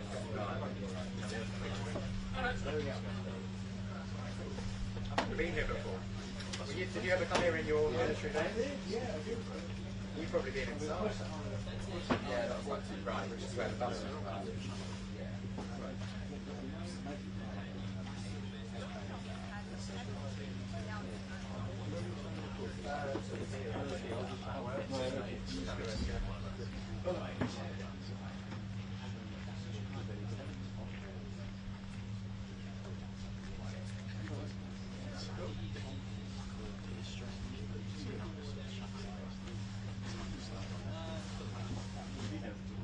Just go a fraction to your... Not too far. To get a bit of the piece. Yeah, right.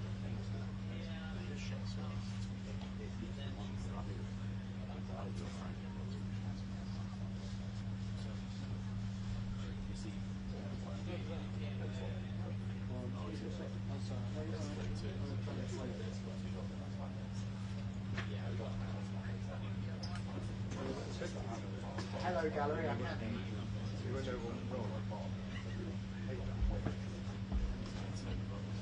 That's right. I am. Just let me know if you want to do a rehearsal.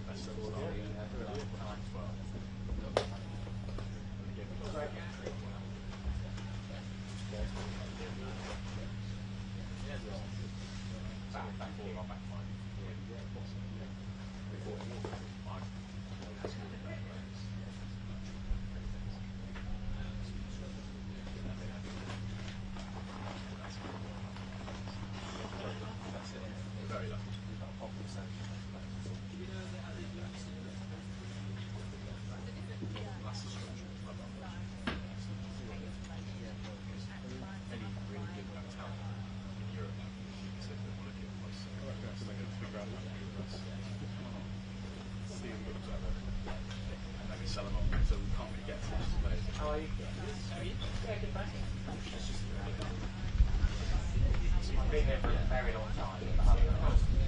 No, not cold, just slightly still. Quite a lot of spots. That's better. What are you going to answer?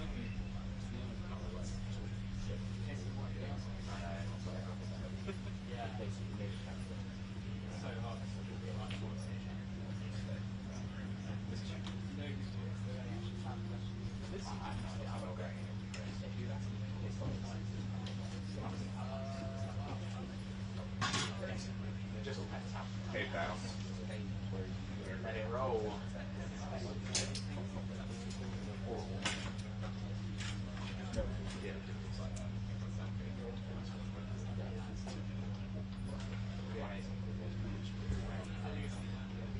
Hello, hi. Great, okay, yeah. Just give me a key, yeah, thanks.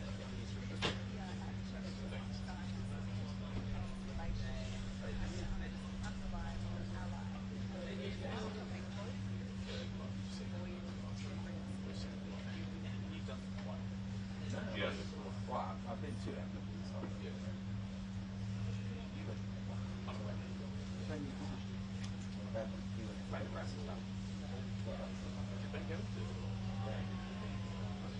How about you? Good morning. 6 lines. You should say your VCR. If you have one and it still works. Oh, wait. We found some tapes when my dad was cleaning out his house, and I was like, well, my dad was cleaning out the house, and he had all these DVDs that we used to love, and he's like, does anybody want one? It's like, I can't even play it on my computer.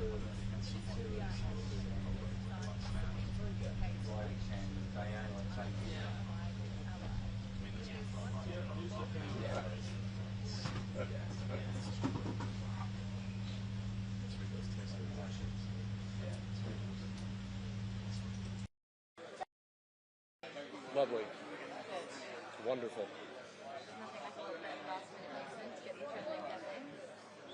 Our brand is Crisis. That was a Sandra Bullock movie. A bit too true to life at times. Sir, how are you?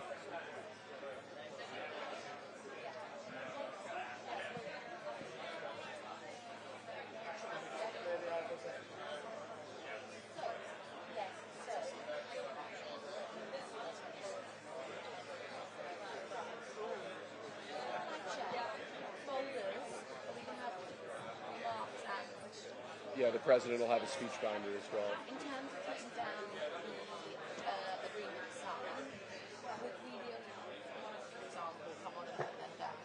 We could. So that it's like Mark goes down, come in, have one person from our side. See, that works. I'll lay just them have to down, talk and to then State lay them down Protocol. open. Yeah. Thank you. Yeah.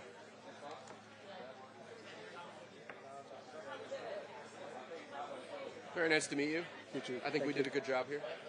See you later.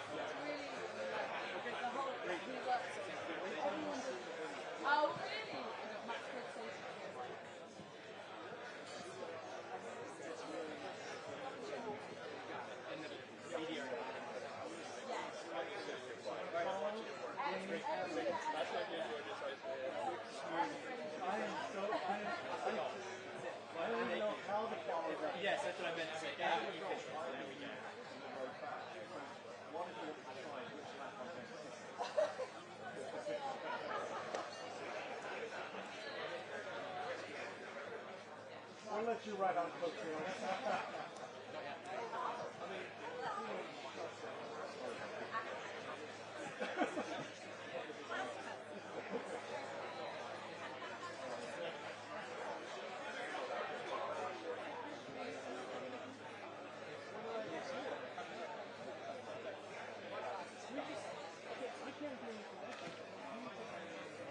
Hey, Alex.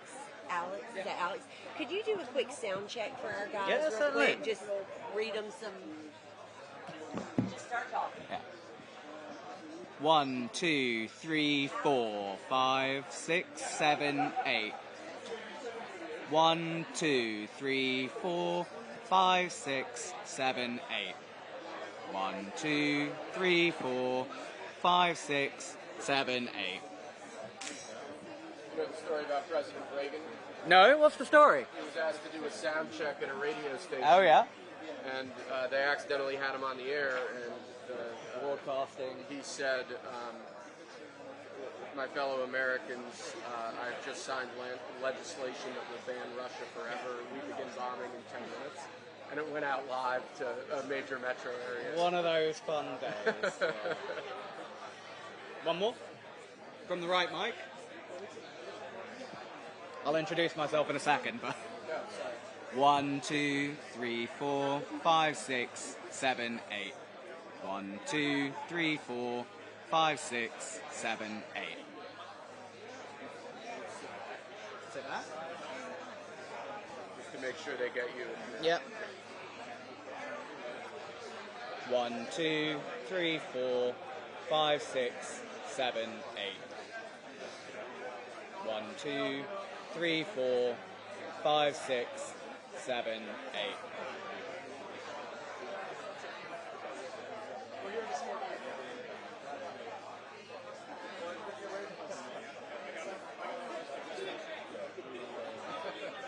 You alright? I think we're fine. So Yeah. US, we're asking. Yeah.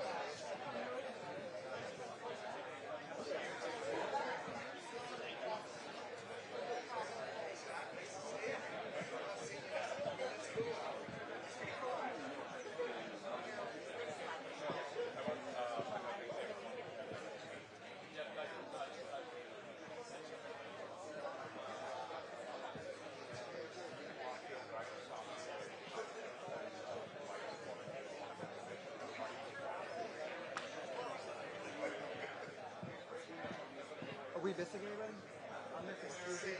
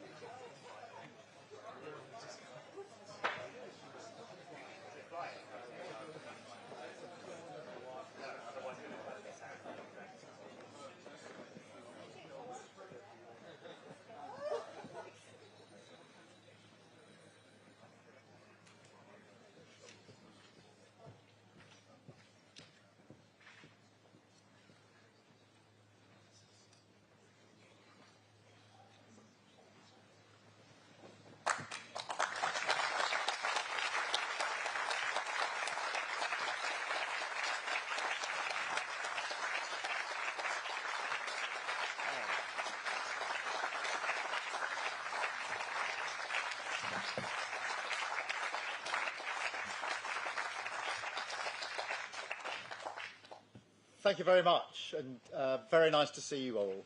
And Mr. President, let me welcome you again for this unprecedented second state visit. And it's a great pleasure for me personally to welcome you to my home from home here at Chequers. And thank you very much for taking the time to say hello to the staff, who are absolutely, they've done a brilliant job, and they've been preparing for weeks, and it's really so good to have you here. So thank you so much. You are among friends, and I think we all agree there's so much to celebrate in the special relationship between our two countries.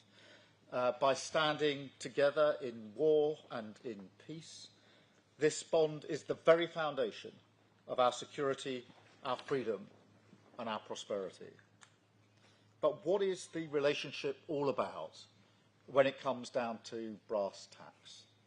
It comes down to leaders, of course, leaders who respect each other, leaders who genuinely like each other.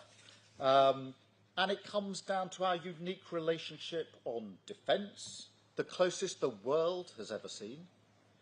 It comes down to the connections between our people, ties of family and friendship. The President himself is a shining example of that. But it also comes down to business, to all of you here, and thank you so much for coming here this afternoon. It's fantastic to have you with us as the best evidence of that people-to-people, business-to-business relationship that thrives in the special relationship. In so many ways, this story is a story about enterprise. The US is our single biggest, largest trading partner.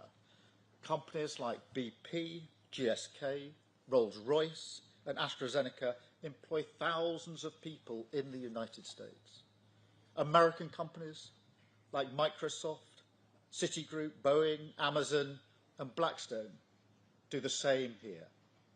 Together, we support over 2.5 million jobs across both economies. So this relationship is embodied in each and every one of you here today. We have, if you like, the great and the good of British and American business sitting with us. Leading lights in tech like Jensen, Ruth, Demis and Satya. Finance, Jane, Larry and Steve.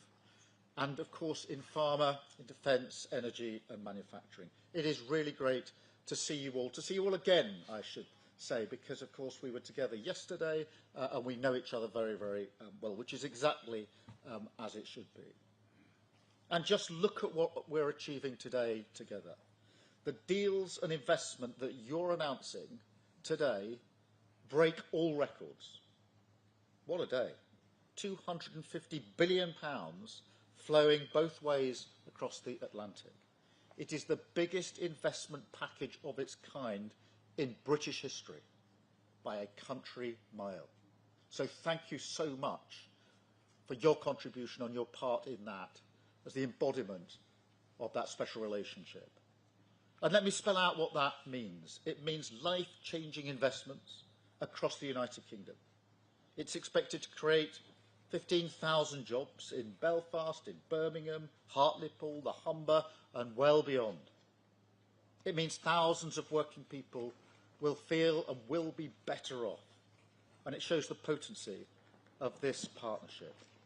US capital and entrepreneurial spirit combined with British ideas and ingenuity. The UK is one of the world's largest economies.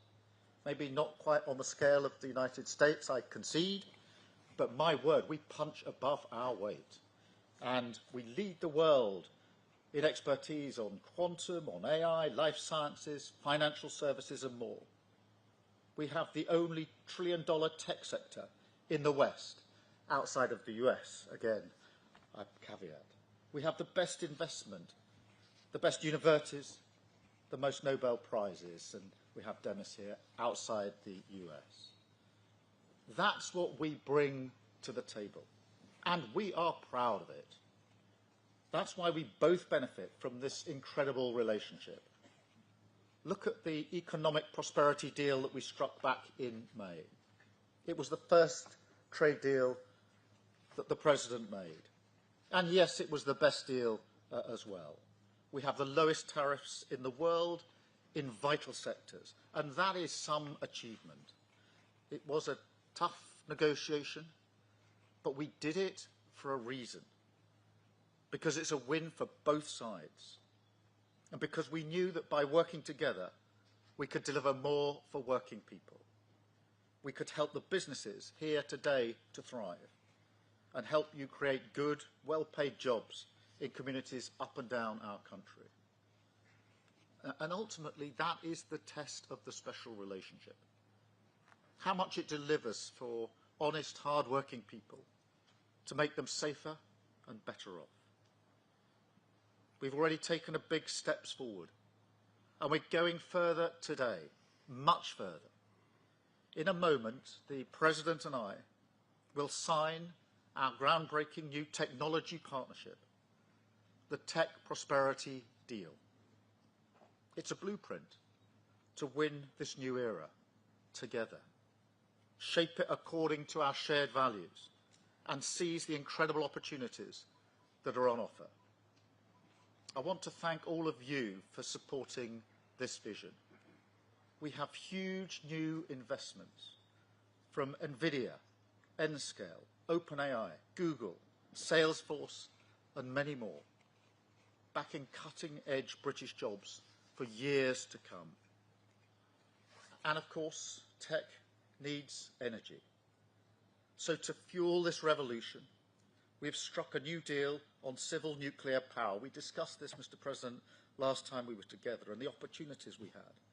Generating energy for millions of homes and businesses, driving down bills on both sides of the Atlantic, and driving up energy security. So I want to thank everybody here for supporting this too, with brilliant job-creating investments from Momentum and others, including building up to 12 advanced nuclear reactors in the northeast. So this is a great day for the special relationship, a celebration of what has gone before, of course, but more than that, a moment to deliver investments, jobs and deals which will improve people's lives now and light up the special relationship for years to come. So thank you all. And now it is my pleasure to hand the floor to my friend, our friend, President Trump. Thank you very much. Thank you. And great job.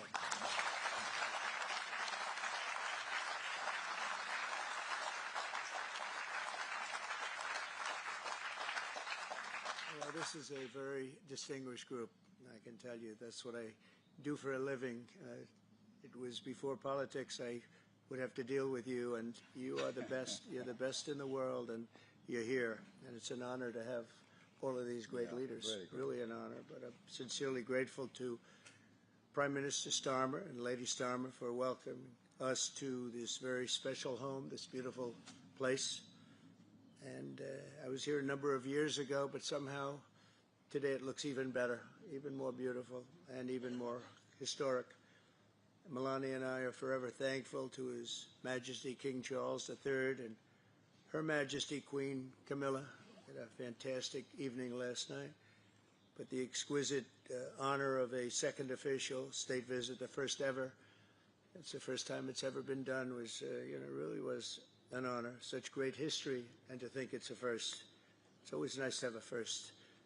But the ties between our countries are priceless, and it's really an inheritance. It's a beautiful inheritance. Today we're making those ties closer than ever before. We've done some things that financially are great for both countries, and we work together, and it keeps us together, and I think it's an unbreakable bond we have, regardless of what we're doing today. I think it's unbreakable.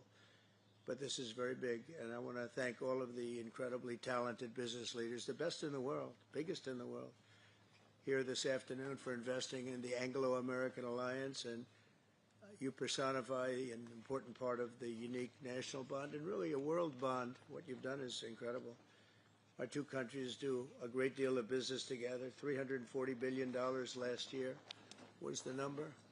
In May, the United Kingdom became the first country to make a trade deal with the United States during my second term, and we sort of wanted to make it the first because the bond is so strong and the relationship so long.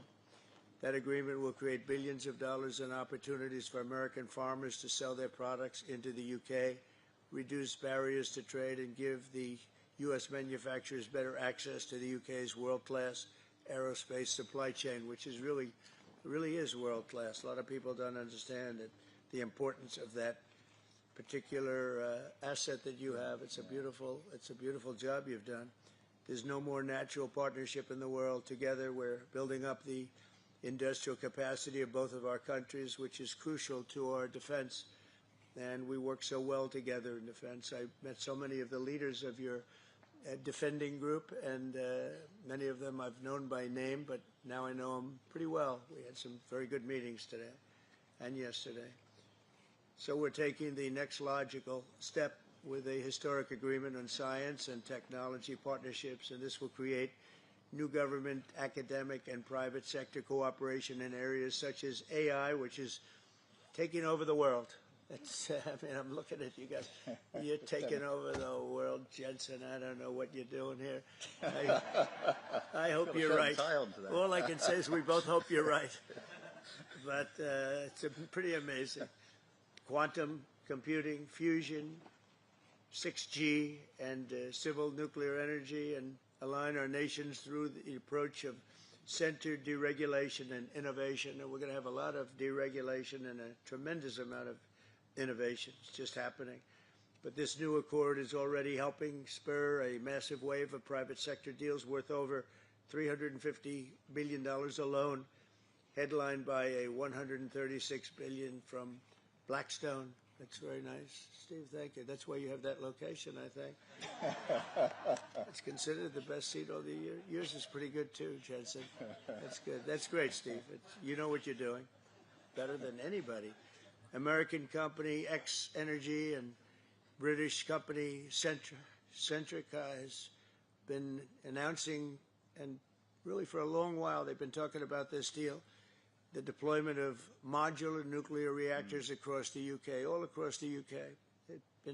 It's been in the wind for a couple of years, and now we're getting it done, generating more than $50 billion in economic value, creating up to 2,500 jobs, and powering 1.5 million homes. That's a lot of homes.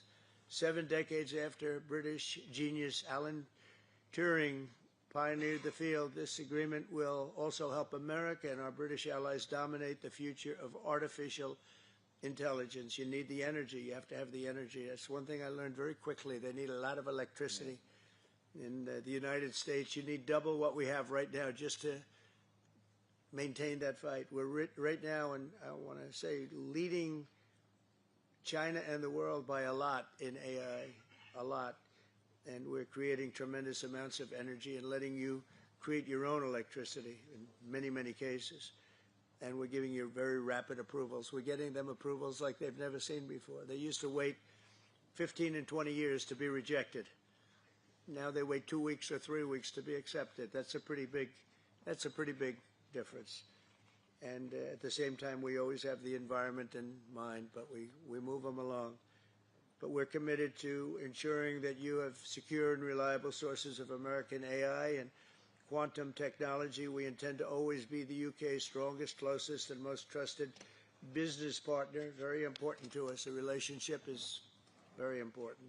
1 year ago, our country was in serious trouble. The King of Saudi Arabia, great gentleman, you all know him. He said, "Sir, your country was dead 1 year ago, and now you have the hottest country anywhere in the world," and it's true. We'll have more than $17 trillion invested in our country this year. 17 trillion, which is many, many times what we had last year, and we're only in our just about almost 9th month. It's moving along quickly. It's amazing. I was saying we're in our 3rd month, our 4th month, our 5th month, but we're at, it's going to be over $17 trillion. No country has ever had anything like that, even close. GDP last quarter was 3.3%. Despite all of the things we're doing, one of the things we're doing, which I'm very proud of, is the border. We now have a totally closed border, totally secure for 3 months. 0 people came into our country, bad people. And they come in, but they have to come in legally. We have a great process going. And inflation is virtually non-existent. As you know, we're taking in trillions of dollars from tariffs, and they've been so incredible for our country, so incredible. We're keeping our companies happy. We're keeping them solid and sane, and they're very, very thrilled at what's happened. They can't even believe it. And we've never seen investment like this. Without the tariffs, we would have just a fraction of that. And we're really the only one that can do tariffs. Nobody else is able to do them. With us, it works because people have to be there. But we've slashed 30-year-old regulations. And as you know, in my first term, we had a very successful first term. We had the greatest economy in the history of our country. And we had the biggest regulation cut in the history of our country. And now we're doing it again. We're slashing them at a level that is even beyond what we did in the first term. The first term, we did more regulation cutting by 4 times at any other time that any other country has done or that we've done. And we think we're going to exceed that this time. And we'll have regulation, but it'll be sane regulation. It'll be regulation that allows you to compete and do your thing, or regulations that you're able to get around and do things and you no longer have that regulation. But we slashed regulations at a level that's never been done before, and we're doing it at the same level right now. I recently signed the largest tax cuts in our country's history, and the bill includes a 100% expensing for investments in equipment and factories. Nobody's ever seen anything like that, and it lasts for a 10-year period, so it's going to be there for a while. But the countries and companies are coming into our country for the expensing aspect of the bill. It was in I call it the big, beautiful bill, the great, big, beautiful bill. We got so much, the largest bill ever passed in the history of our country. In fact, so big that we really don't have to pass too much anymore. We can just do this for 4 years, implement. You know, I like to implement because the bills are wonderful, but you have to implement. But the expensing is going to be the reason, I think, that bigger than anything else, when you have 1 year expensing, you can write everything off for the first year, including structure. So you didn't even have that in the first bill. I think it was the biggest factor in the first bill why it led to such growth, and this is actually a better form of expensing, and it's actually more significant. So today America is strong. Our economy is, I think, potentially the strongest it's ever been. We'll see very soon those big places that are being built all over the country. Car companies are moving in. AI is moving in. Everybody's coming in. They all want to be here. The drug companies are coming back. They all want to be there. They sort of have to be there, but they want to be there. But with this agreement, our cherished friendship with the United Kingdom is getting stronger and stronger. And again, I want to thank the Prime Minister. He worked very hard on this and getting this deal done. This is long in the making. They've been talking about it for a long time, and we got it done. And it's a real honor to be with you, and thank you very much. Thank you.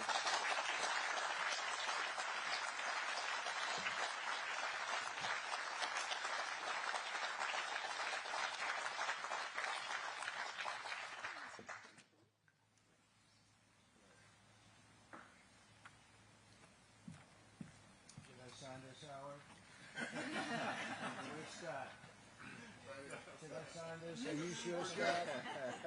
If the deal's no good, I'm blaming you, Scott. It's a great honor.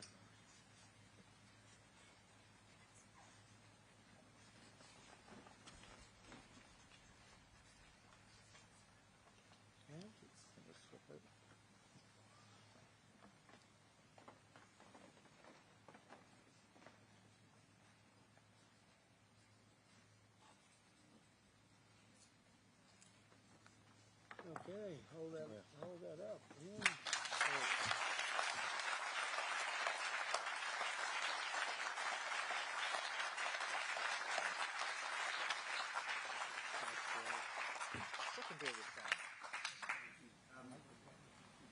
Mr. President, Mr. Prime Minister, we're now going to take some contributions from our distinguished guests from the business community, starting with Sir Demis Hassabis, the co-founder and CEO of DeepMind. Thanks, Varun. It's a huge pleasure and honour to be here today, and thank you, Mr. President and Prime Minister, for your fantastic leadership on the US-UK tech prosperity deal. This partnership builds on a rich heritage of scientific collaboration between our two great nations, pushing forwards the frontiers of human knowledge and technical innovation. The fruits of that historical partnership, from inventing the World Wide Web to mapping the human genome, have gone on to benefit all of humanity. In many ways, Google DeepMind, the frontier AI lab that I lead, is the modern embodiment of this wonderful transatlantic spirit of cooperation. With our two major research offices in London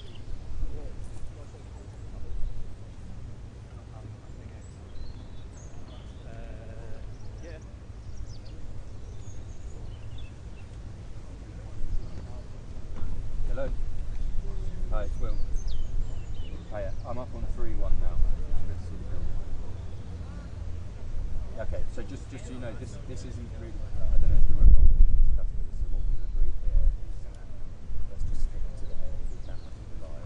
And this one, I'm going to try to pick off like the key one shot that will be live.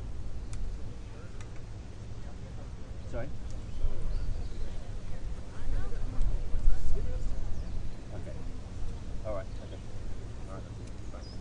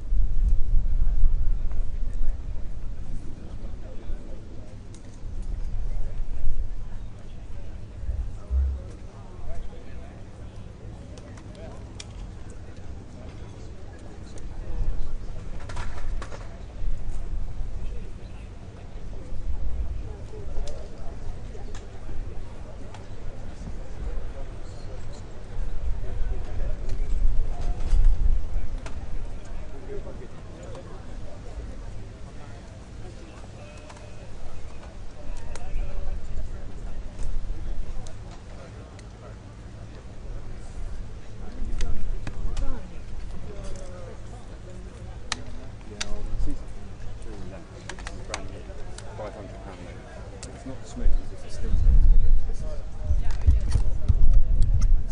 It's an APS sealer. Yeah. That's a 24, it's 16, but 24 That's nice and wide. We'll go into 300, which is like it's like having an ENG bed. But obviously it's not super smooth. No, But I mean, bang, if you're bang, doing, bang, bang, yeah. and it's 500 quid. Sigma. It's Sigma quite a lens. new lens. It's worth looking into. It's honestly it's Thank you. it's the only. I might take a photo There of isn't. that. There literally isn't.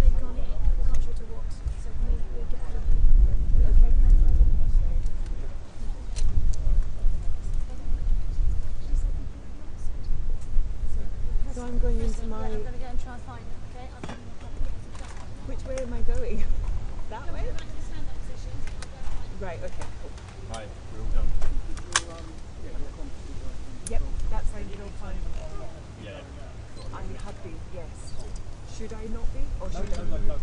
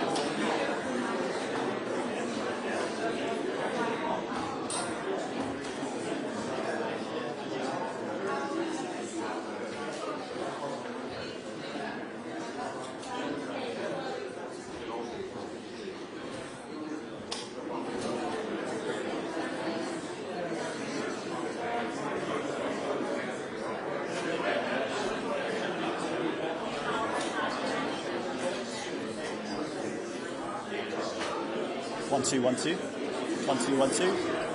Right.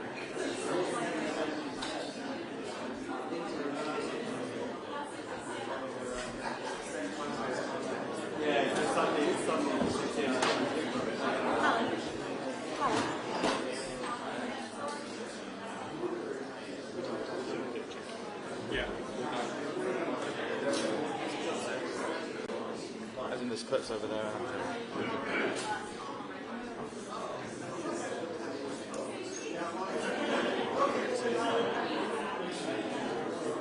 Soon.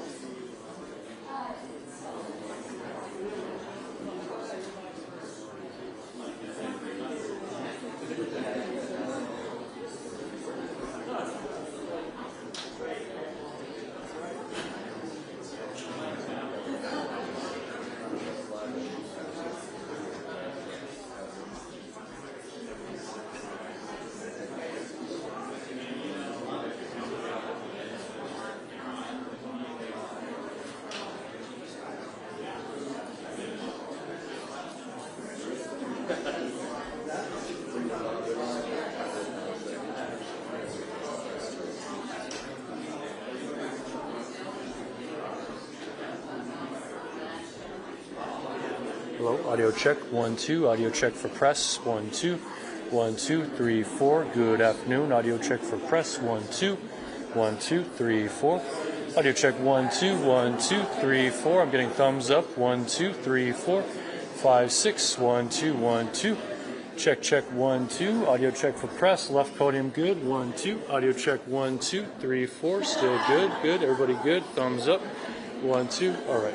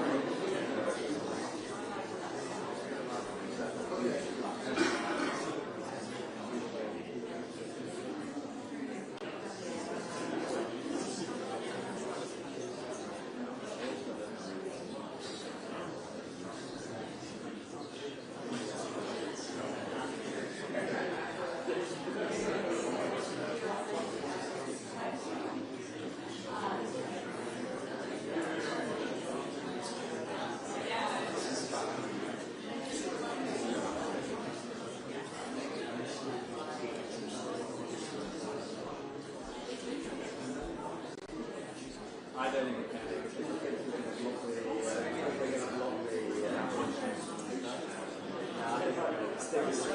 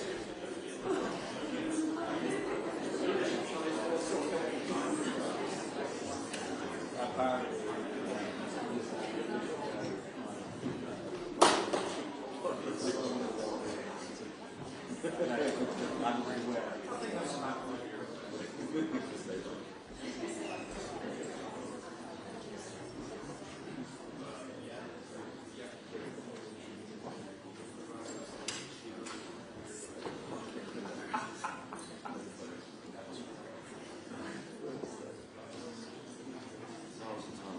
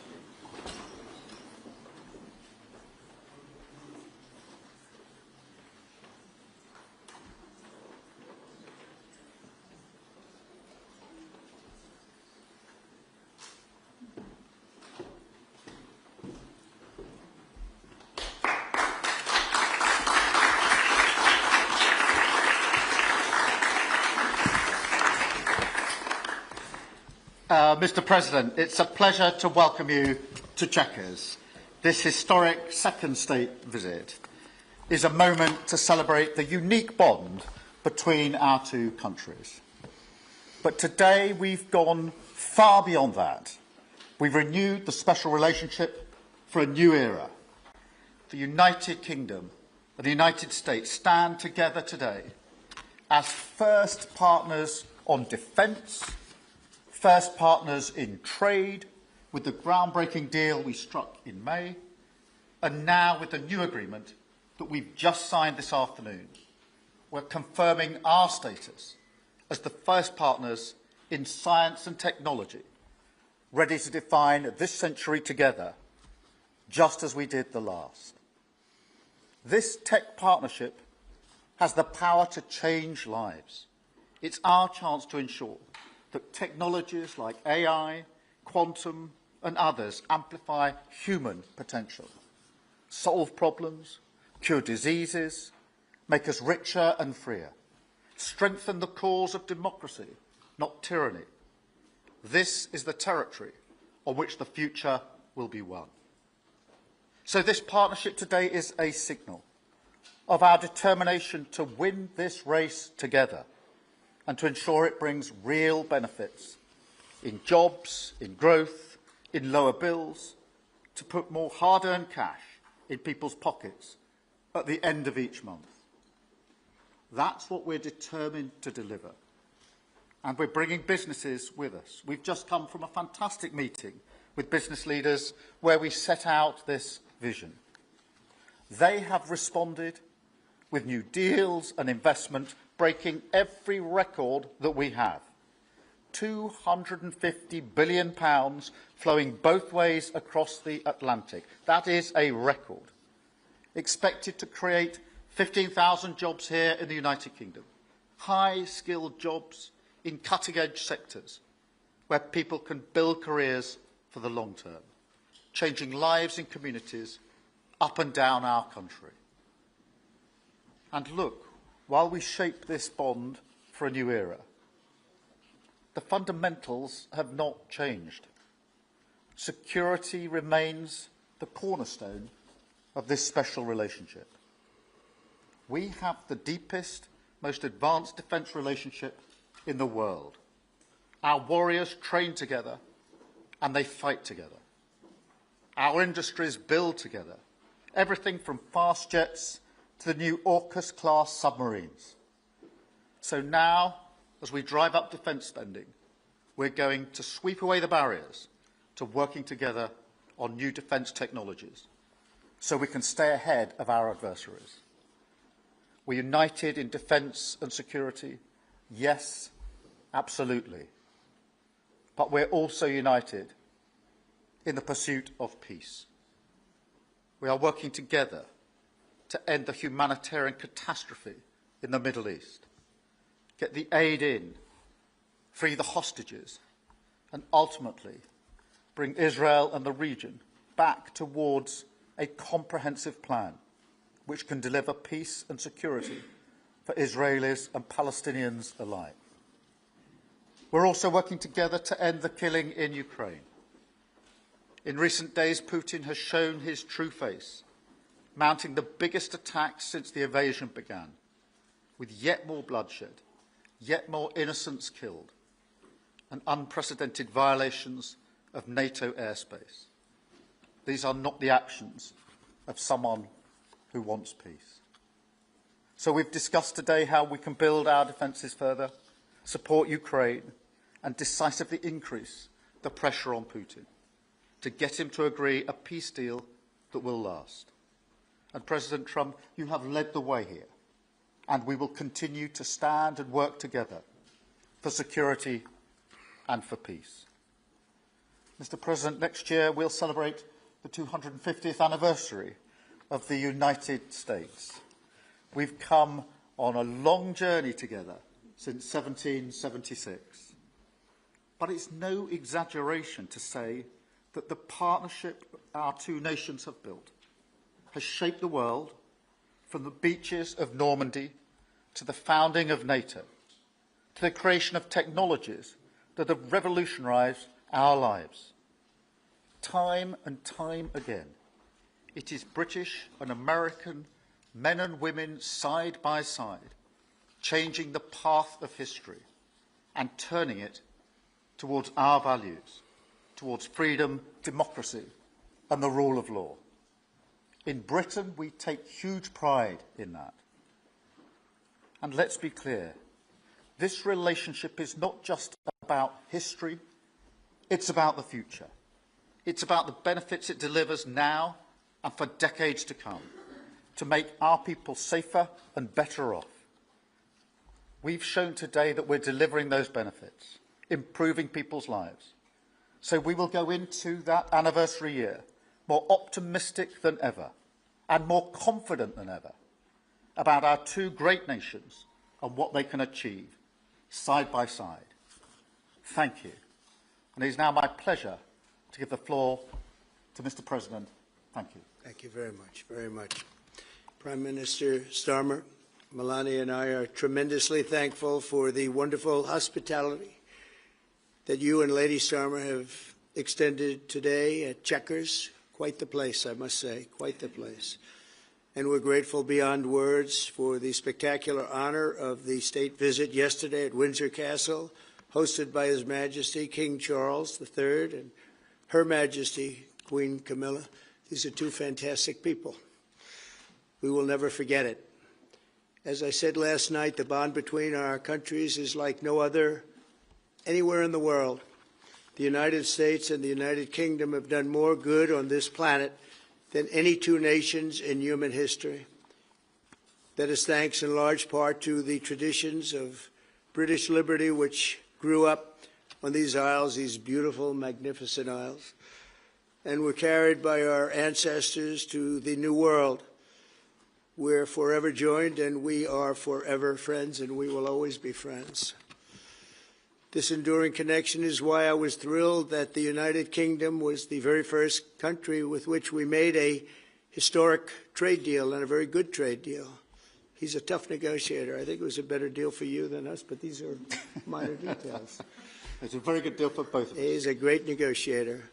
We will extend our unparalleled security alliance into the realm of economic security for the first time, and I look forward to finalizing it very soon. We'll have it done very quickly.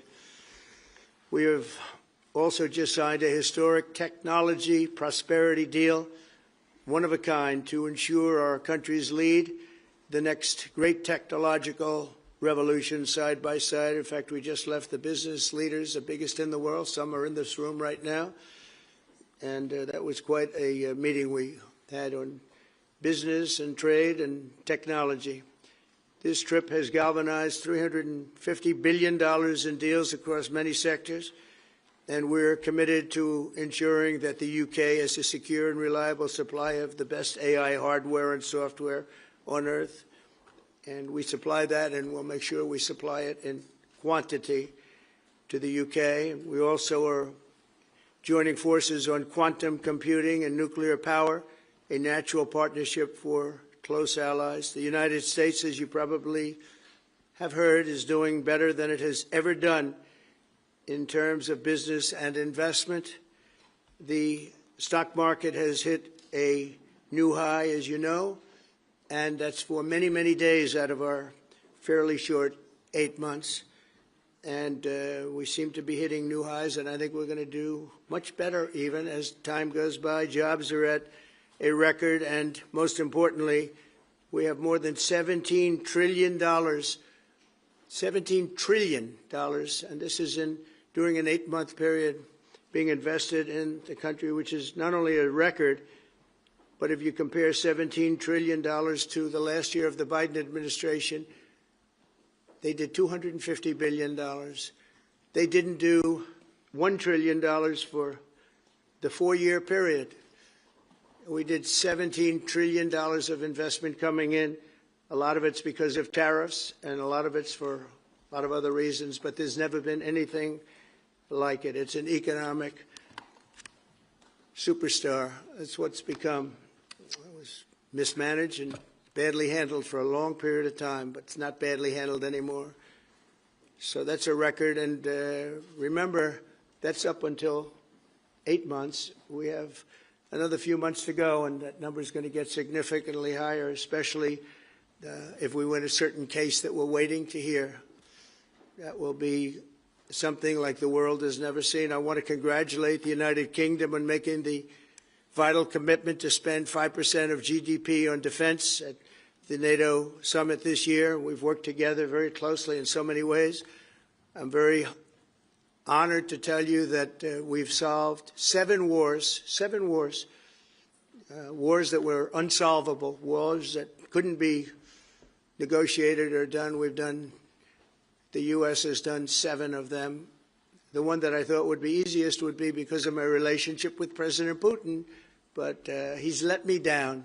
He's really let me down. It was going to be Russia and Ukraine, but we'll see how that turns out. But that turned out to be, I thought it might be among the easiest of the group, but we had settled just about every conflict, and as you know, we're working very hard on Israel and Gaza. All that's happening over there. Complex, but it's going to get done. It'll all get done right. And likewise, Russia and Ukraine will get done. But you never know in war. You know, war is a different thing. Things happen that are very opposite of what you thought. You thought you were going to have an easy time or a hard time, and it turns out to be the reverse. As we saw in the unforgettable parade yesterday at Windsor Castle, what a place it is. The British Armed Forces carry on one of the finest military traditions in the world, one of the greatest marching bands, one of the most magnificent sights I've seen.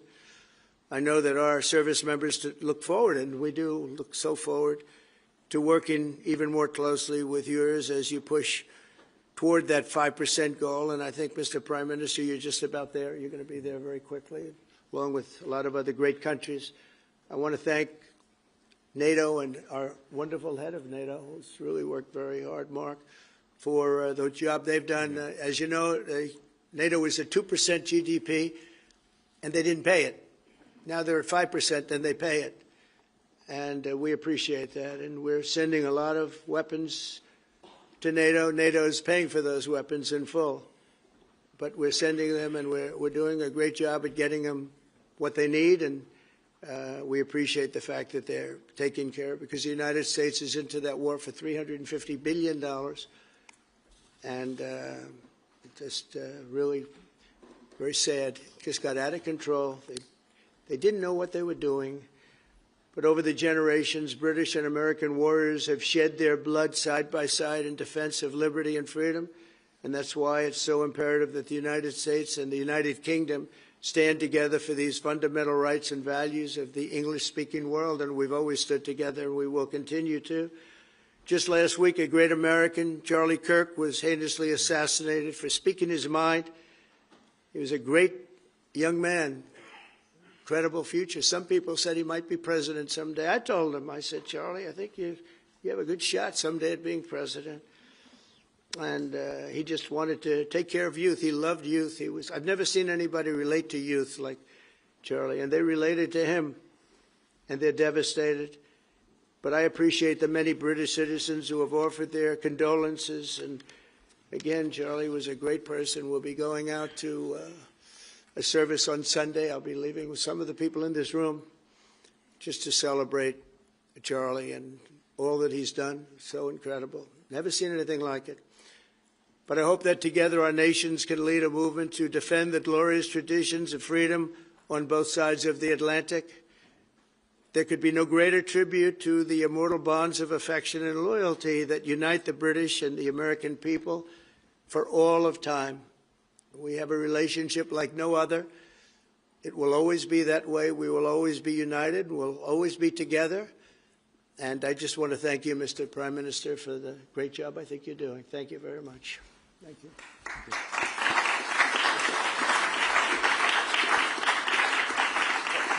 Thank you very much, Mr. President. We're going to take some questions. I'll call 2 or 3 to start with, and then I'll pass over to the President. I've got Chris Mason from the BBC first. Chris. Thank you both. Chris Mason, BBC News.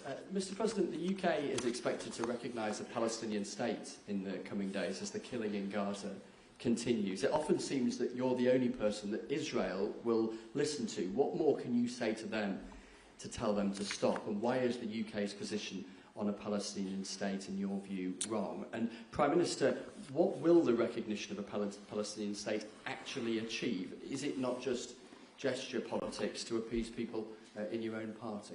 Thank you both. Well, Chris, let me just start with that, because we discussed this amongst other things. We had the best part of an hour, I think, upstairs earlier today, just one-to-one, going through a number of affairs, world affairs, in private. And we absolutely agree on the need for peace and a roadmap, because the situation in Gaza is intolerable. The hostages have been held for a very, very long time, and they must be freed. And we need aid to get into Gaza at speed. And so it's within that context of a plan for peace, which we're working hard on, which not only did we discuss this morning, but our two teams have been working together on, that the question of recognition needs to be seen. And so it's part of that overall package which hopefully takes us from the appalling situation we're in now to the outcome of a safe and secure Israel, which we do not have, and a viable Palestinian state. Thank you. Well, simply, I want the hostages released now, right now, not 1, 2, we'll give you 3 more tomorrow, and, you know, like it's been, but we're the ones that got all the hostages released. We got many, many came to the Oval Office, and I've heard stories like I've never thought even possible. There was no humanity, no anything. I said to them, I said, was there any warmth shown during this stay, like they offered you a little extra meal, they gave you a little smile, and they said, don't worry, you'll be okay. And every one of them said, not even a little bit. Amazing, you know, to think that during this stay, long stay in some cases. We had a man the other day, 451 days he was there. I always ask that question. And was there any warmth shown? Just a little word of, you know, encouragement. And the answer is every time, absolutely not. I'm shocked to hear it, because in the worst cases, there's always somebody that comes through. We have to remember October 7th, one of the worst, most violent days in the history of the world, not just there, the history of the world. And I got to see the tapes, and I wish I didn't see them, actually. But I got to see them. And I want an end. I want the hostages released.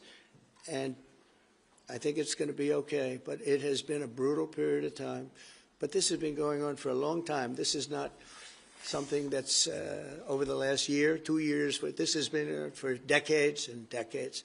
But we want it to end. We have to have the hostages back immediately. That's what the people of Israel want. They want them back, and we want the fighting to stop, and it's going to stop. But a lot of bad things. You know, Hamas said that they're going to put the hostages up as bait. They're going to put the hostages in front of any attack. And that's pretty brutal. We haven't heard that one in a long time. So we have to remember that. So I have a disagreement with the Prime Minister on that score. Okay? One of our few disagreements, actually. Sorry. Can I take Jack from The Sun? Jack. Thank you both. Jack Elson from The Sun. Mr. President, in the 9 months you've been in office, you've been incredibly successful in all but eliminating crossings on your southern border. Yeah. Meanwhile, illegal migration is at record levels in Britain. The Prime Minister is trying to tackle that. What advice would you give to the man standing next to you on trying to stop illegal migration in Britain? And Prime Minister, if I can just ask, the President is all about drill, baby, drill in terms of trying to secure American energy and cut bills for Americans. Meanwhile, you are turning Britain's back on oil and gas in favour of renewable energies, such as wind turbines. Why do you think that you are right and he is wrong? So we had millions of people flowing in, totally unchecked, totally unvetted from the Biden administration. 25 million, in my opinion, that would be about 25 million. They came from prisons, they came from mental institutions, they were gang members, they were drug dealers. They came from the Congo. They came from all parts of South America. They came from everywhere. Think of it. Prisons from the Congo being released into the United States. Prisons opened up in Venezuela and many other countries pouring into the United States. And I couldn't believe it. One of the reasons I decided to run. I decided to run because I don't want to be controversial, but you see what's happened and you see all the information that's come out. We won in 2020 big. And I said, let's run, we got to run, because I saw what was happening. And the worst thing that I saw was all of these people. You know, we've already solved inflation. We've solved prices. Oil is way down. Energy is way down in the United States. But what I saw happening with millions of people pouring into our country, I couldn't stand to watch it. And we've done a great job. Nobody, if you've seen the last, I appreciate your question, by the way. Nobody, absolutely zero, and I'm not even sure that's possible, but it's a very liberal group that come out with those statistics. The last 3 months, we had zero. From millions of people a year ago, we had zero people enter our country illegally. And we do have people coming in legally through a legal process and testing and lots of other things. I think it's very important, and we speak about it. And I think your situation is very similar. You know, you have people coming in, and I told the Prime Minister I would stop it, and it doesn't matter if you call out the military, it doesn't matter what means you use, but it's going to destroys countries from within, and we're actually now removing a lot of the people that came into our country. It's a very hard chore. We were given a very, very bad hand. Millions of people came in from prisons and mental institutions. We have to remove them. And we are removing them. We have no choice, and I feel very strongly about it. Thank you very much. Jack, let me just deal with the question of returns, because this is obviously an issue we're taking incredibly seriously. We've struck a number of deals, both on cooperation with other countries, because this is a problem right across Europe, to tackle the problem of actually breaking up the gangs that are running this trade. We have had a record number of returns, over 35,000 now, since we came into office. That's the highest number for the best part of 10 years. We struck the returns arrangement with France, and notwithstanding the challenges to that scheme, which you've seen in the last few days, a flight went off at 6:15 this morning, successfully returning someone under that scheme. So that is an important step forward. Obviously, there's no silver bullet here. There's a range of things that need to be done. But given the challenges of returning people, it is important that we're able to prove it can be done. It was done. It was done early this morning. So I can confirm that that flight went. It went successfully. And I'm pleased about that. Now we need to ramp that up at scale, which was always envisaged under the scheme. But it's very important that we have been able to prove that the proof of concept, if you like, that this can be done, and will continue in that way. On the question of energy, firstly, let me be really clear that I am absolutely determined to ensure that the price and cost of energy comes down, so that bills come down both for individuals, for families, with their household bills, but also for business, because this is so important. The mix will include oil and gas for many years to come from the North Sea. We've been clear about that for some time, but we also need to mix that with renewables, and it's the mix that's really important.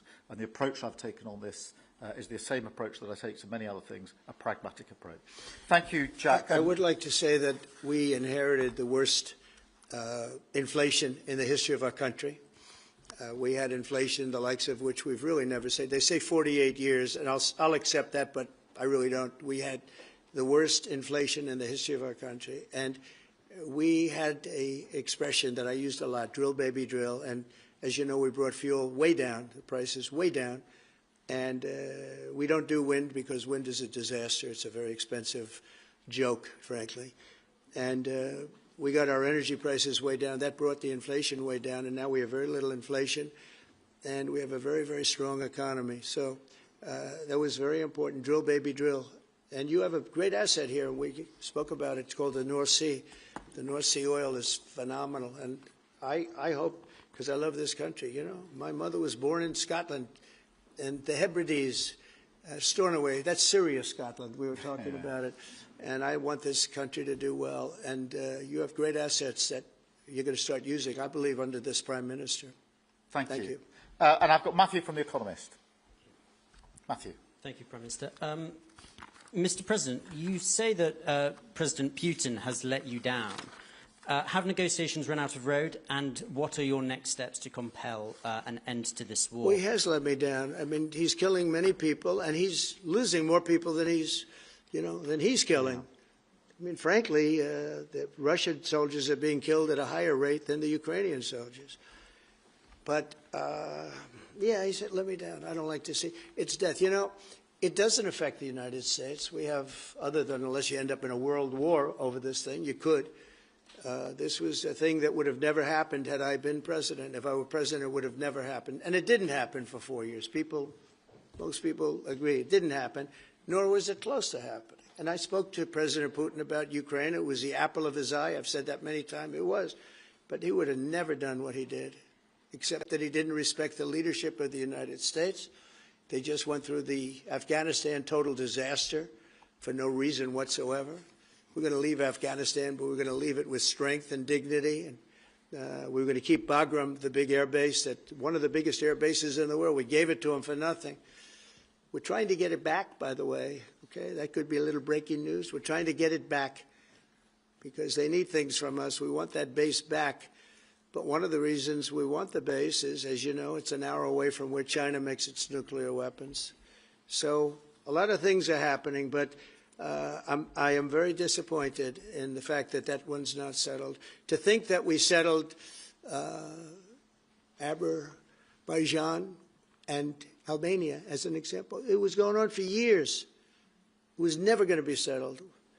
If you remember, the Prime Minister and the presidents, they were there for many years. They said, when they were in my office, we settled.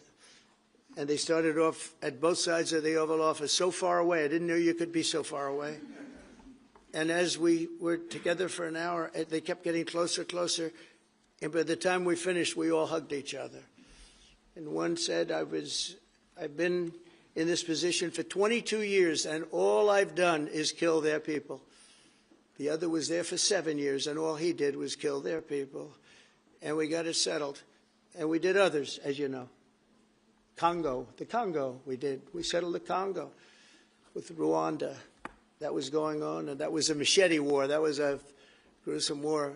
Many people, close to 10 million people killed. We got that settled.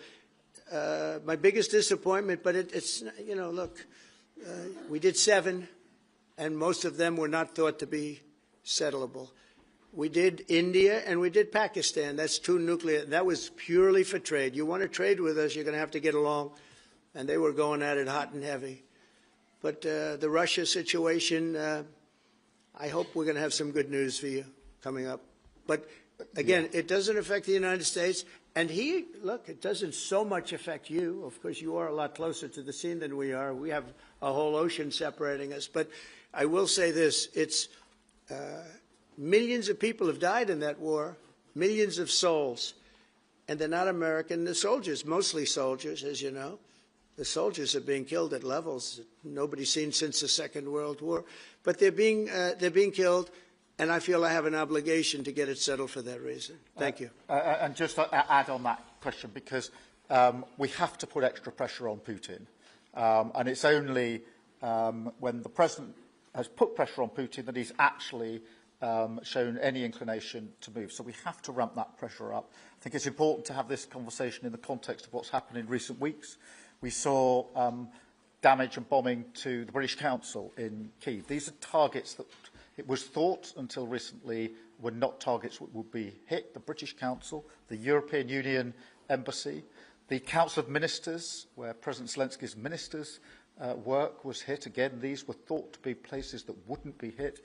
And then the incursion into Poland last week. And if you put that together, what you can see is either an emboldenment or at least an increased recklessness on Putin's part. And that's why I said earlier that they're not the actions of someone who wants peace. So we have to ramp up. And we discussed earlier today, we have built the coalition of the willing with British leadership and French leadership, stepping up with military planning in the seas, in the sky, on the ground, and ramping up what we do with the Ukrainians themselves.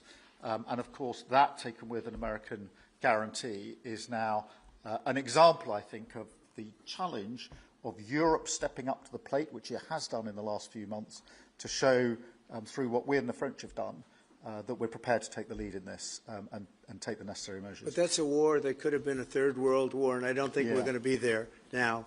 But that was heading to a Third World War. And what a shame it is. What a shame it is.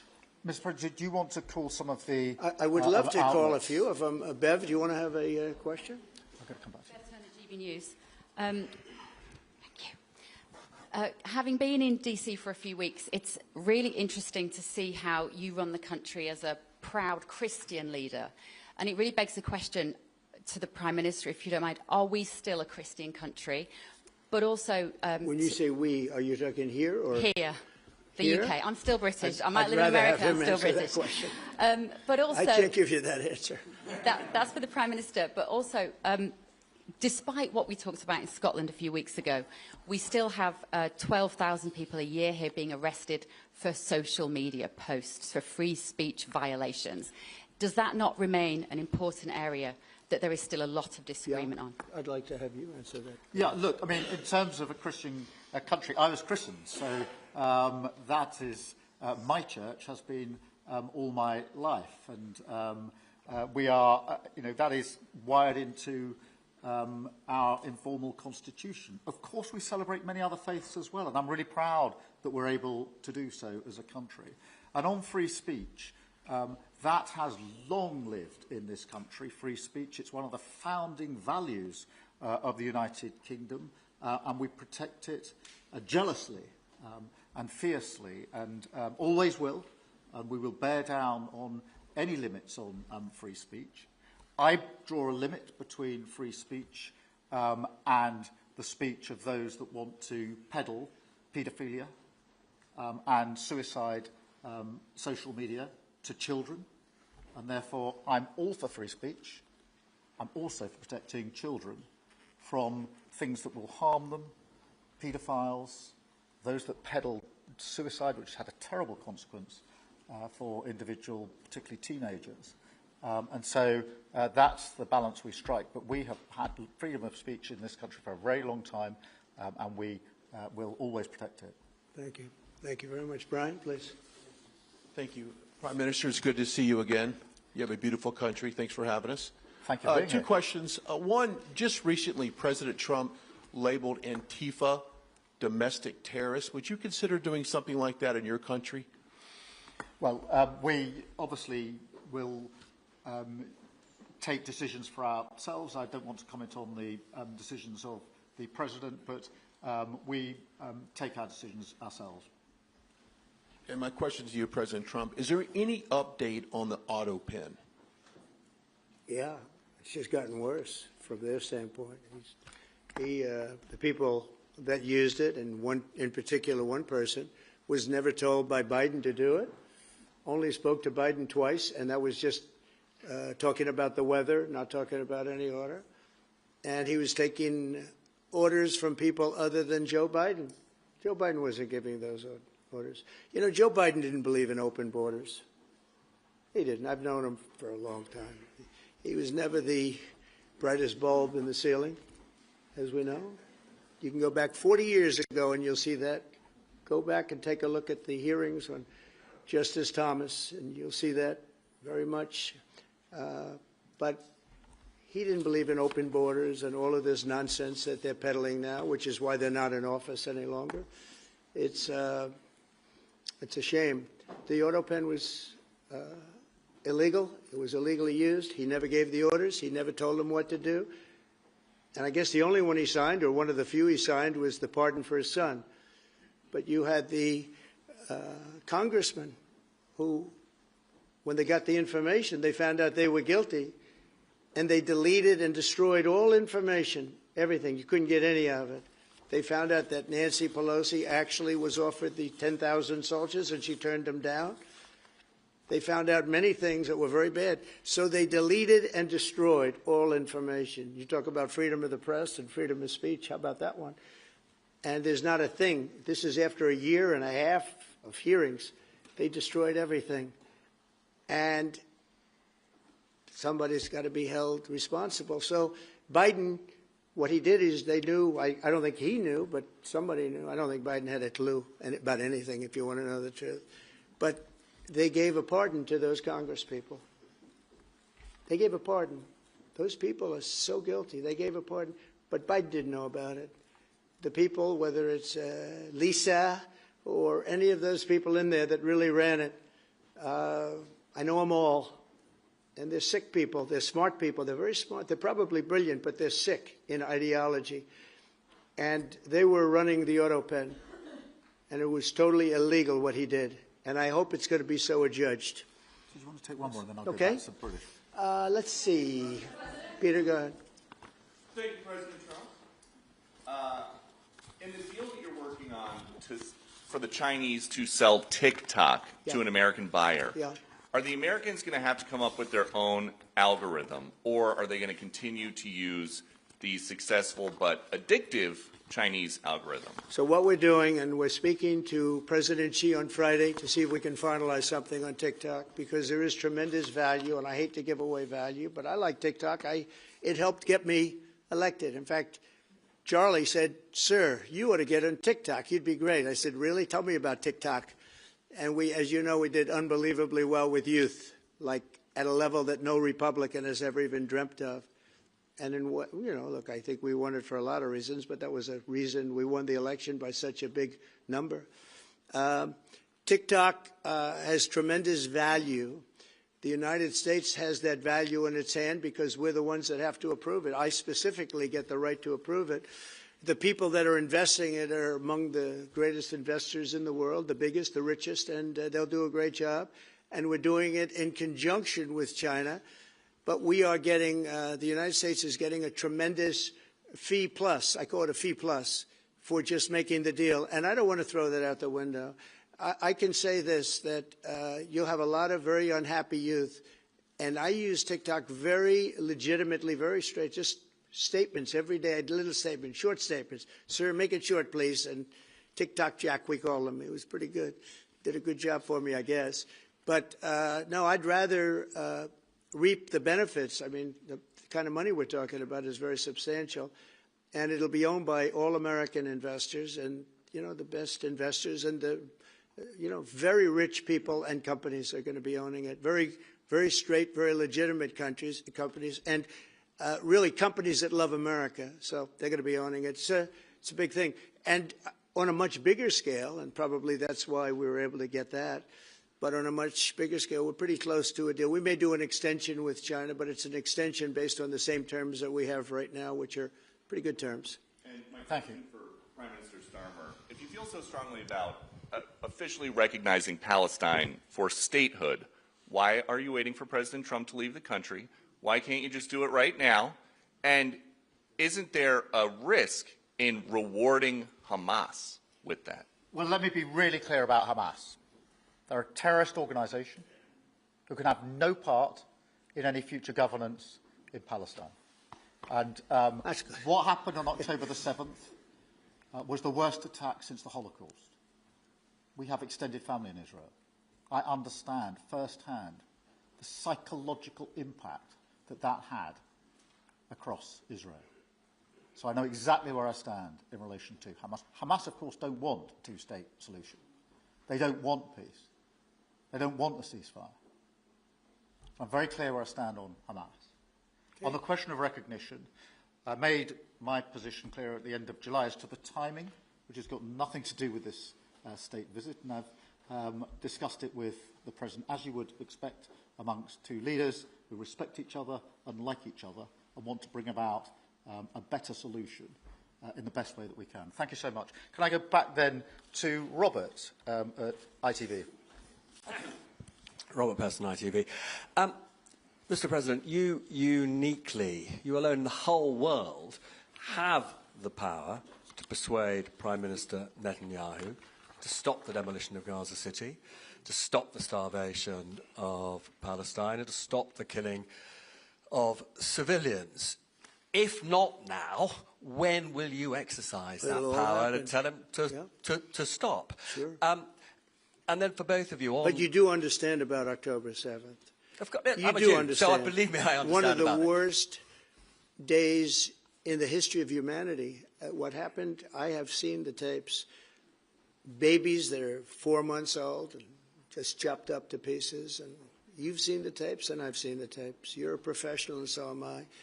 And people forget about October 7th. I can't forget about it. So I want it to end, but I want the hostages back. I don't want the hostages used as human shields, which is what Hamas is threatening to do. But as soon as they're back, that's the moment you will tell Netanyahu Well, to stop. it would certainly help, but I have to have the hostages back. And I don't want them back piecemeal, as I said before. I want them back. And on a separate issue, free speech, your Vice President Vance said that free speech is under attack in the UK. Do you agree with him? And Prime Minister, we saw the dismissal of a very well-known chat show host in America last night, Mr. Kimmel. Is free speech more under attack in Britain or America? Well, Jimmy Kimmel was fired because he had bad ratings more than anything else, and he said a horrible thing about a great gentleman known as Charlie Kirk. And Jimmy Kimmel is not a talented person. He had very bad ratings, and they should have fired him a long time ago. So, you know, you can call that free speech or not. He was fired for lack of talent. Yeah, please, go ahead. Yeah, I mean, firstly, on the question of Charlie Kirk, can I just express how shocking that is, I think, to everybody who believes in free speech and in democracy. It sent shockwaves through the world, and I know that he was a friend of the President, and I reached out straight away to the President because I understood how impactful it would be on him and his family. And we all need to be absolutely clear about that. Whatever our political views, it is shocking and is to be condemned. On free speech, not much to add to the answer I gave earlier. This country's had free speech for a very, very long time. It is part of who we are as a country, and it is the values that we fought for. We fought for it during the Second World War alongside each other. So we need no reminding of the importance of free speech in this country. Thank you, Robert. And I go to Beth for the final question, please. Beth. Thank you so much. Sky. Thank you, Beth Rigby, Sky News. Thank you, Prime Minister. If I could start with you. Prime Minister, President Trump has said he's ready to impose major sanctions on Russia if NATO countries stop purchasing Russian oil. He's got a point, hasn't he? Is that what you now believe is needed to bring Putin properly to the table?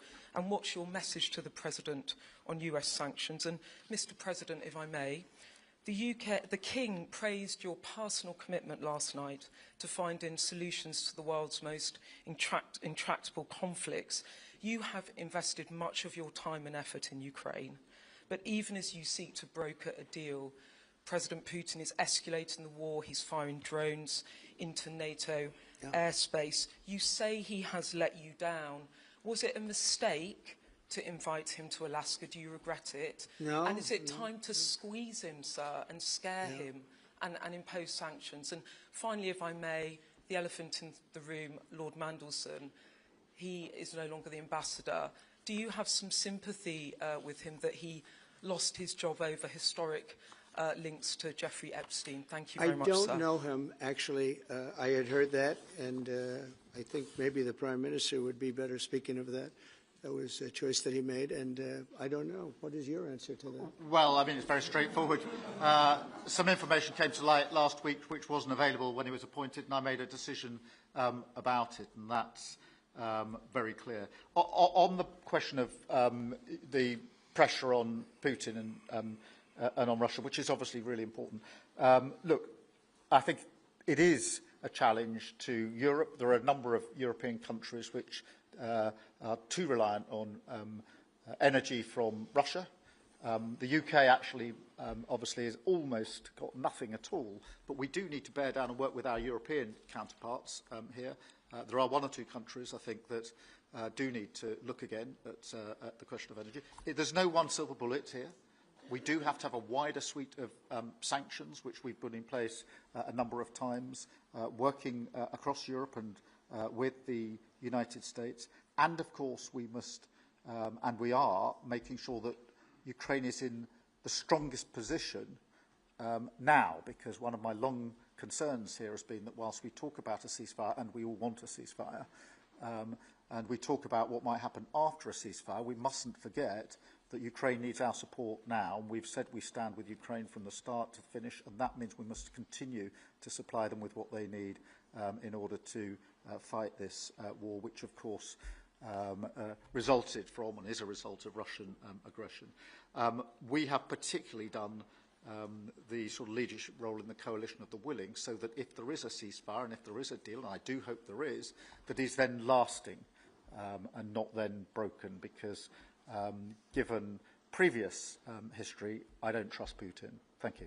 Very simply, if the price of oil comes down, Putin's going to drop out. He's going to have no choice. He's going to drop out of that war. And when I found out that the European nations were buying oil from Russia, and as you know, I'm very close to India. I'm very close to the Prime Minister of India. I spoke to him the other day, wished him a happy birthday. We have a very good relationship. He put out a beautiful statement, too. We have, but I said, you know, I sanctioned them. China is paying a very large tariff right now to the United States. But I'm willing to do other things, but not when the people that I'm fighting for are buying oil from Russia. If the oil price comes down, very simply, Russia will settle. And the oil price is way down. You know, we got it way down. We're drilling and we produce more oil than anybody else in the world. We're doing a lot. But I was disappointed to see that. And the Prime Minister was disappointed to see that. And it wasn't him. It was other countries. And you can't do that. You can't do that. You can't. That's not playing fair with the United States. And we can't have that. Thank you. Thank you very much indeed. Thank you. Thank you. Thank you. Thank you.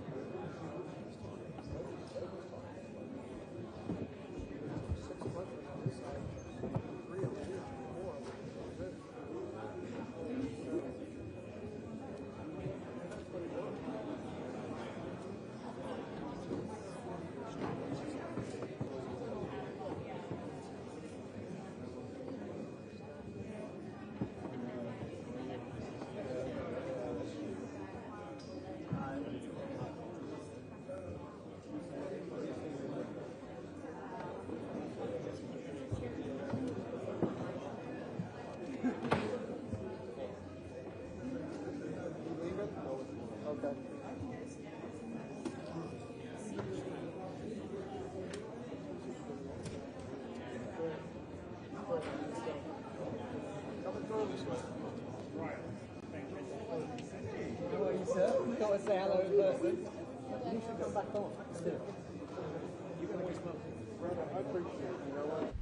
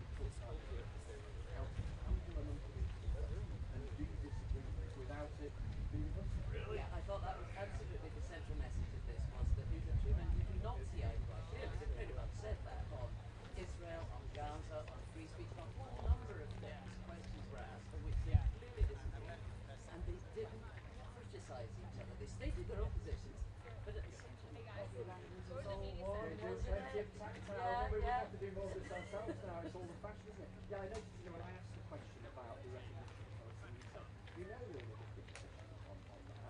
they acknowledge the disagreement explicitly. It's like, and whilst acknowledging that they've had their discussion in private about why they are where they are on that particular issue. So it's similarly, I guess, with the conversation about Russia and Ukraine, and the fact that the President and the Prime Minister totally shut it down. Yes, yes. In fact, I mean, when I asked if the problem with the British ambassador had been sacked or his exit connected, Donald Trump said, I don't know it. Talking about Lord Anson. Even though he against his actions in the White House. Yes, and they've met many times. They've met many times. Yeah, yeah. No, I thought if that, though, is what the Prime Minister has won out of this visit, the right to respectfully disagree with the President, but not to change his mind, was it worth it? So that's the thing, isn't it? Well, I think Downings's calculation would be in the end that they got through that meeting. So, if you like, the positive feeling, and that they have a sufficiently good relationship with the President that he will hear them out in private specific to the British position that might be at odds with the American. But the question about the extent to which the UK, and perhaps other European allies in similar positions on some topics, can persuade the President, it seems to me is the more open question.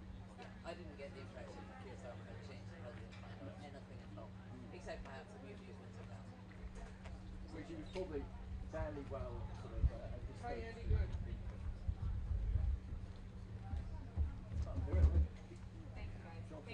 Cheers. No, not at all.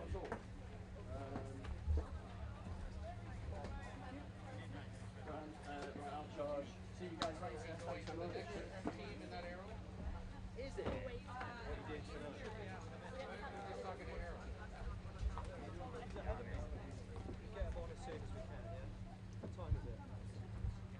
Let's try and get them on there. Try and get you on top of the hour. I don't know if they'll have cut that clip yet. They have the answer to your question, but they don't have. No, he didn't have a question. Bev's question. Who's Bev? No, not Bev's question. I asked them to cut the son's Small Bev. That was the best question. That's fine. The answer. That's what they've only got the answer, not the actual. Yeah, no, I don't want the question. It's small birds. Yes. Is it Christian? No. It is. They're going to interact with an interview. Tomás is here with Jojo and come straight to you. I'll be in the I asked them to cut something. Still being punished for more screen. Not yet. Have they got that clip then? The answer to the son's question. On what topic? What topic then? Yeah, that's good. That's all right. We don't want the question in the army. It's the first question. Thank you. So can I throw to that, please? Can I throw to that? Yeah, it's called military. Yeah. Already? Okay. That's fine. That's fine. Yeah, that's fine. Yeah, 30 seconds. Thank you. They can cut that for later. Yeah, it's on replay. It's parked and ready to go. At the answer, so you can just do the precursor to it, yeah, Chris?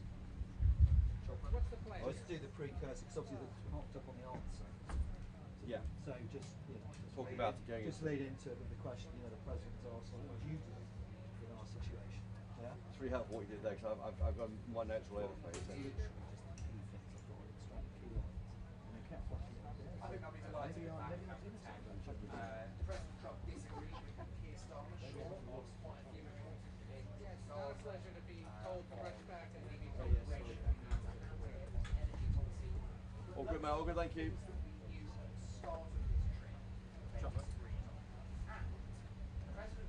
I can hear it clearly, yeah, thank you. Tiny step back together, tiny step, that's it, sir.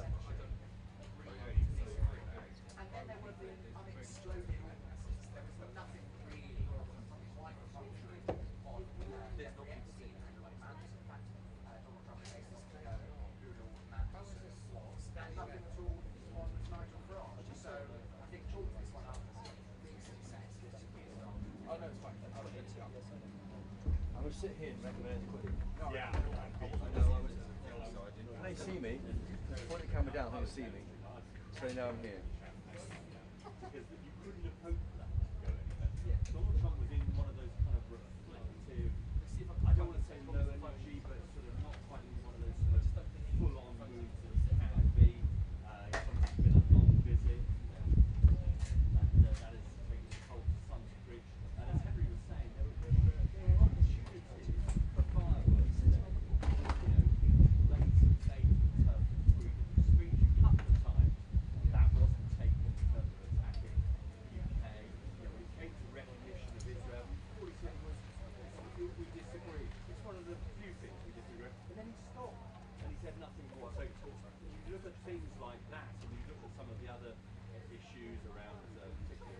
going to say I wasn't called. I wasn't chosen for question number 10. I'm going to say that. I'm sitting in the front row with my hand in it.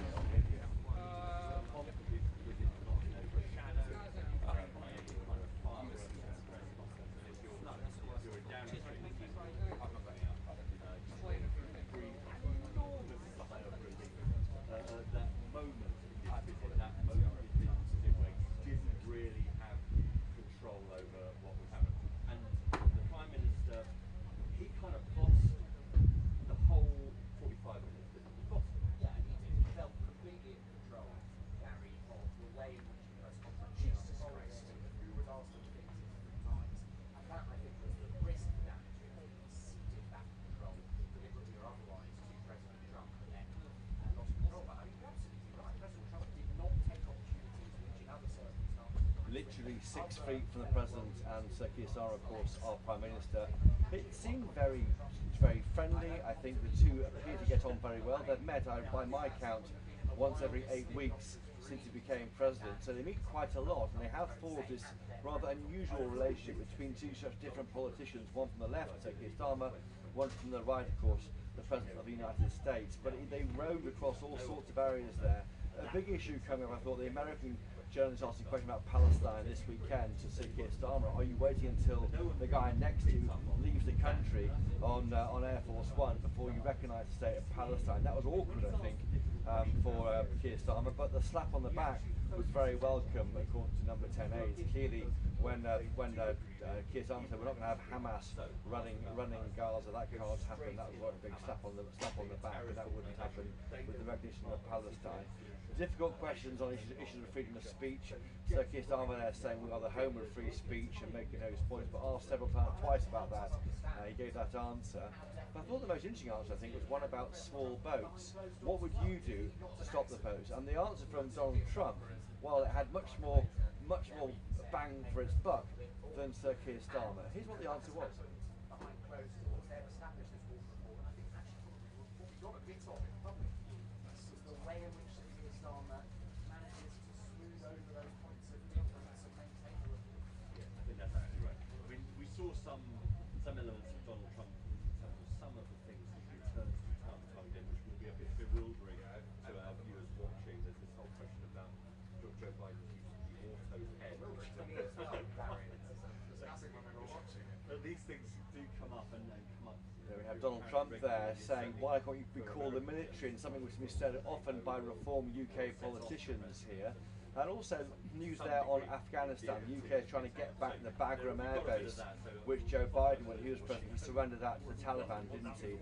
But the Bagram Air Base, of course, 1 hour, he said, from where China develops its nuclear weapons or have a nuclear facility at least in China. So clearly, America's thinking around the world on this strategic level.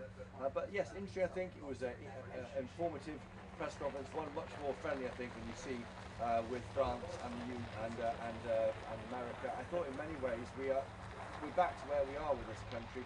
Are we going to choose to be the US's best friend or towards the European Union? Again, it was somewhere in the middle.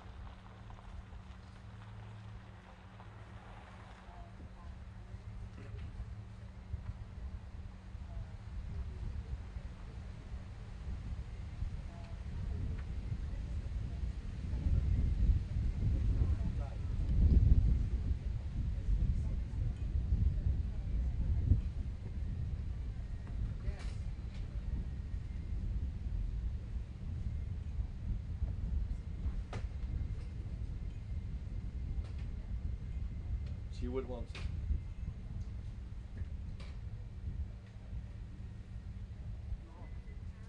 I think that's right. I think you heard that in his tone, didn't you? He was, I wouldn't say overwhelmed, but he was clearly subdued by what had happened. Elated perhaps, but also subdued. Exactly right. He did say there, drill baby drill, wind is a disaster, a very expensive joke. He said you have these huge assets in the North Sea, and he sort of implied though that the PM would start exploiting those assets. We haven't seen any sign of that, and of course Ed Miliband, the Climate Change Secretary, would be a lot against that. But yeah, there are divisions here. I think one of the few real divisions was over Palestine, and that's likely to be recognised by the UK government this weekend or early next week before the UN General Assembly meet. But yes, it was a friendly conversation between two close allies. I had my hand in the air, Martin, with your best question. Sadly, I wasn't selected by number 10 Downing Street to ask a question today, but I'll keep my hand in the air all the time for GB News viewers.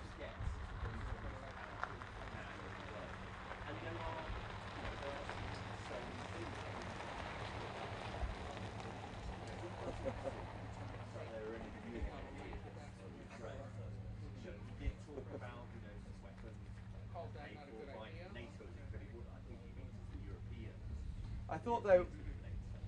So there's maybe some movement on that. Well, I thought the question, I mean, Beth Turner's question was brilliant, of course. It was asking about the issue of Christianity, and in America, it's a big issue in America, laying out your faith on your sleeve. We don't do it so much amongst our leaders. But I did hear, I never heard Sir Keir Starmer say that I am a Christian. I've been Christianity or Christian all my life.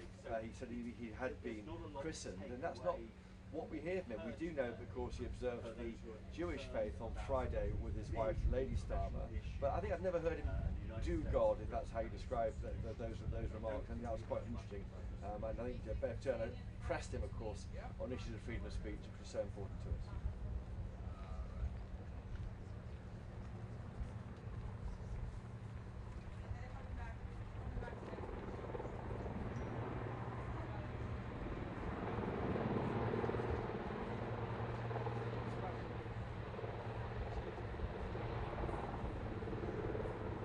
Great.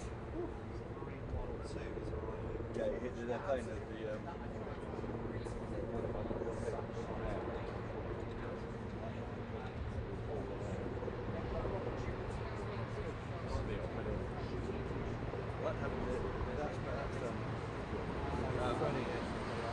I liked having the in my hand the stick. It looked good that time. It was pissed off with the podcast.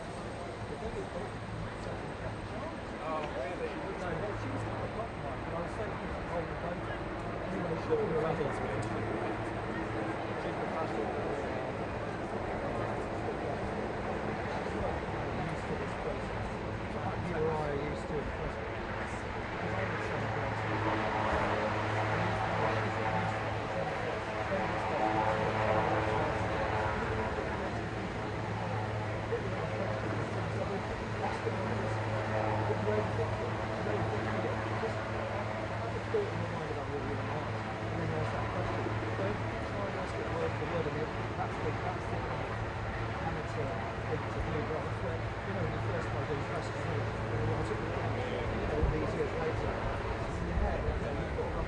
say I've read out 5 questions as well.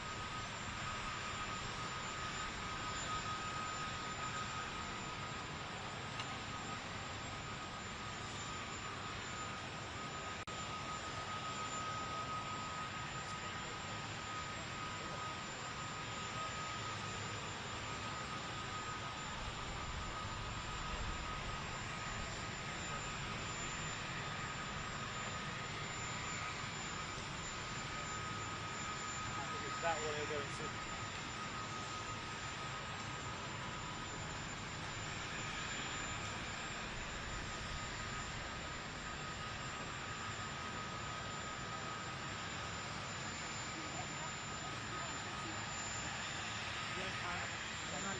I think what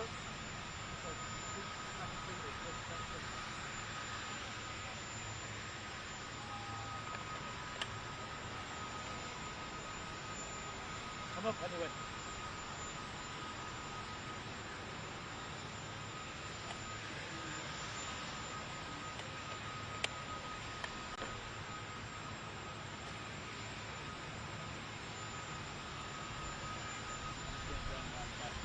Yeah, you don't.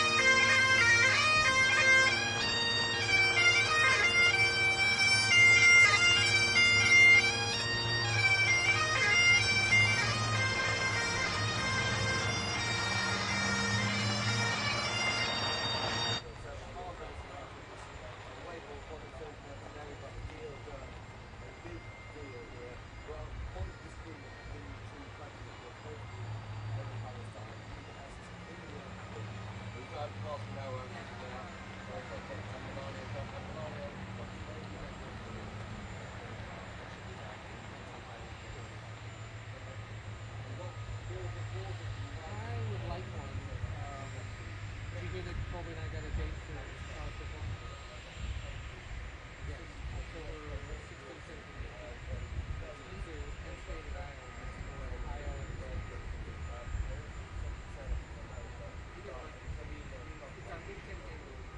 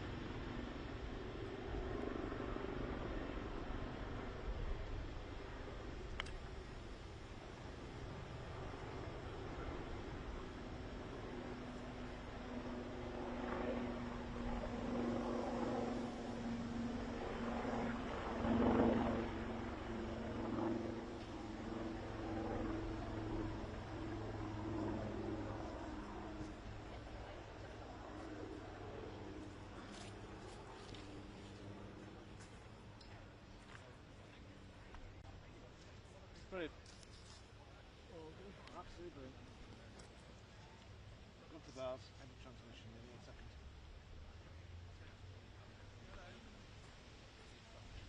Got a gallery clear, just waiting for the technical clear, but I think I've got it.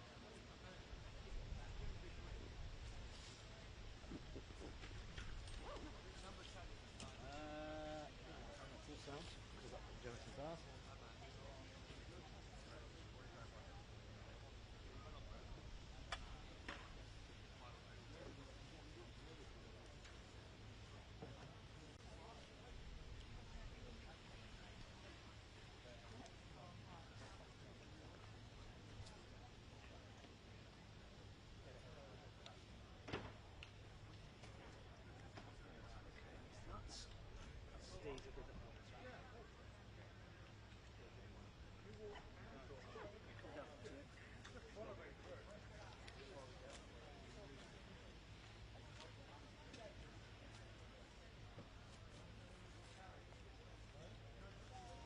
Clear, clear, clear, clear. Wonderful.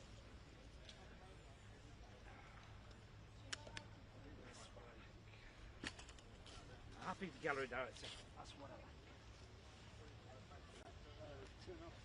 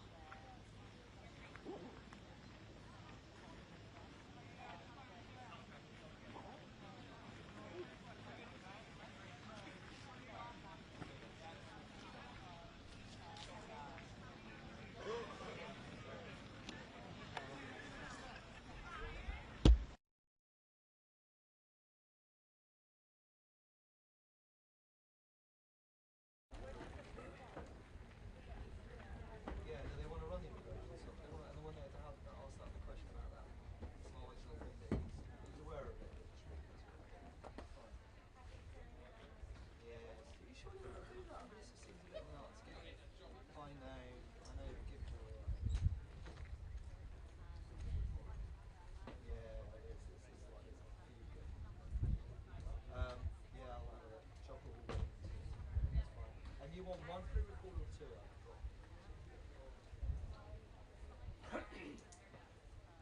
Do they want one for the other chairs? Do they want one?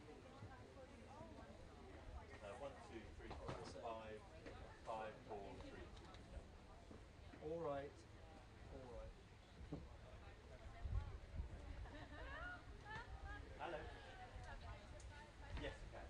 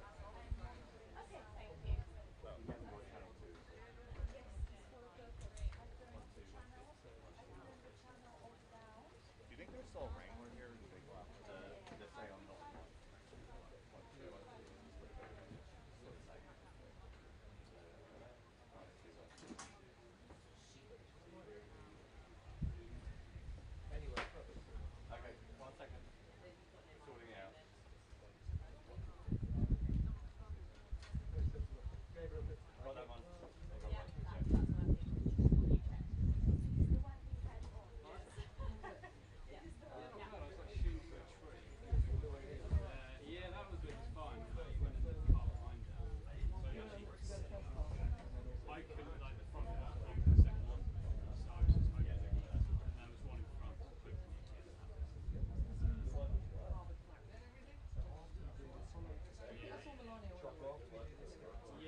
goes on. We're going to do two pre-recalls. Yep. I want to get it done. Yeah. 6 weeks. Yeah, like One I can see pre-recall, round. and on the group there was some notes about the legislation. Yeah. Remember? Yeah. The draft, so, yeah.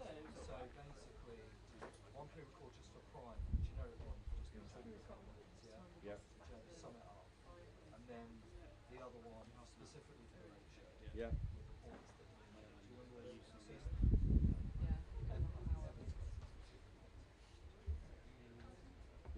What is the late show? Is not starting on Monday next week. Yeah, they're piloting something they're still using on social media.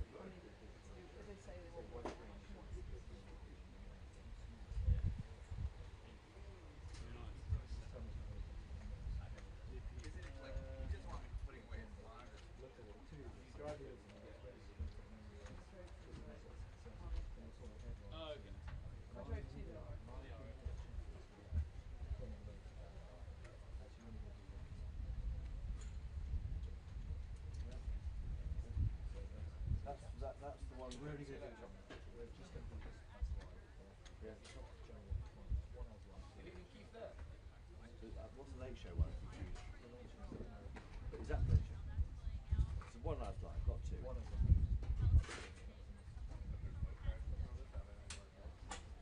That plays out on the Prime show tonight.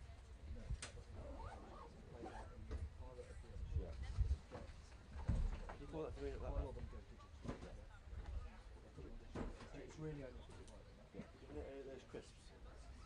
I'm getting a bit hangry.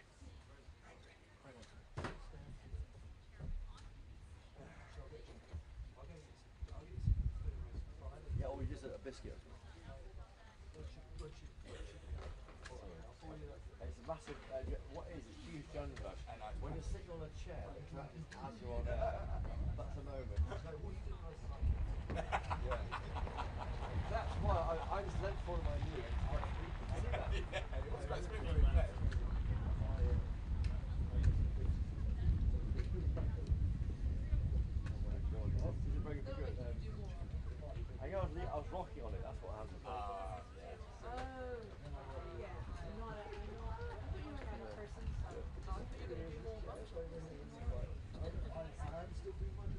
Yeah, you are, you're doing it wrong. You're both brilliant. Yeah, I kept doing it. I leant forward on my knee and stepped up.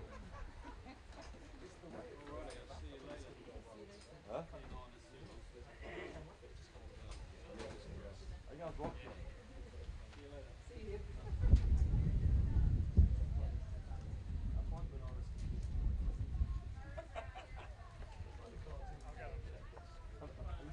Video here.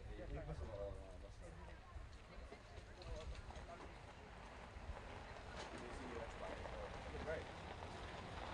Very good. Yeah, yeah.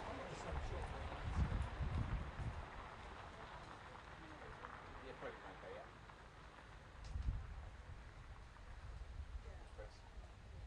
Chris? Yeah, program, yeah. It's really you asking.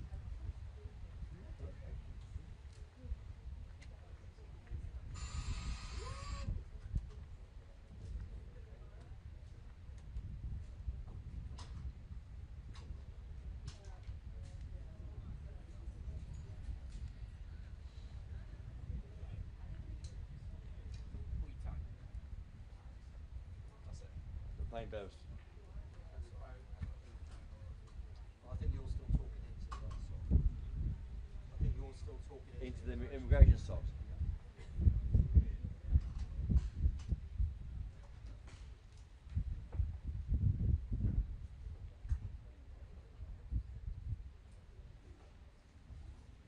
I'm going to go and get you something to eat. Or do you want me to wait and then we go together? Do you want to get this hit out of the way? Yeah. Thanks, Rob.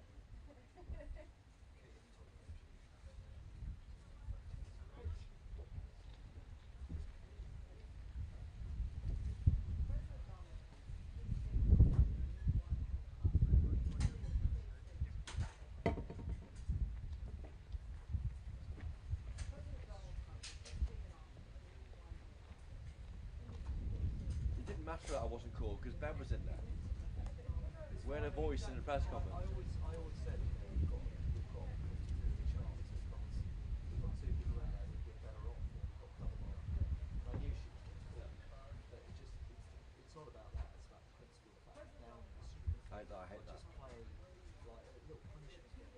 That's what I hate. It really pisses me off.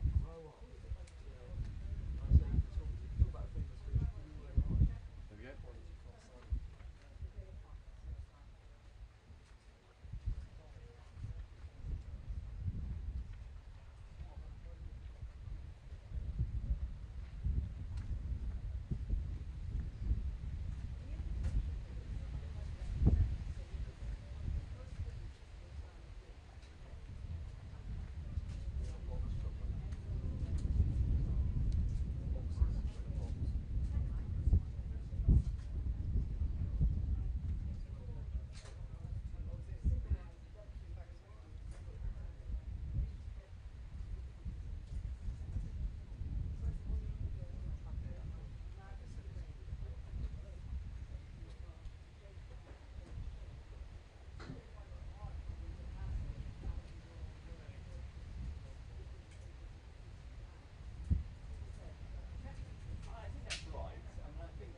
I thought that point there, your first point on the small boat issue was most resonant. The President said, you have people coming in, and I told the PM I would stop it. Donald Trump told Sir Keir Starmer, and it doesn't matter if you call out the military, it doesn't matter what means you use, because it destroys countries from within. And now we're removing the people that came into the country in the US. That's what he means there. He's very clear. Why not call out the military? Listen to what I have to say.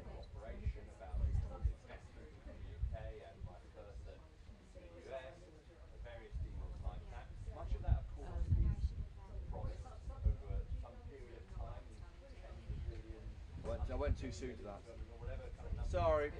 Apologies. I thought that. I thought you wanted that. Sorry, Daryl. I'll pick up. I'll pick up. Yes. I thought of that, yeah. It's fine. Daryl's I won't. Not even for you. So that's it. A lesson now on controlling the small boats crisis on the very day that one person, I think of Indian origin, was sent back to France, and that was billed, of course, by Sir Keir Starmer as his scheme working. Also on the issue of wind farms, yet again, we know he hates them. Donald Trump, not a big fan. Wind is a very expensive joke, he said. We have a very good asset, he says, in the UK. It's called the North Sea, didn't he? He made very clear the North Sea oil is phenomenal. He said, my mother was born in Scotland, in the Hebrides. That's serious, you know, it's serious Scotland we're talking about. I want this country to do well. He loves this country. That's very clear from what you were saying there. And in fact, the entire visit, he looked, in parts, deeply moved, Martin. You saw him, of course, in Windsor yesterday when he met the King and the Queen. You have great assets, he said. You've got to start using, I believe, under this Prime Minister. Drill, baby, drill, he told our Prime Minister.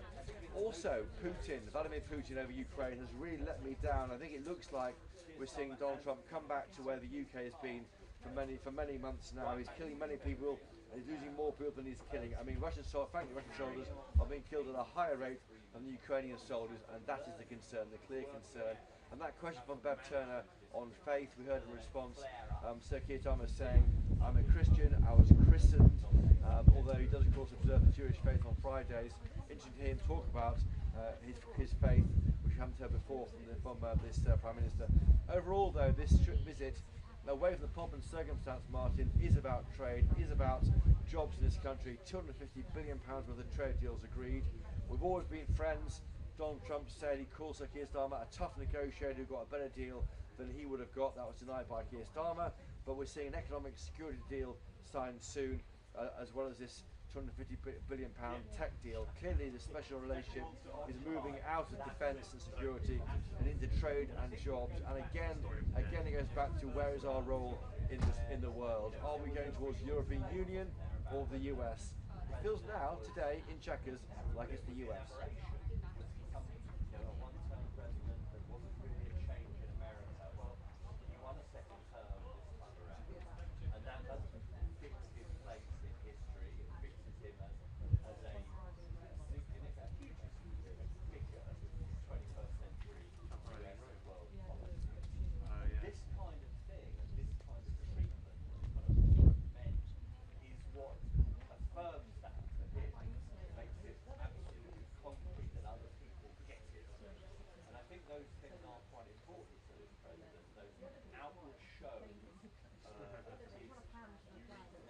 and that's what we look for his allies and his enemies, and that's what he got from the British government, the royal family, British establishment during this trip. Of course, he didn't really get it from the British public because they were kept more than arm's length from him. Here, Chequers. Well, quite. That's a great question. I'd answered. I mean, we heard from the Prime Minister saying that around 6 a.m. today, the first flight took off, taking a single migrant arrived here in August back to France. This migrant, we understand, was originally from India. Why not fly to India? Well, he came here from France, so it's a French problem now. But yeah, if you step back, why can't we see firmer action involving the military? Nigel Farage, a reform UK leader, he has said as much. Zia Youssef, in charge of policy at reform, he has said as much. America is not tied into the European Convention on Human Rights, the right Article 8, the right to a family life. That is one of the reasons why we have our efforts to take migrants back to the continent and frustrated. He hasn't got that problem in America. He's willing to use the military in ways we wouldn't. He's enforcing a land border, we've got a sea border, that's harder to enforce. But yeah, lessons here, I think, for the Prime Minister, from the President. Note that guy there, Donald Trump, he loves this country, he's proud of his roots to Scotland through his mother, he loves coming here, he's an Anglophile President. That's a great thing for this country and helps us with getting those deals done, that investment on AI, on quantum that we heard earlier from Donald Trump. But definitely a lesson there in maybe just throwing off the shackles, Keir Starmer, and stop those boats, because in my view, if he can't stop those boats, that will be the single reason why he might lose the next general election.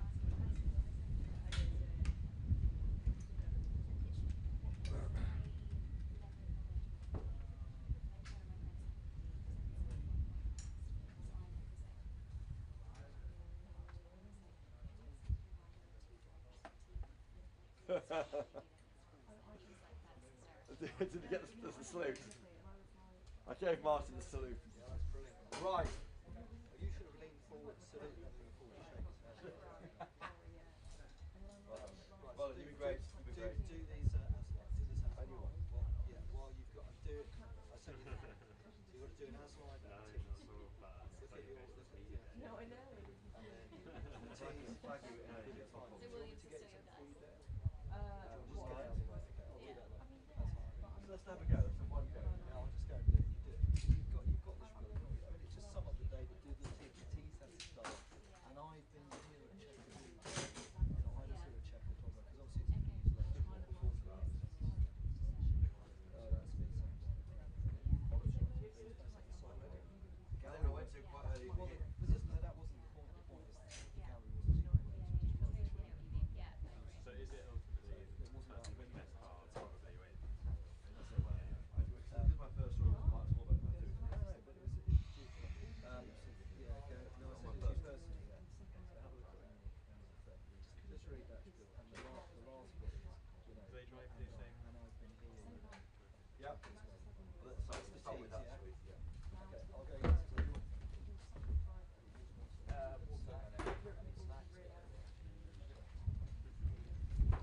I'll take my earpiece out. Yeah, let's just flick it off your back. Was it funny when I wiped out?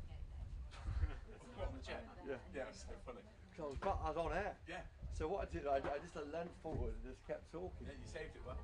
You saved it well. Me and Tom was crying. Oh, God. Roll in whenever you're ready.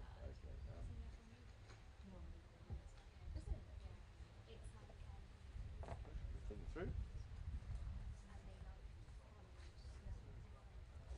Ready?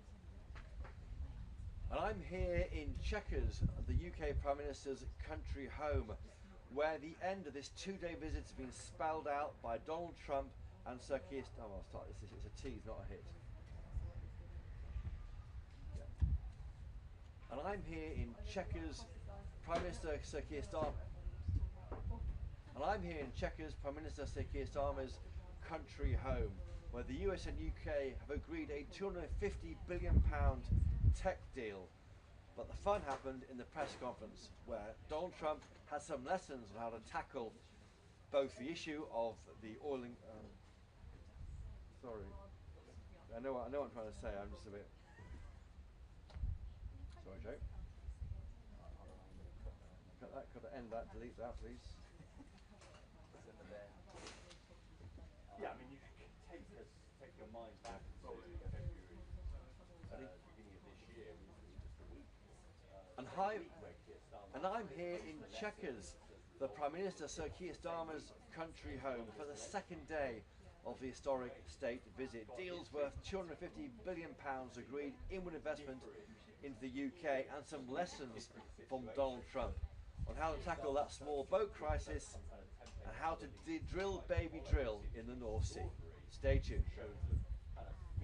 That's good, I think. Yep. Now a tease, now a thing. So yeah, that's and I think doing it now. Yeah, sure, okay. You know, we've worked out how we can respect that. We've also got concrete stuff coming as well. Britain has this low 10% higher than it used to be, but it's not as high as some countries around the world. They say that's the result of the relationship we've built between Keir Starmer and I got my head together. there are some concrete small boats. There's a log jam over steel and aluminium tariffs that are 25% on British exporters. We know that steel exporters are well down on what they used to be because of that. And no deal has been got over the line on that, and they were very hopeful of. Much of the investment that you mentioned earlier still to be actually committed, but it's still spent. When you're talking about $90 billion of private equity, let's see when it appears and what it goes into. So there are still lots and lots of questions, but I think they will say you'd rather be in Keir Starmer's position than some other of America's allies. Wayne's probably on the train. And elsewhere in Europe as well, they will believe that they built something pretty strong on this basis of this special relationship. Donald Trump, through his words, And finish.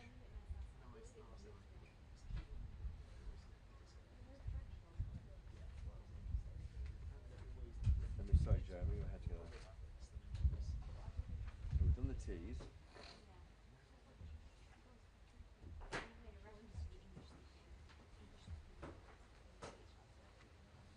Yes.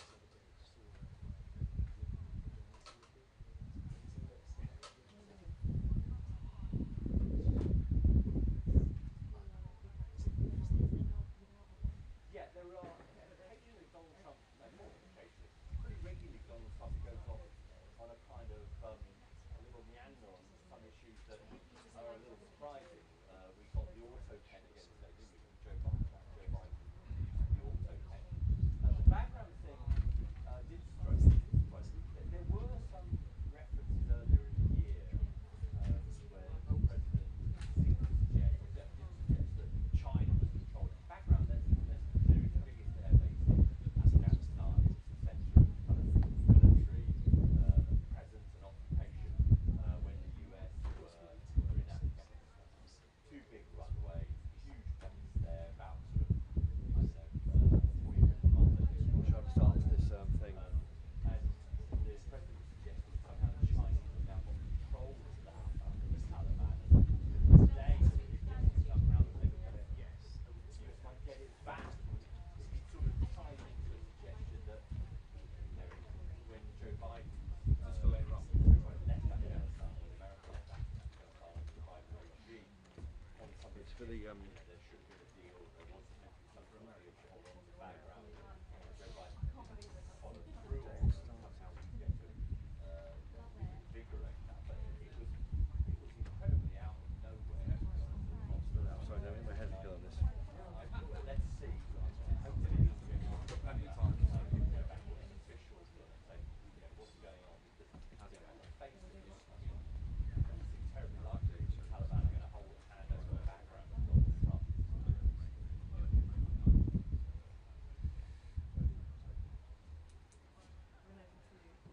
Let's have a go. How's it going, buddy? Still here for a while. Yep, ready? Okay.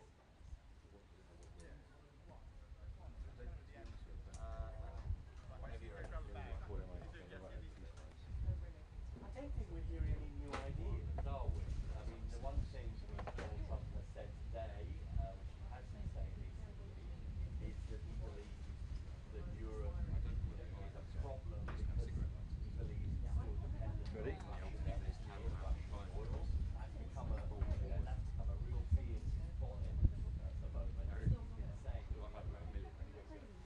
President Donald J. Trump is on his way back to the US after a historic two-day state visit to the UK. President Donald Trump is now on the way back to Washington, D.C. after a historic and successful two-day visit to the UK. It ended here in Chequers with a trade deal worth £250 billion on technology agreed between the US and the UK. It couldn't have gone any better, frankly, for Sir Keir Starmer. Elements were not discussed or not at least announced, nothing for the British Steel. One more go.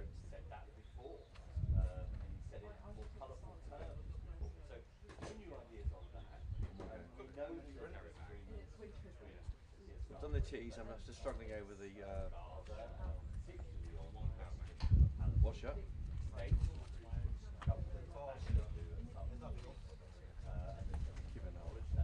Tea coffee?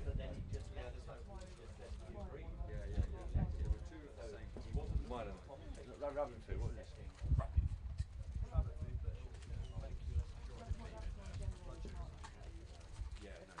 One more go on this. I'm still getting caught. Okay. So Keir Starmer's on the way back to. Donald Trump's flying back to the States. Been a successful two-day historic visit. Yesterday, the King and Queen. Today, the trade deal covers everything from AI to quantum, etc. Nothing on steel, nothing on AI protections for creators here. So it was gone as well as it could, and even the press conference passed off with that. And he kind of,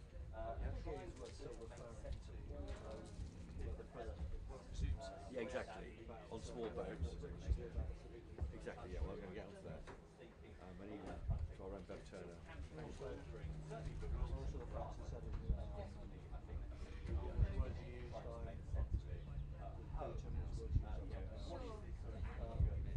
Historic. Yeah, he's let him down, felt let down. That's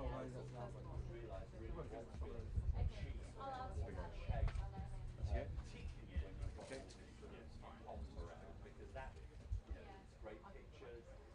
President Donald Trump is on his way back to Washington, D.C. after what will be seen as a successful two-day state visit to the UK. In two parts. It started with his meeting with the royal family at Windsor Castle and the pomp and circumstance of a state dinner on last night. And today, here in Chequers, the Prime Minister's country residence, getting down to the brass tacks of a trade deal on technology. £250 billion worth of investment across AI, nuclear, quantum. A big deal for America and a big deal for UK countries. But also there was a difficult issue of navigating a press conference for Sir Keir Starmer. We know how they can go on and range across all sorts of areas when they're hosted by Donald Trump. This one was chaired by Keir Starmer and was much more focused, with a few chosen journalists allowed to ask questions, and Sir Keir Starmer taking them in good spirit. Some areas, though, of disagreement, notably over the small boats issue. Now, the government in the UK has started trumpeting one person, one legally arrived migrant from India, sent back to France earlier today on a dawn flight, but that's about it. The question to President Trump was, what would you do differently? And it was clear he would send in a military, according to the US President. Other questions too about Palestine. The UK almost certainly about to recognise Palestine as a country in its own right. That's disputed by the US, although there was some welcome backslapping of our Prime Minister, and it's made clear that Hamas wouldn't be allowed to run Gaza, according to Sir Keir Starmer. Also, the issue of freedom of speech was raised. Our colleague Bev Turner, the presenter of The Late Show in the US on GB News, she said, what would you do? Is our country Christian anymore, to Keir Starmer? He said, which is rare for him, I am a Christian, I was christened. I've never heard him talk in such personal terms about his own faith. And also, it's an agreement, I think, between the US and UK about Vladimir Putin. We heard there from Donald Trump saying he felt let down by the Russian leader. So all in all, I would suggest a successful visit on the trade deal, nothing on steel, nothing on AI, but otherwise broadly passed off without any damage, I think, to that crucial relationship between the UK and US, and also the personal special relationship between Sir Keir Starmer and Donald J. Trump. Christopher for GB News, here in Chequers. No.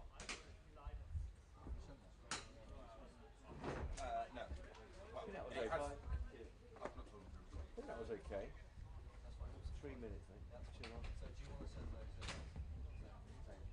Right, 5:30. That one with your Christmas.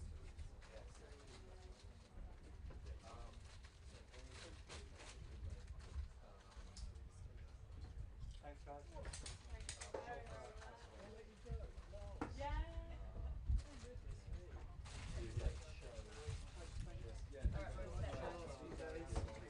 I hear they're giving you a holiday to gear towards you. Thanks, man. Safe travelling. See you later. The cheese is for it as well. Checkers, chopper, as live plus tears.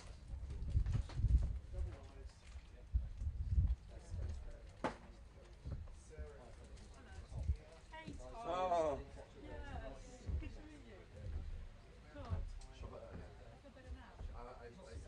I can't read it. I've never seen you. Oh, every time I saw Chris, he was like, oh, no, it's like, not now.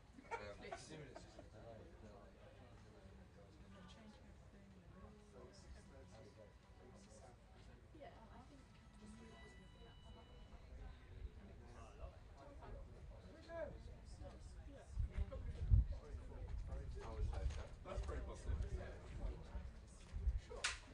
That's his house. So, yeah. I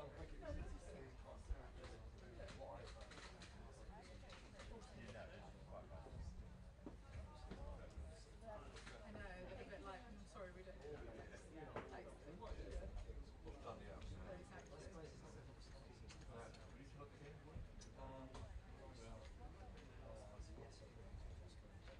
If I was sitting in the middle, it's not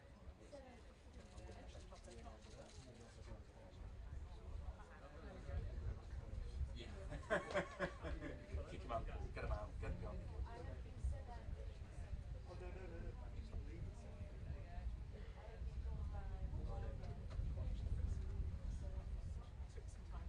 Your moment to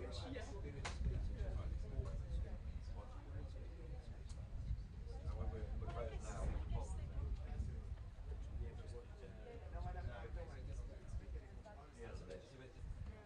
did some journalism in the summer.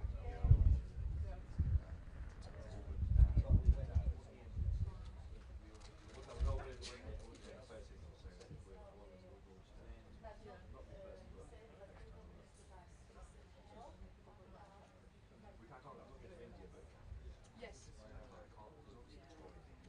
No, fine.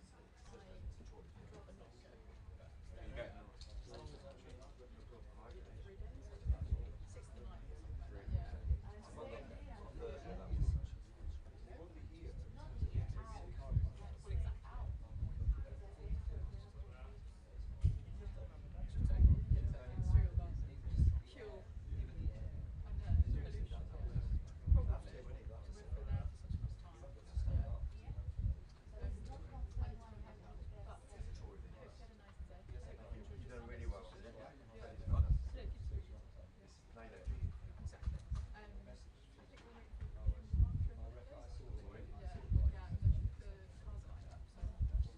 Alright, well, I was dropping down a bit.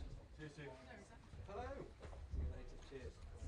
Yeah, good day today. I mean, apart from not being called in the first one, but Bev was called. I won't send this back now. Huh? You, Trump, or both, You get grinning at me, actually. You get smiling at me all the time. But I mean, I had my mic on my lap, which Tom put there. That was meant to get our branding into it, wasn't it? Wave it around.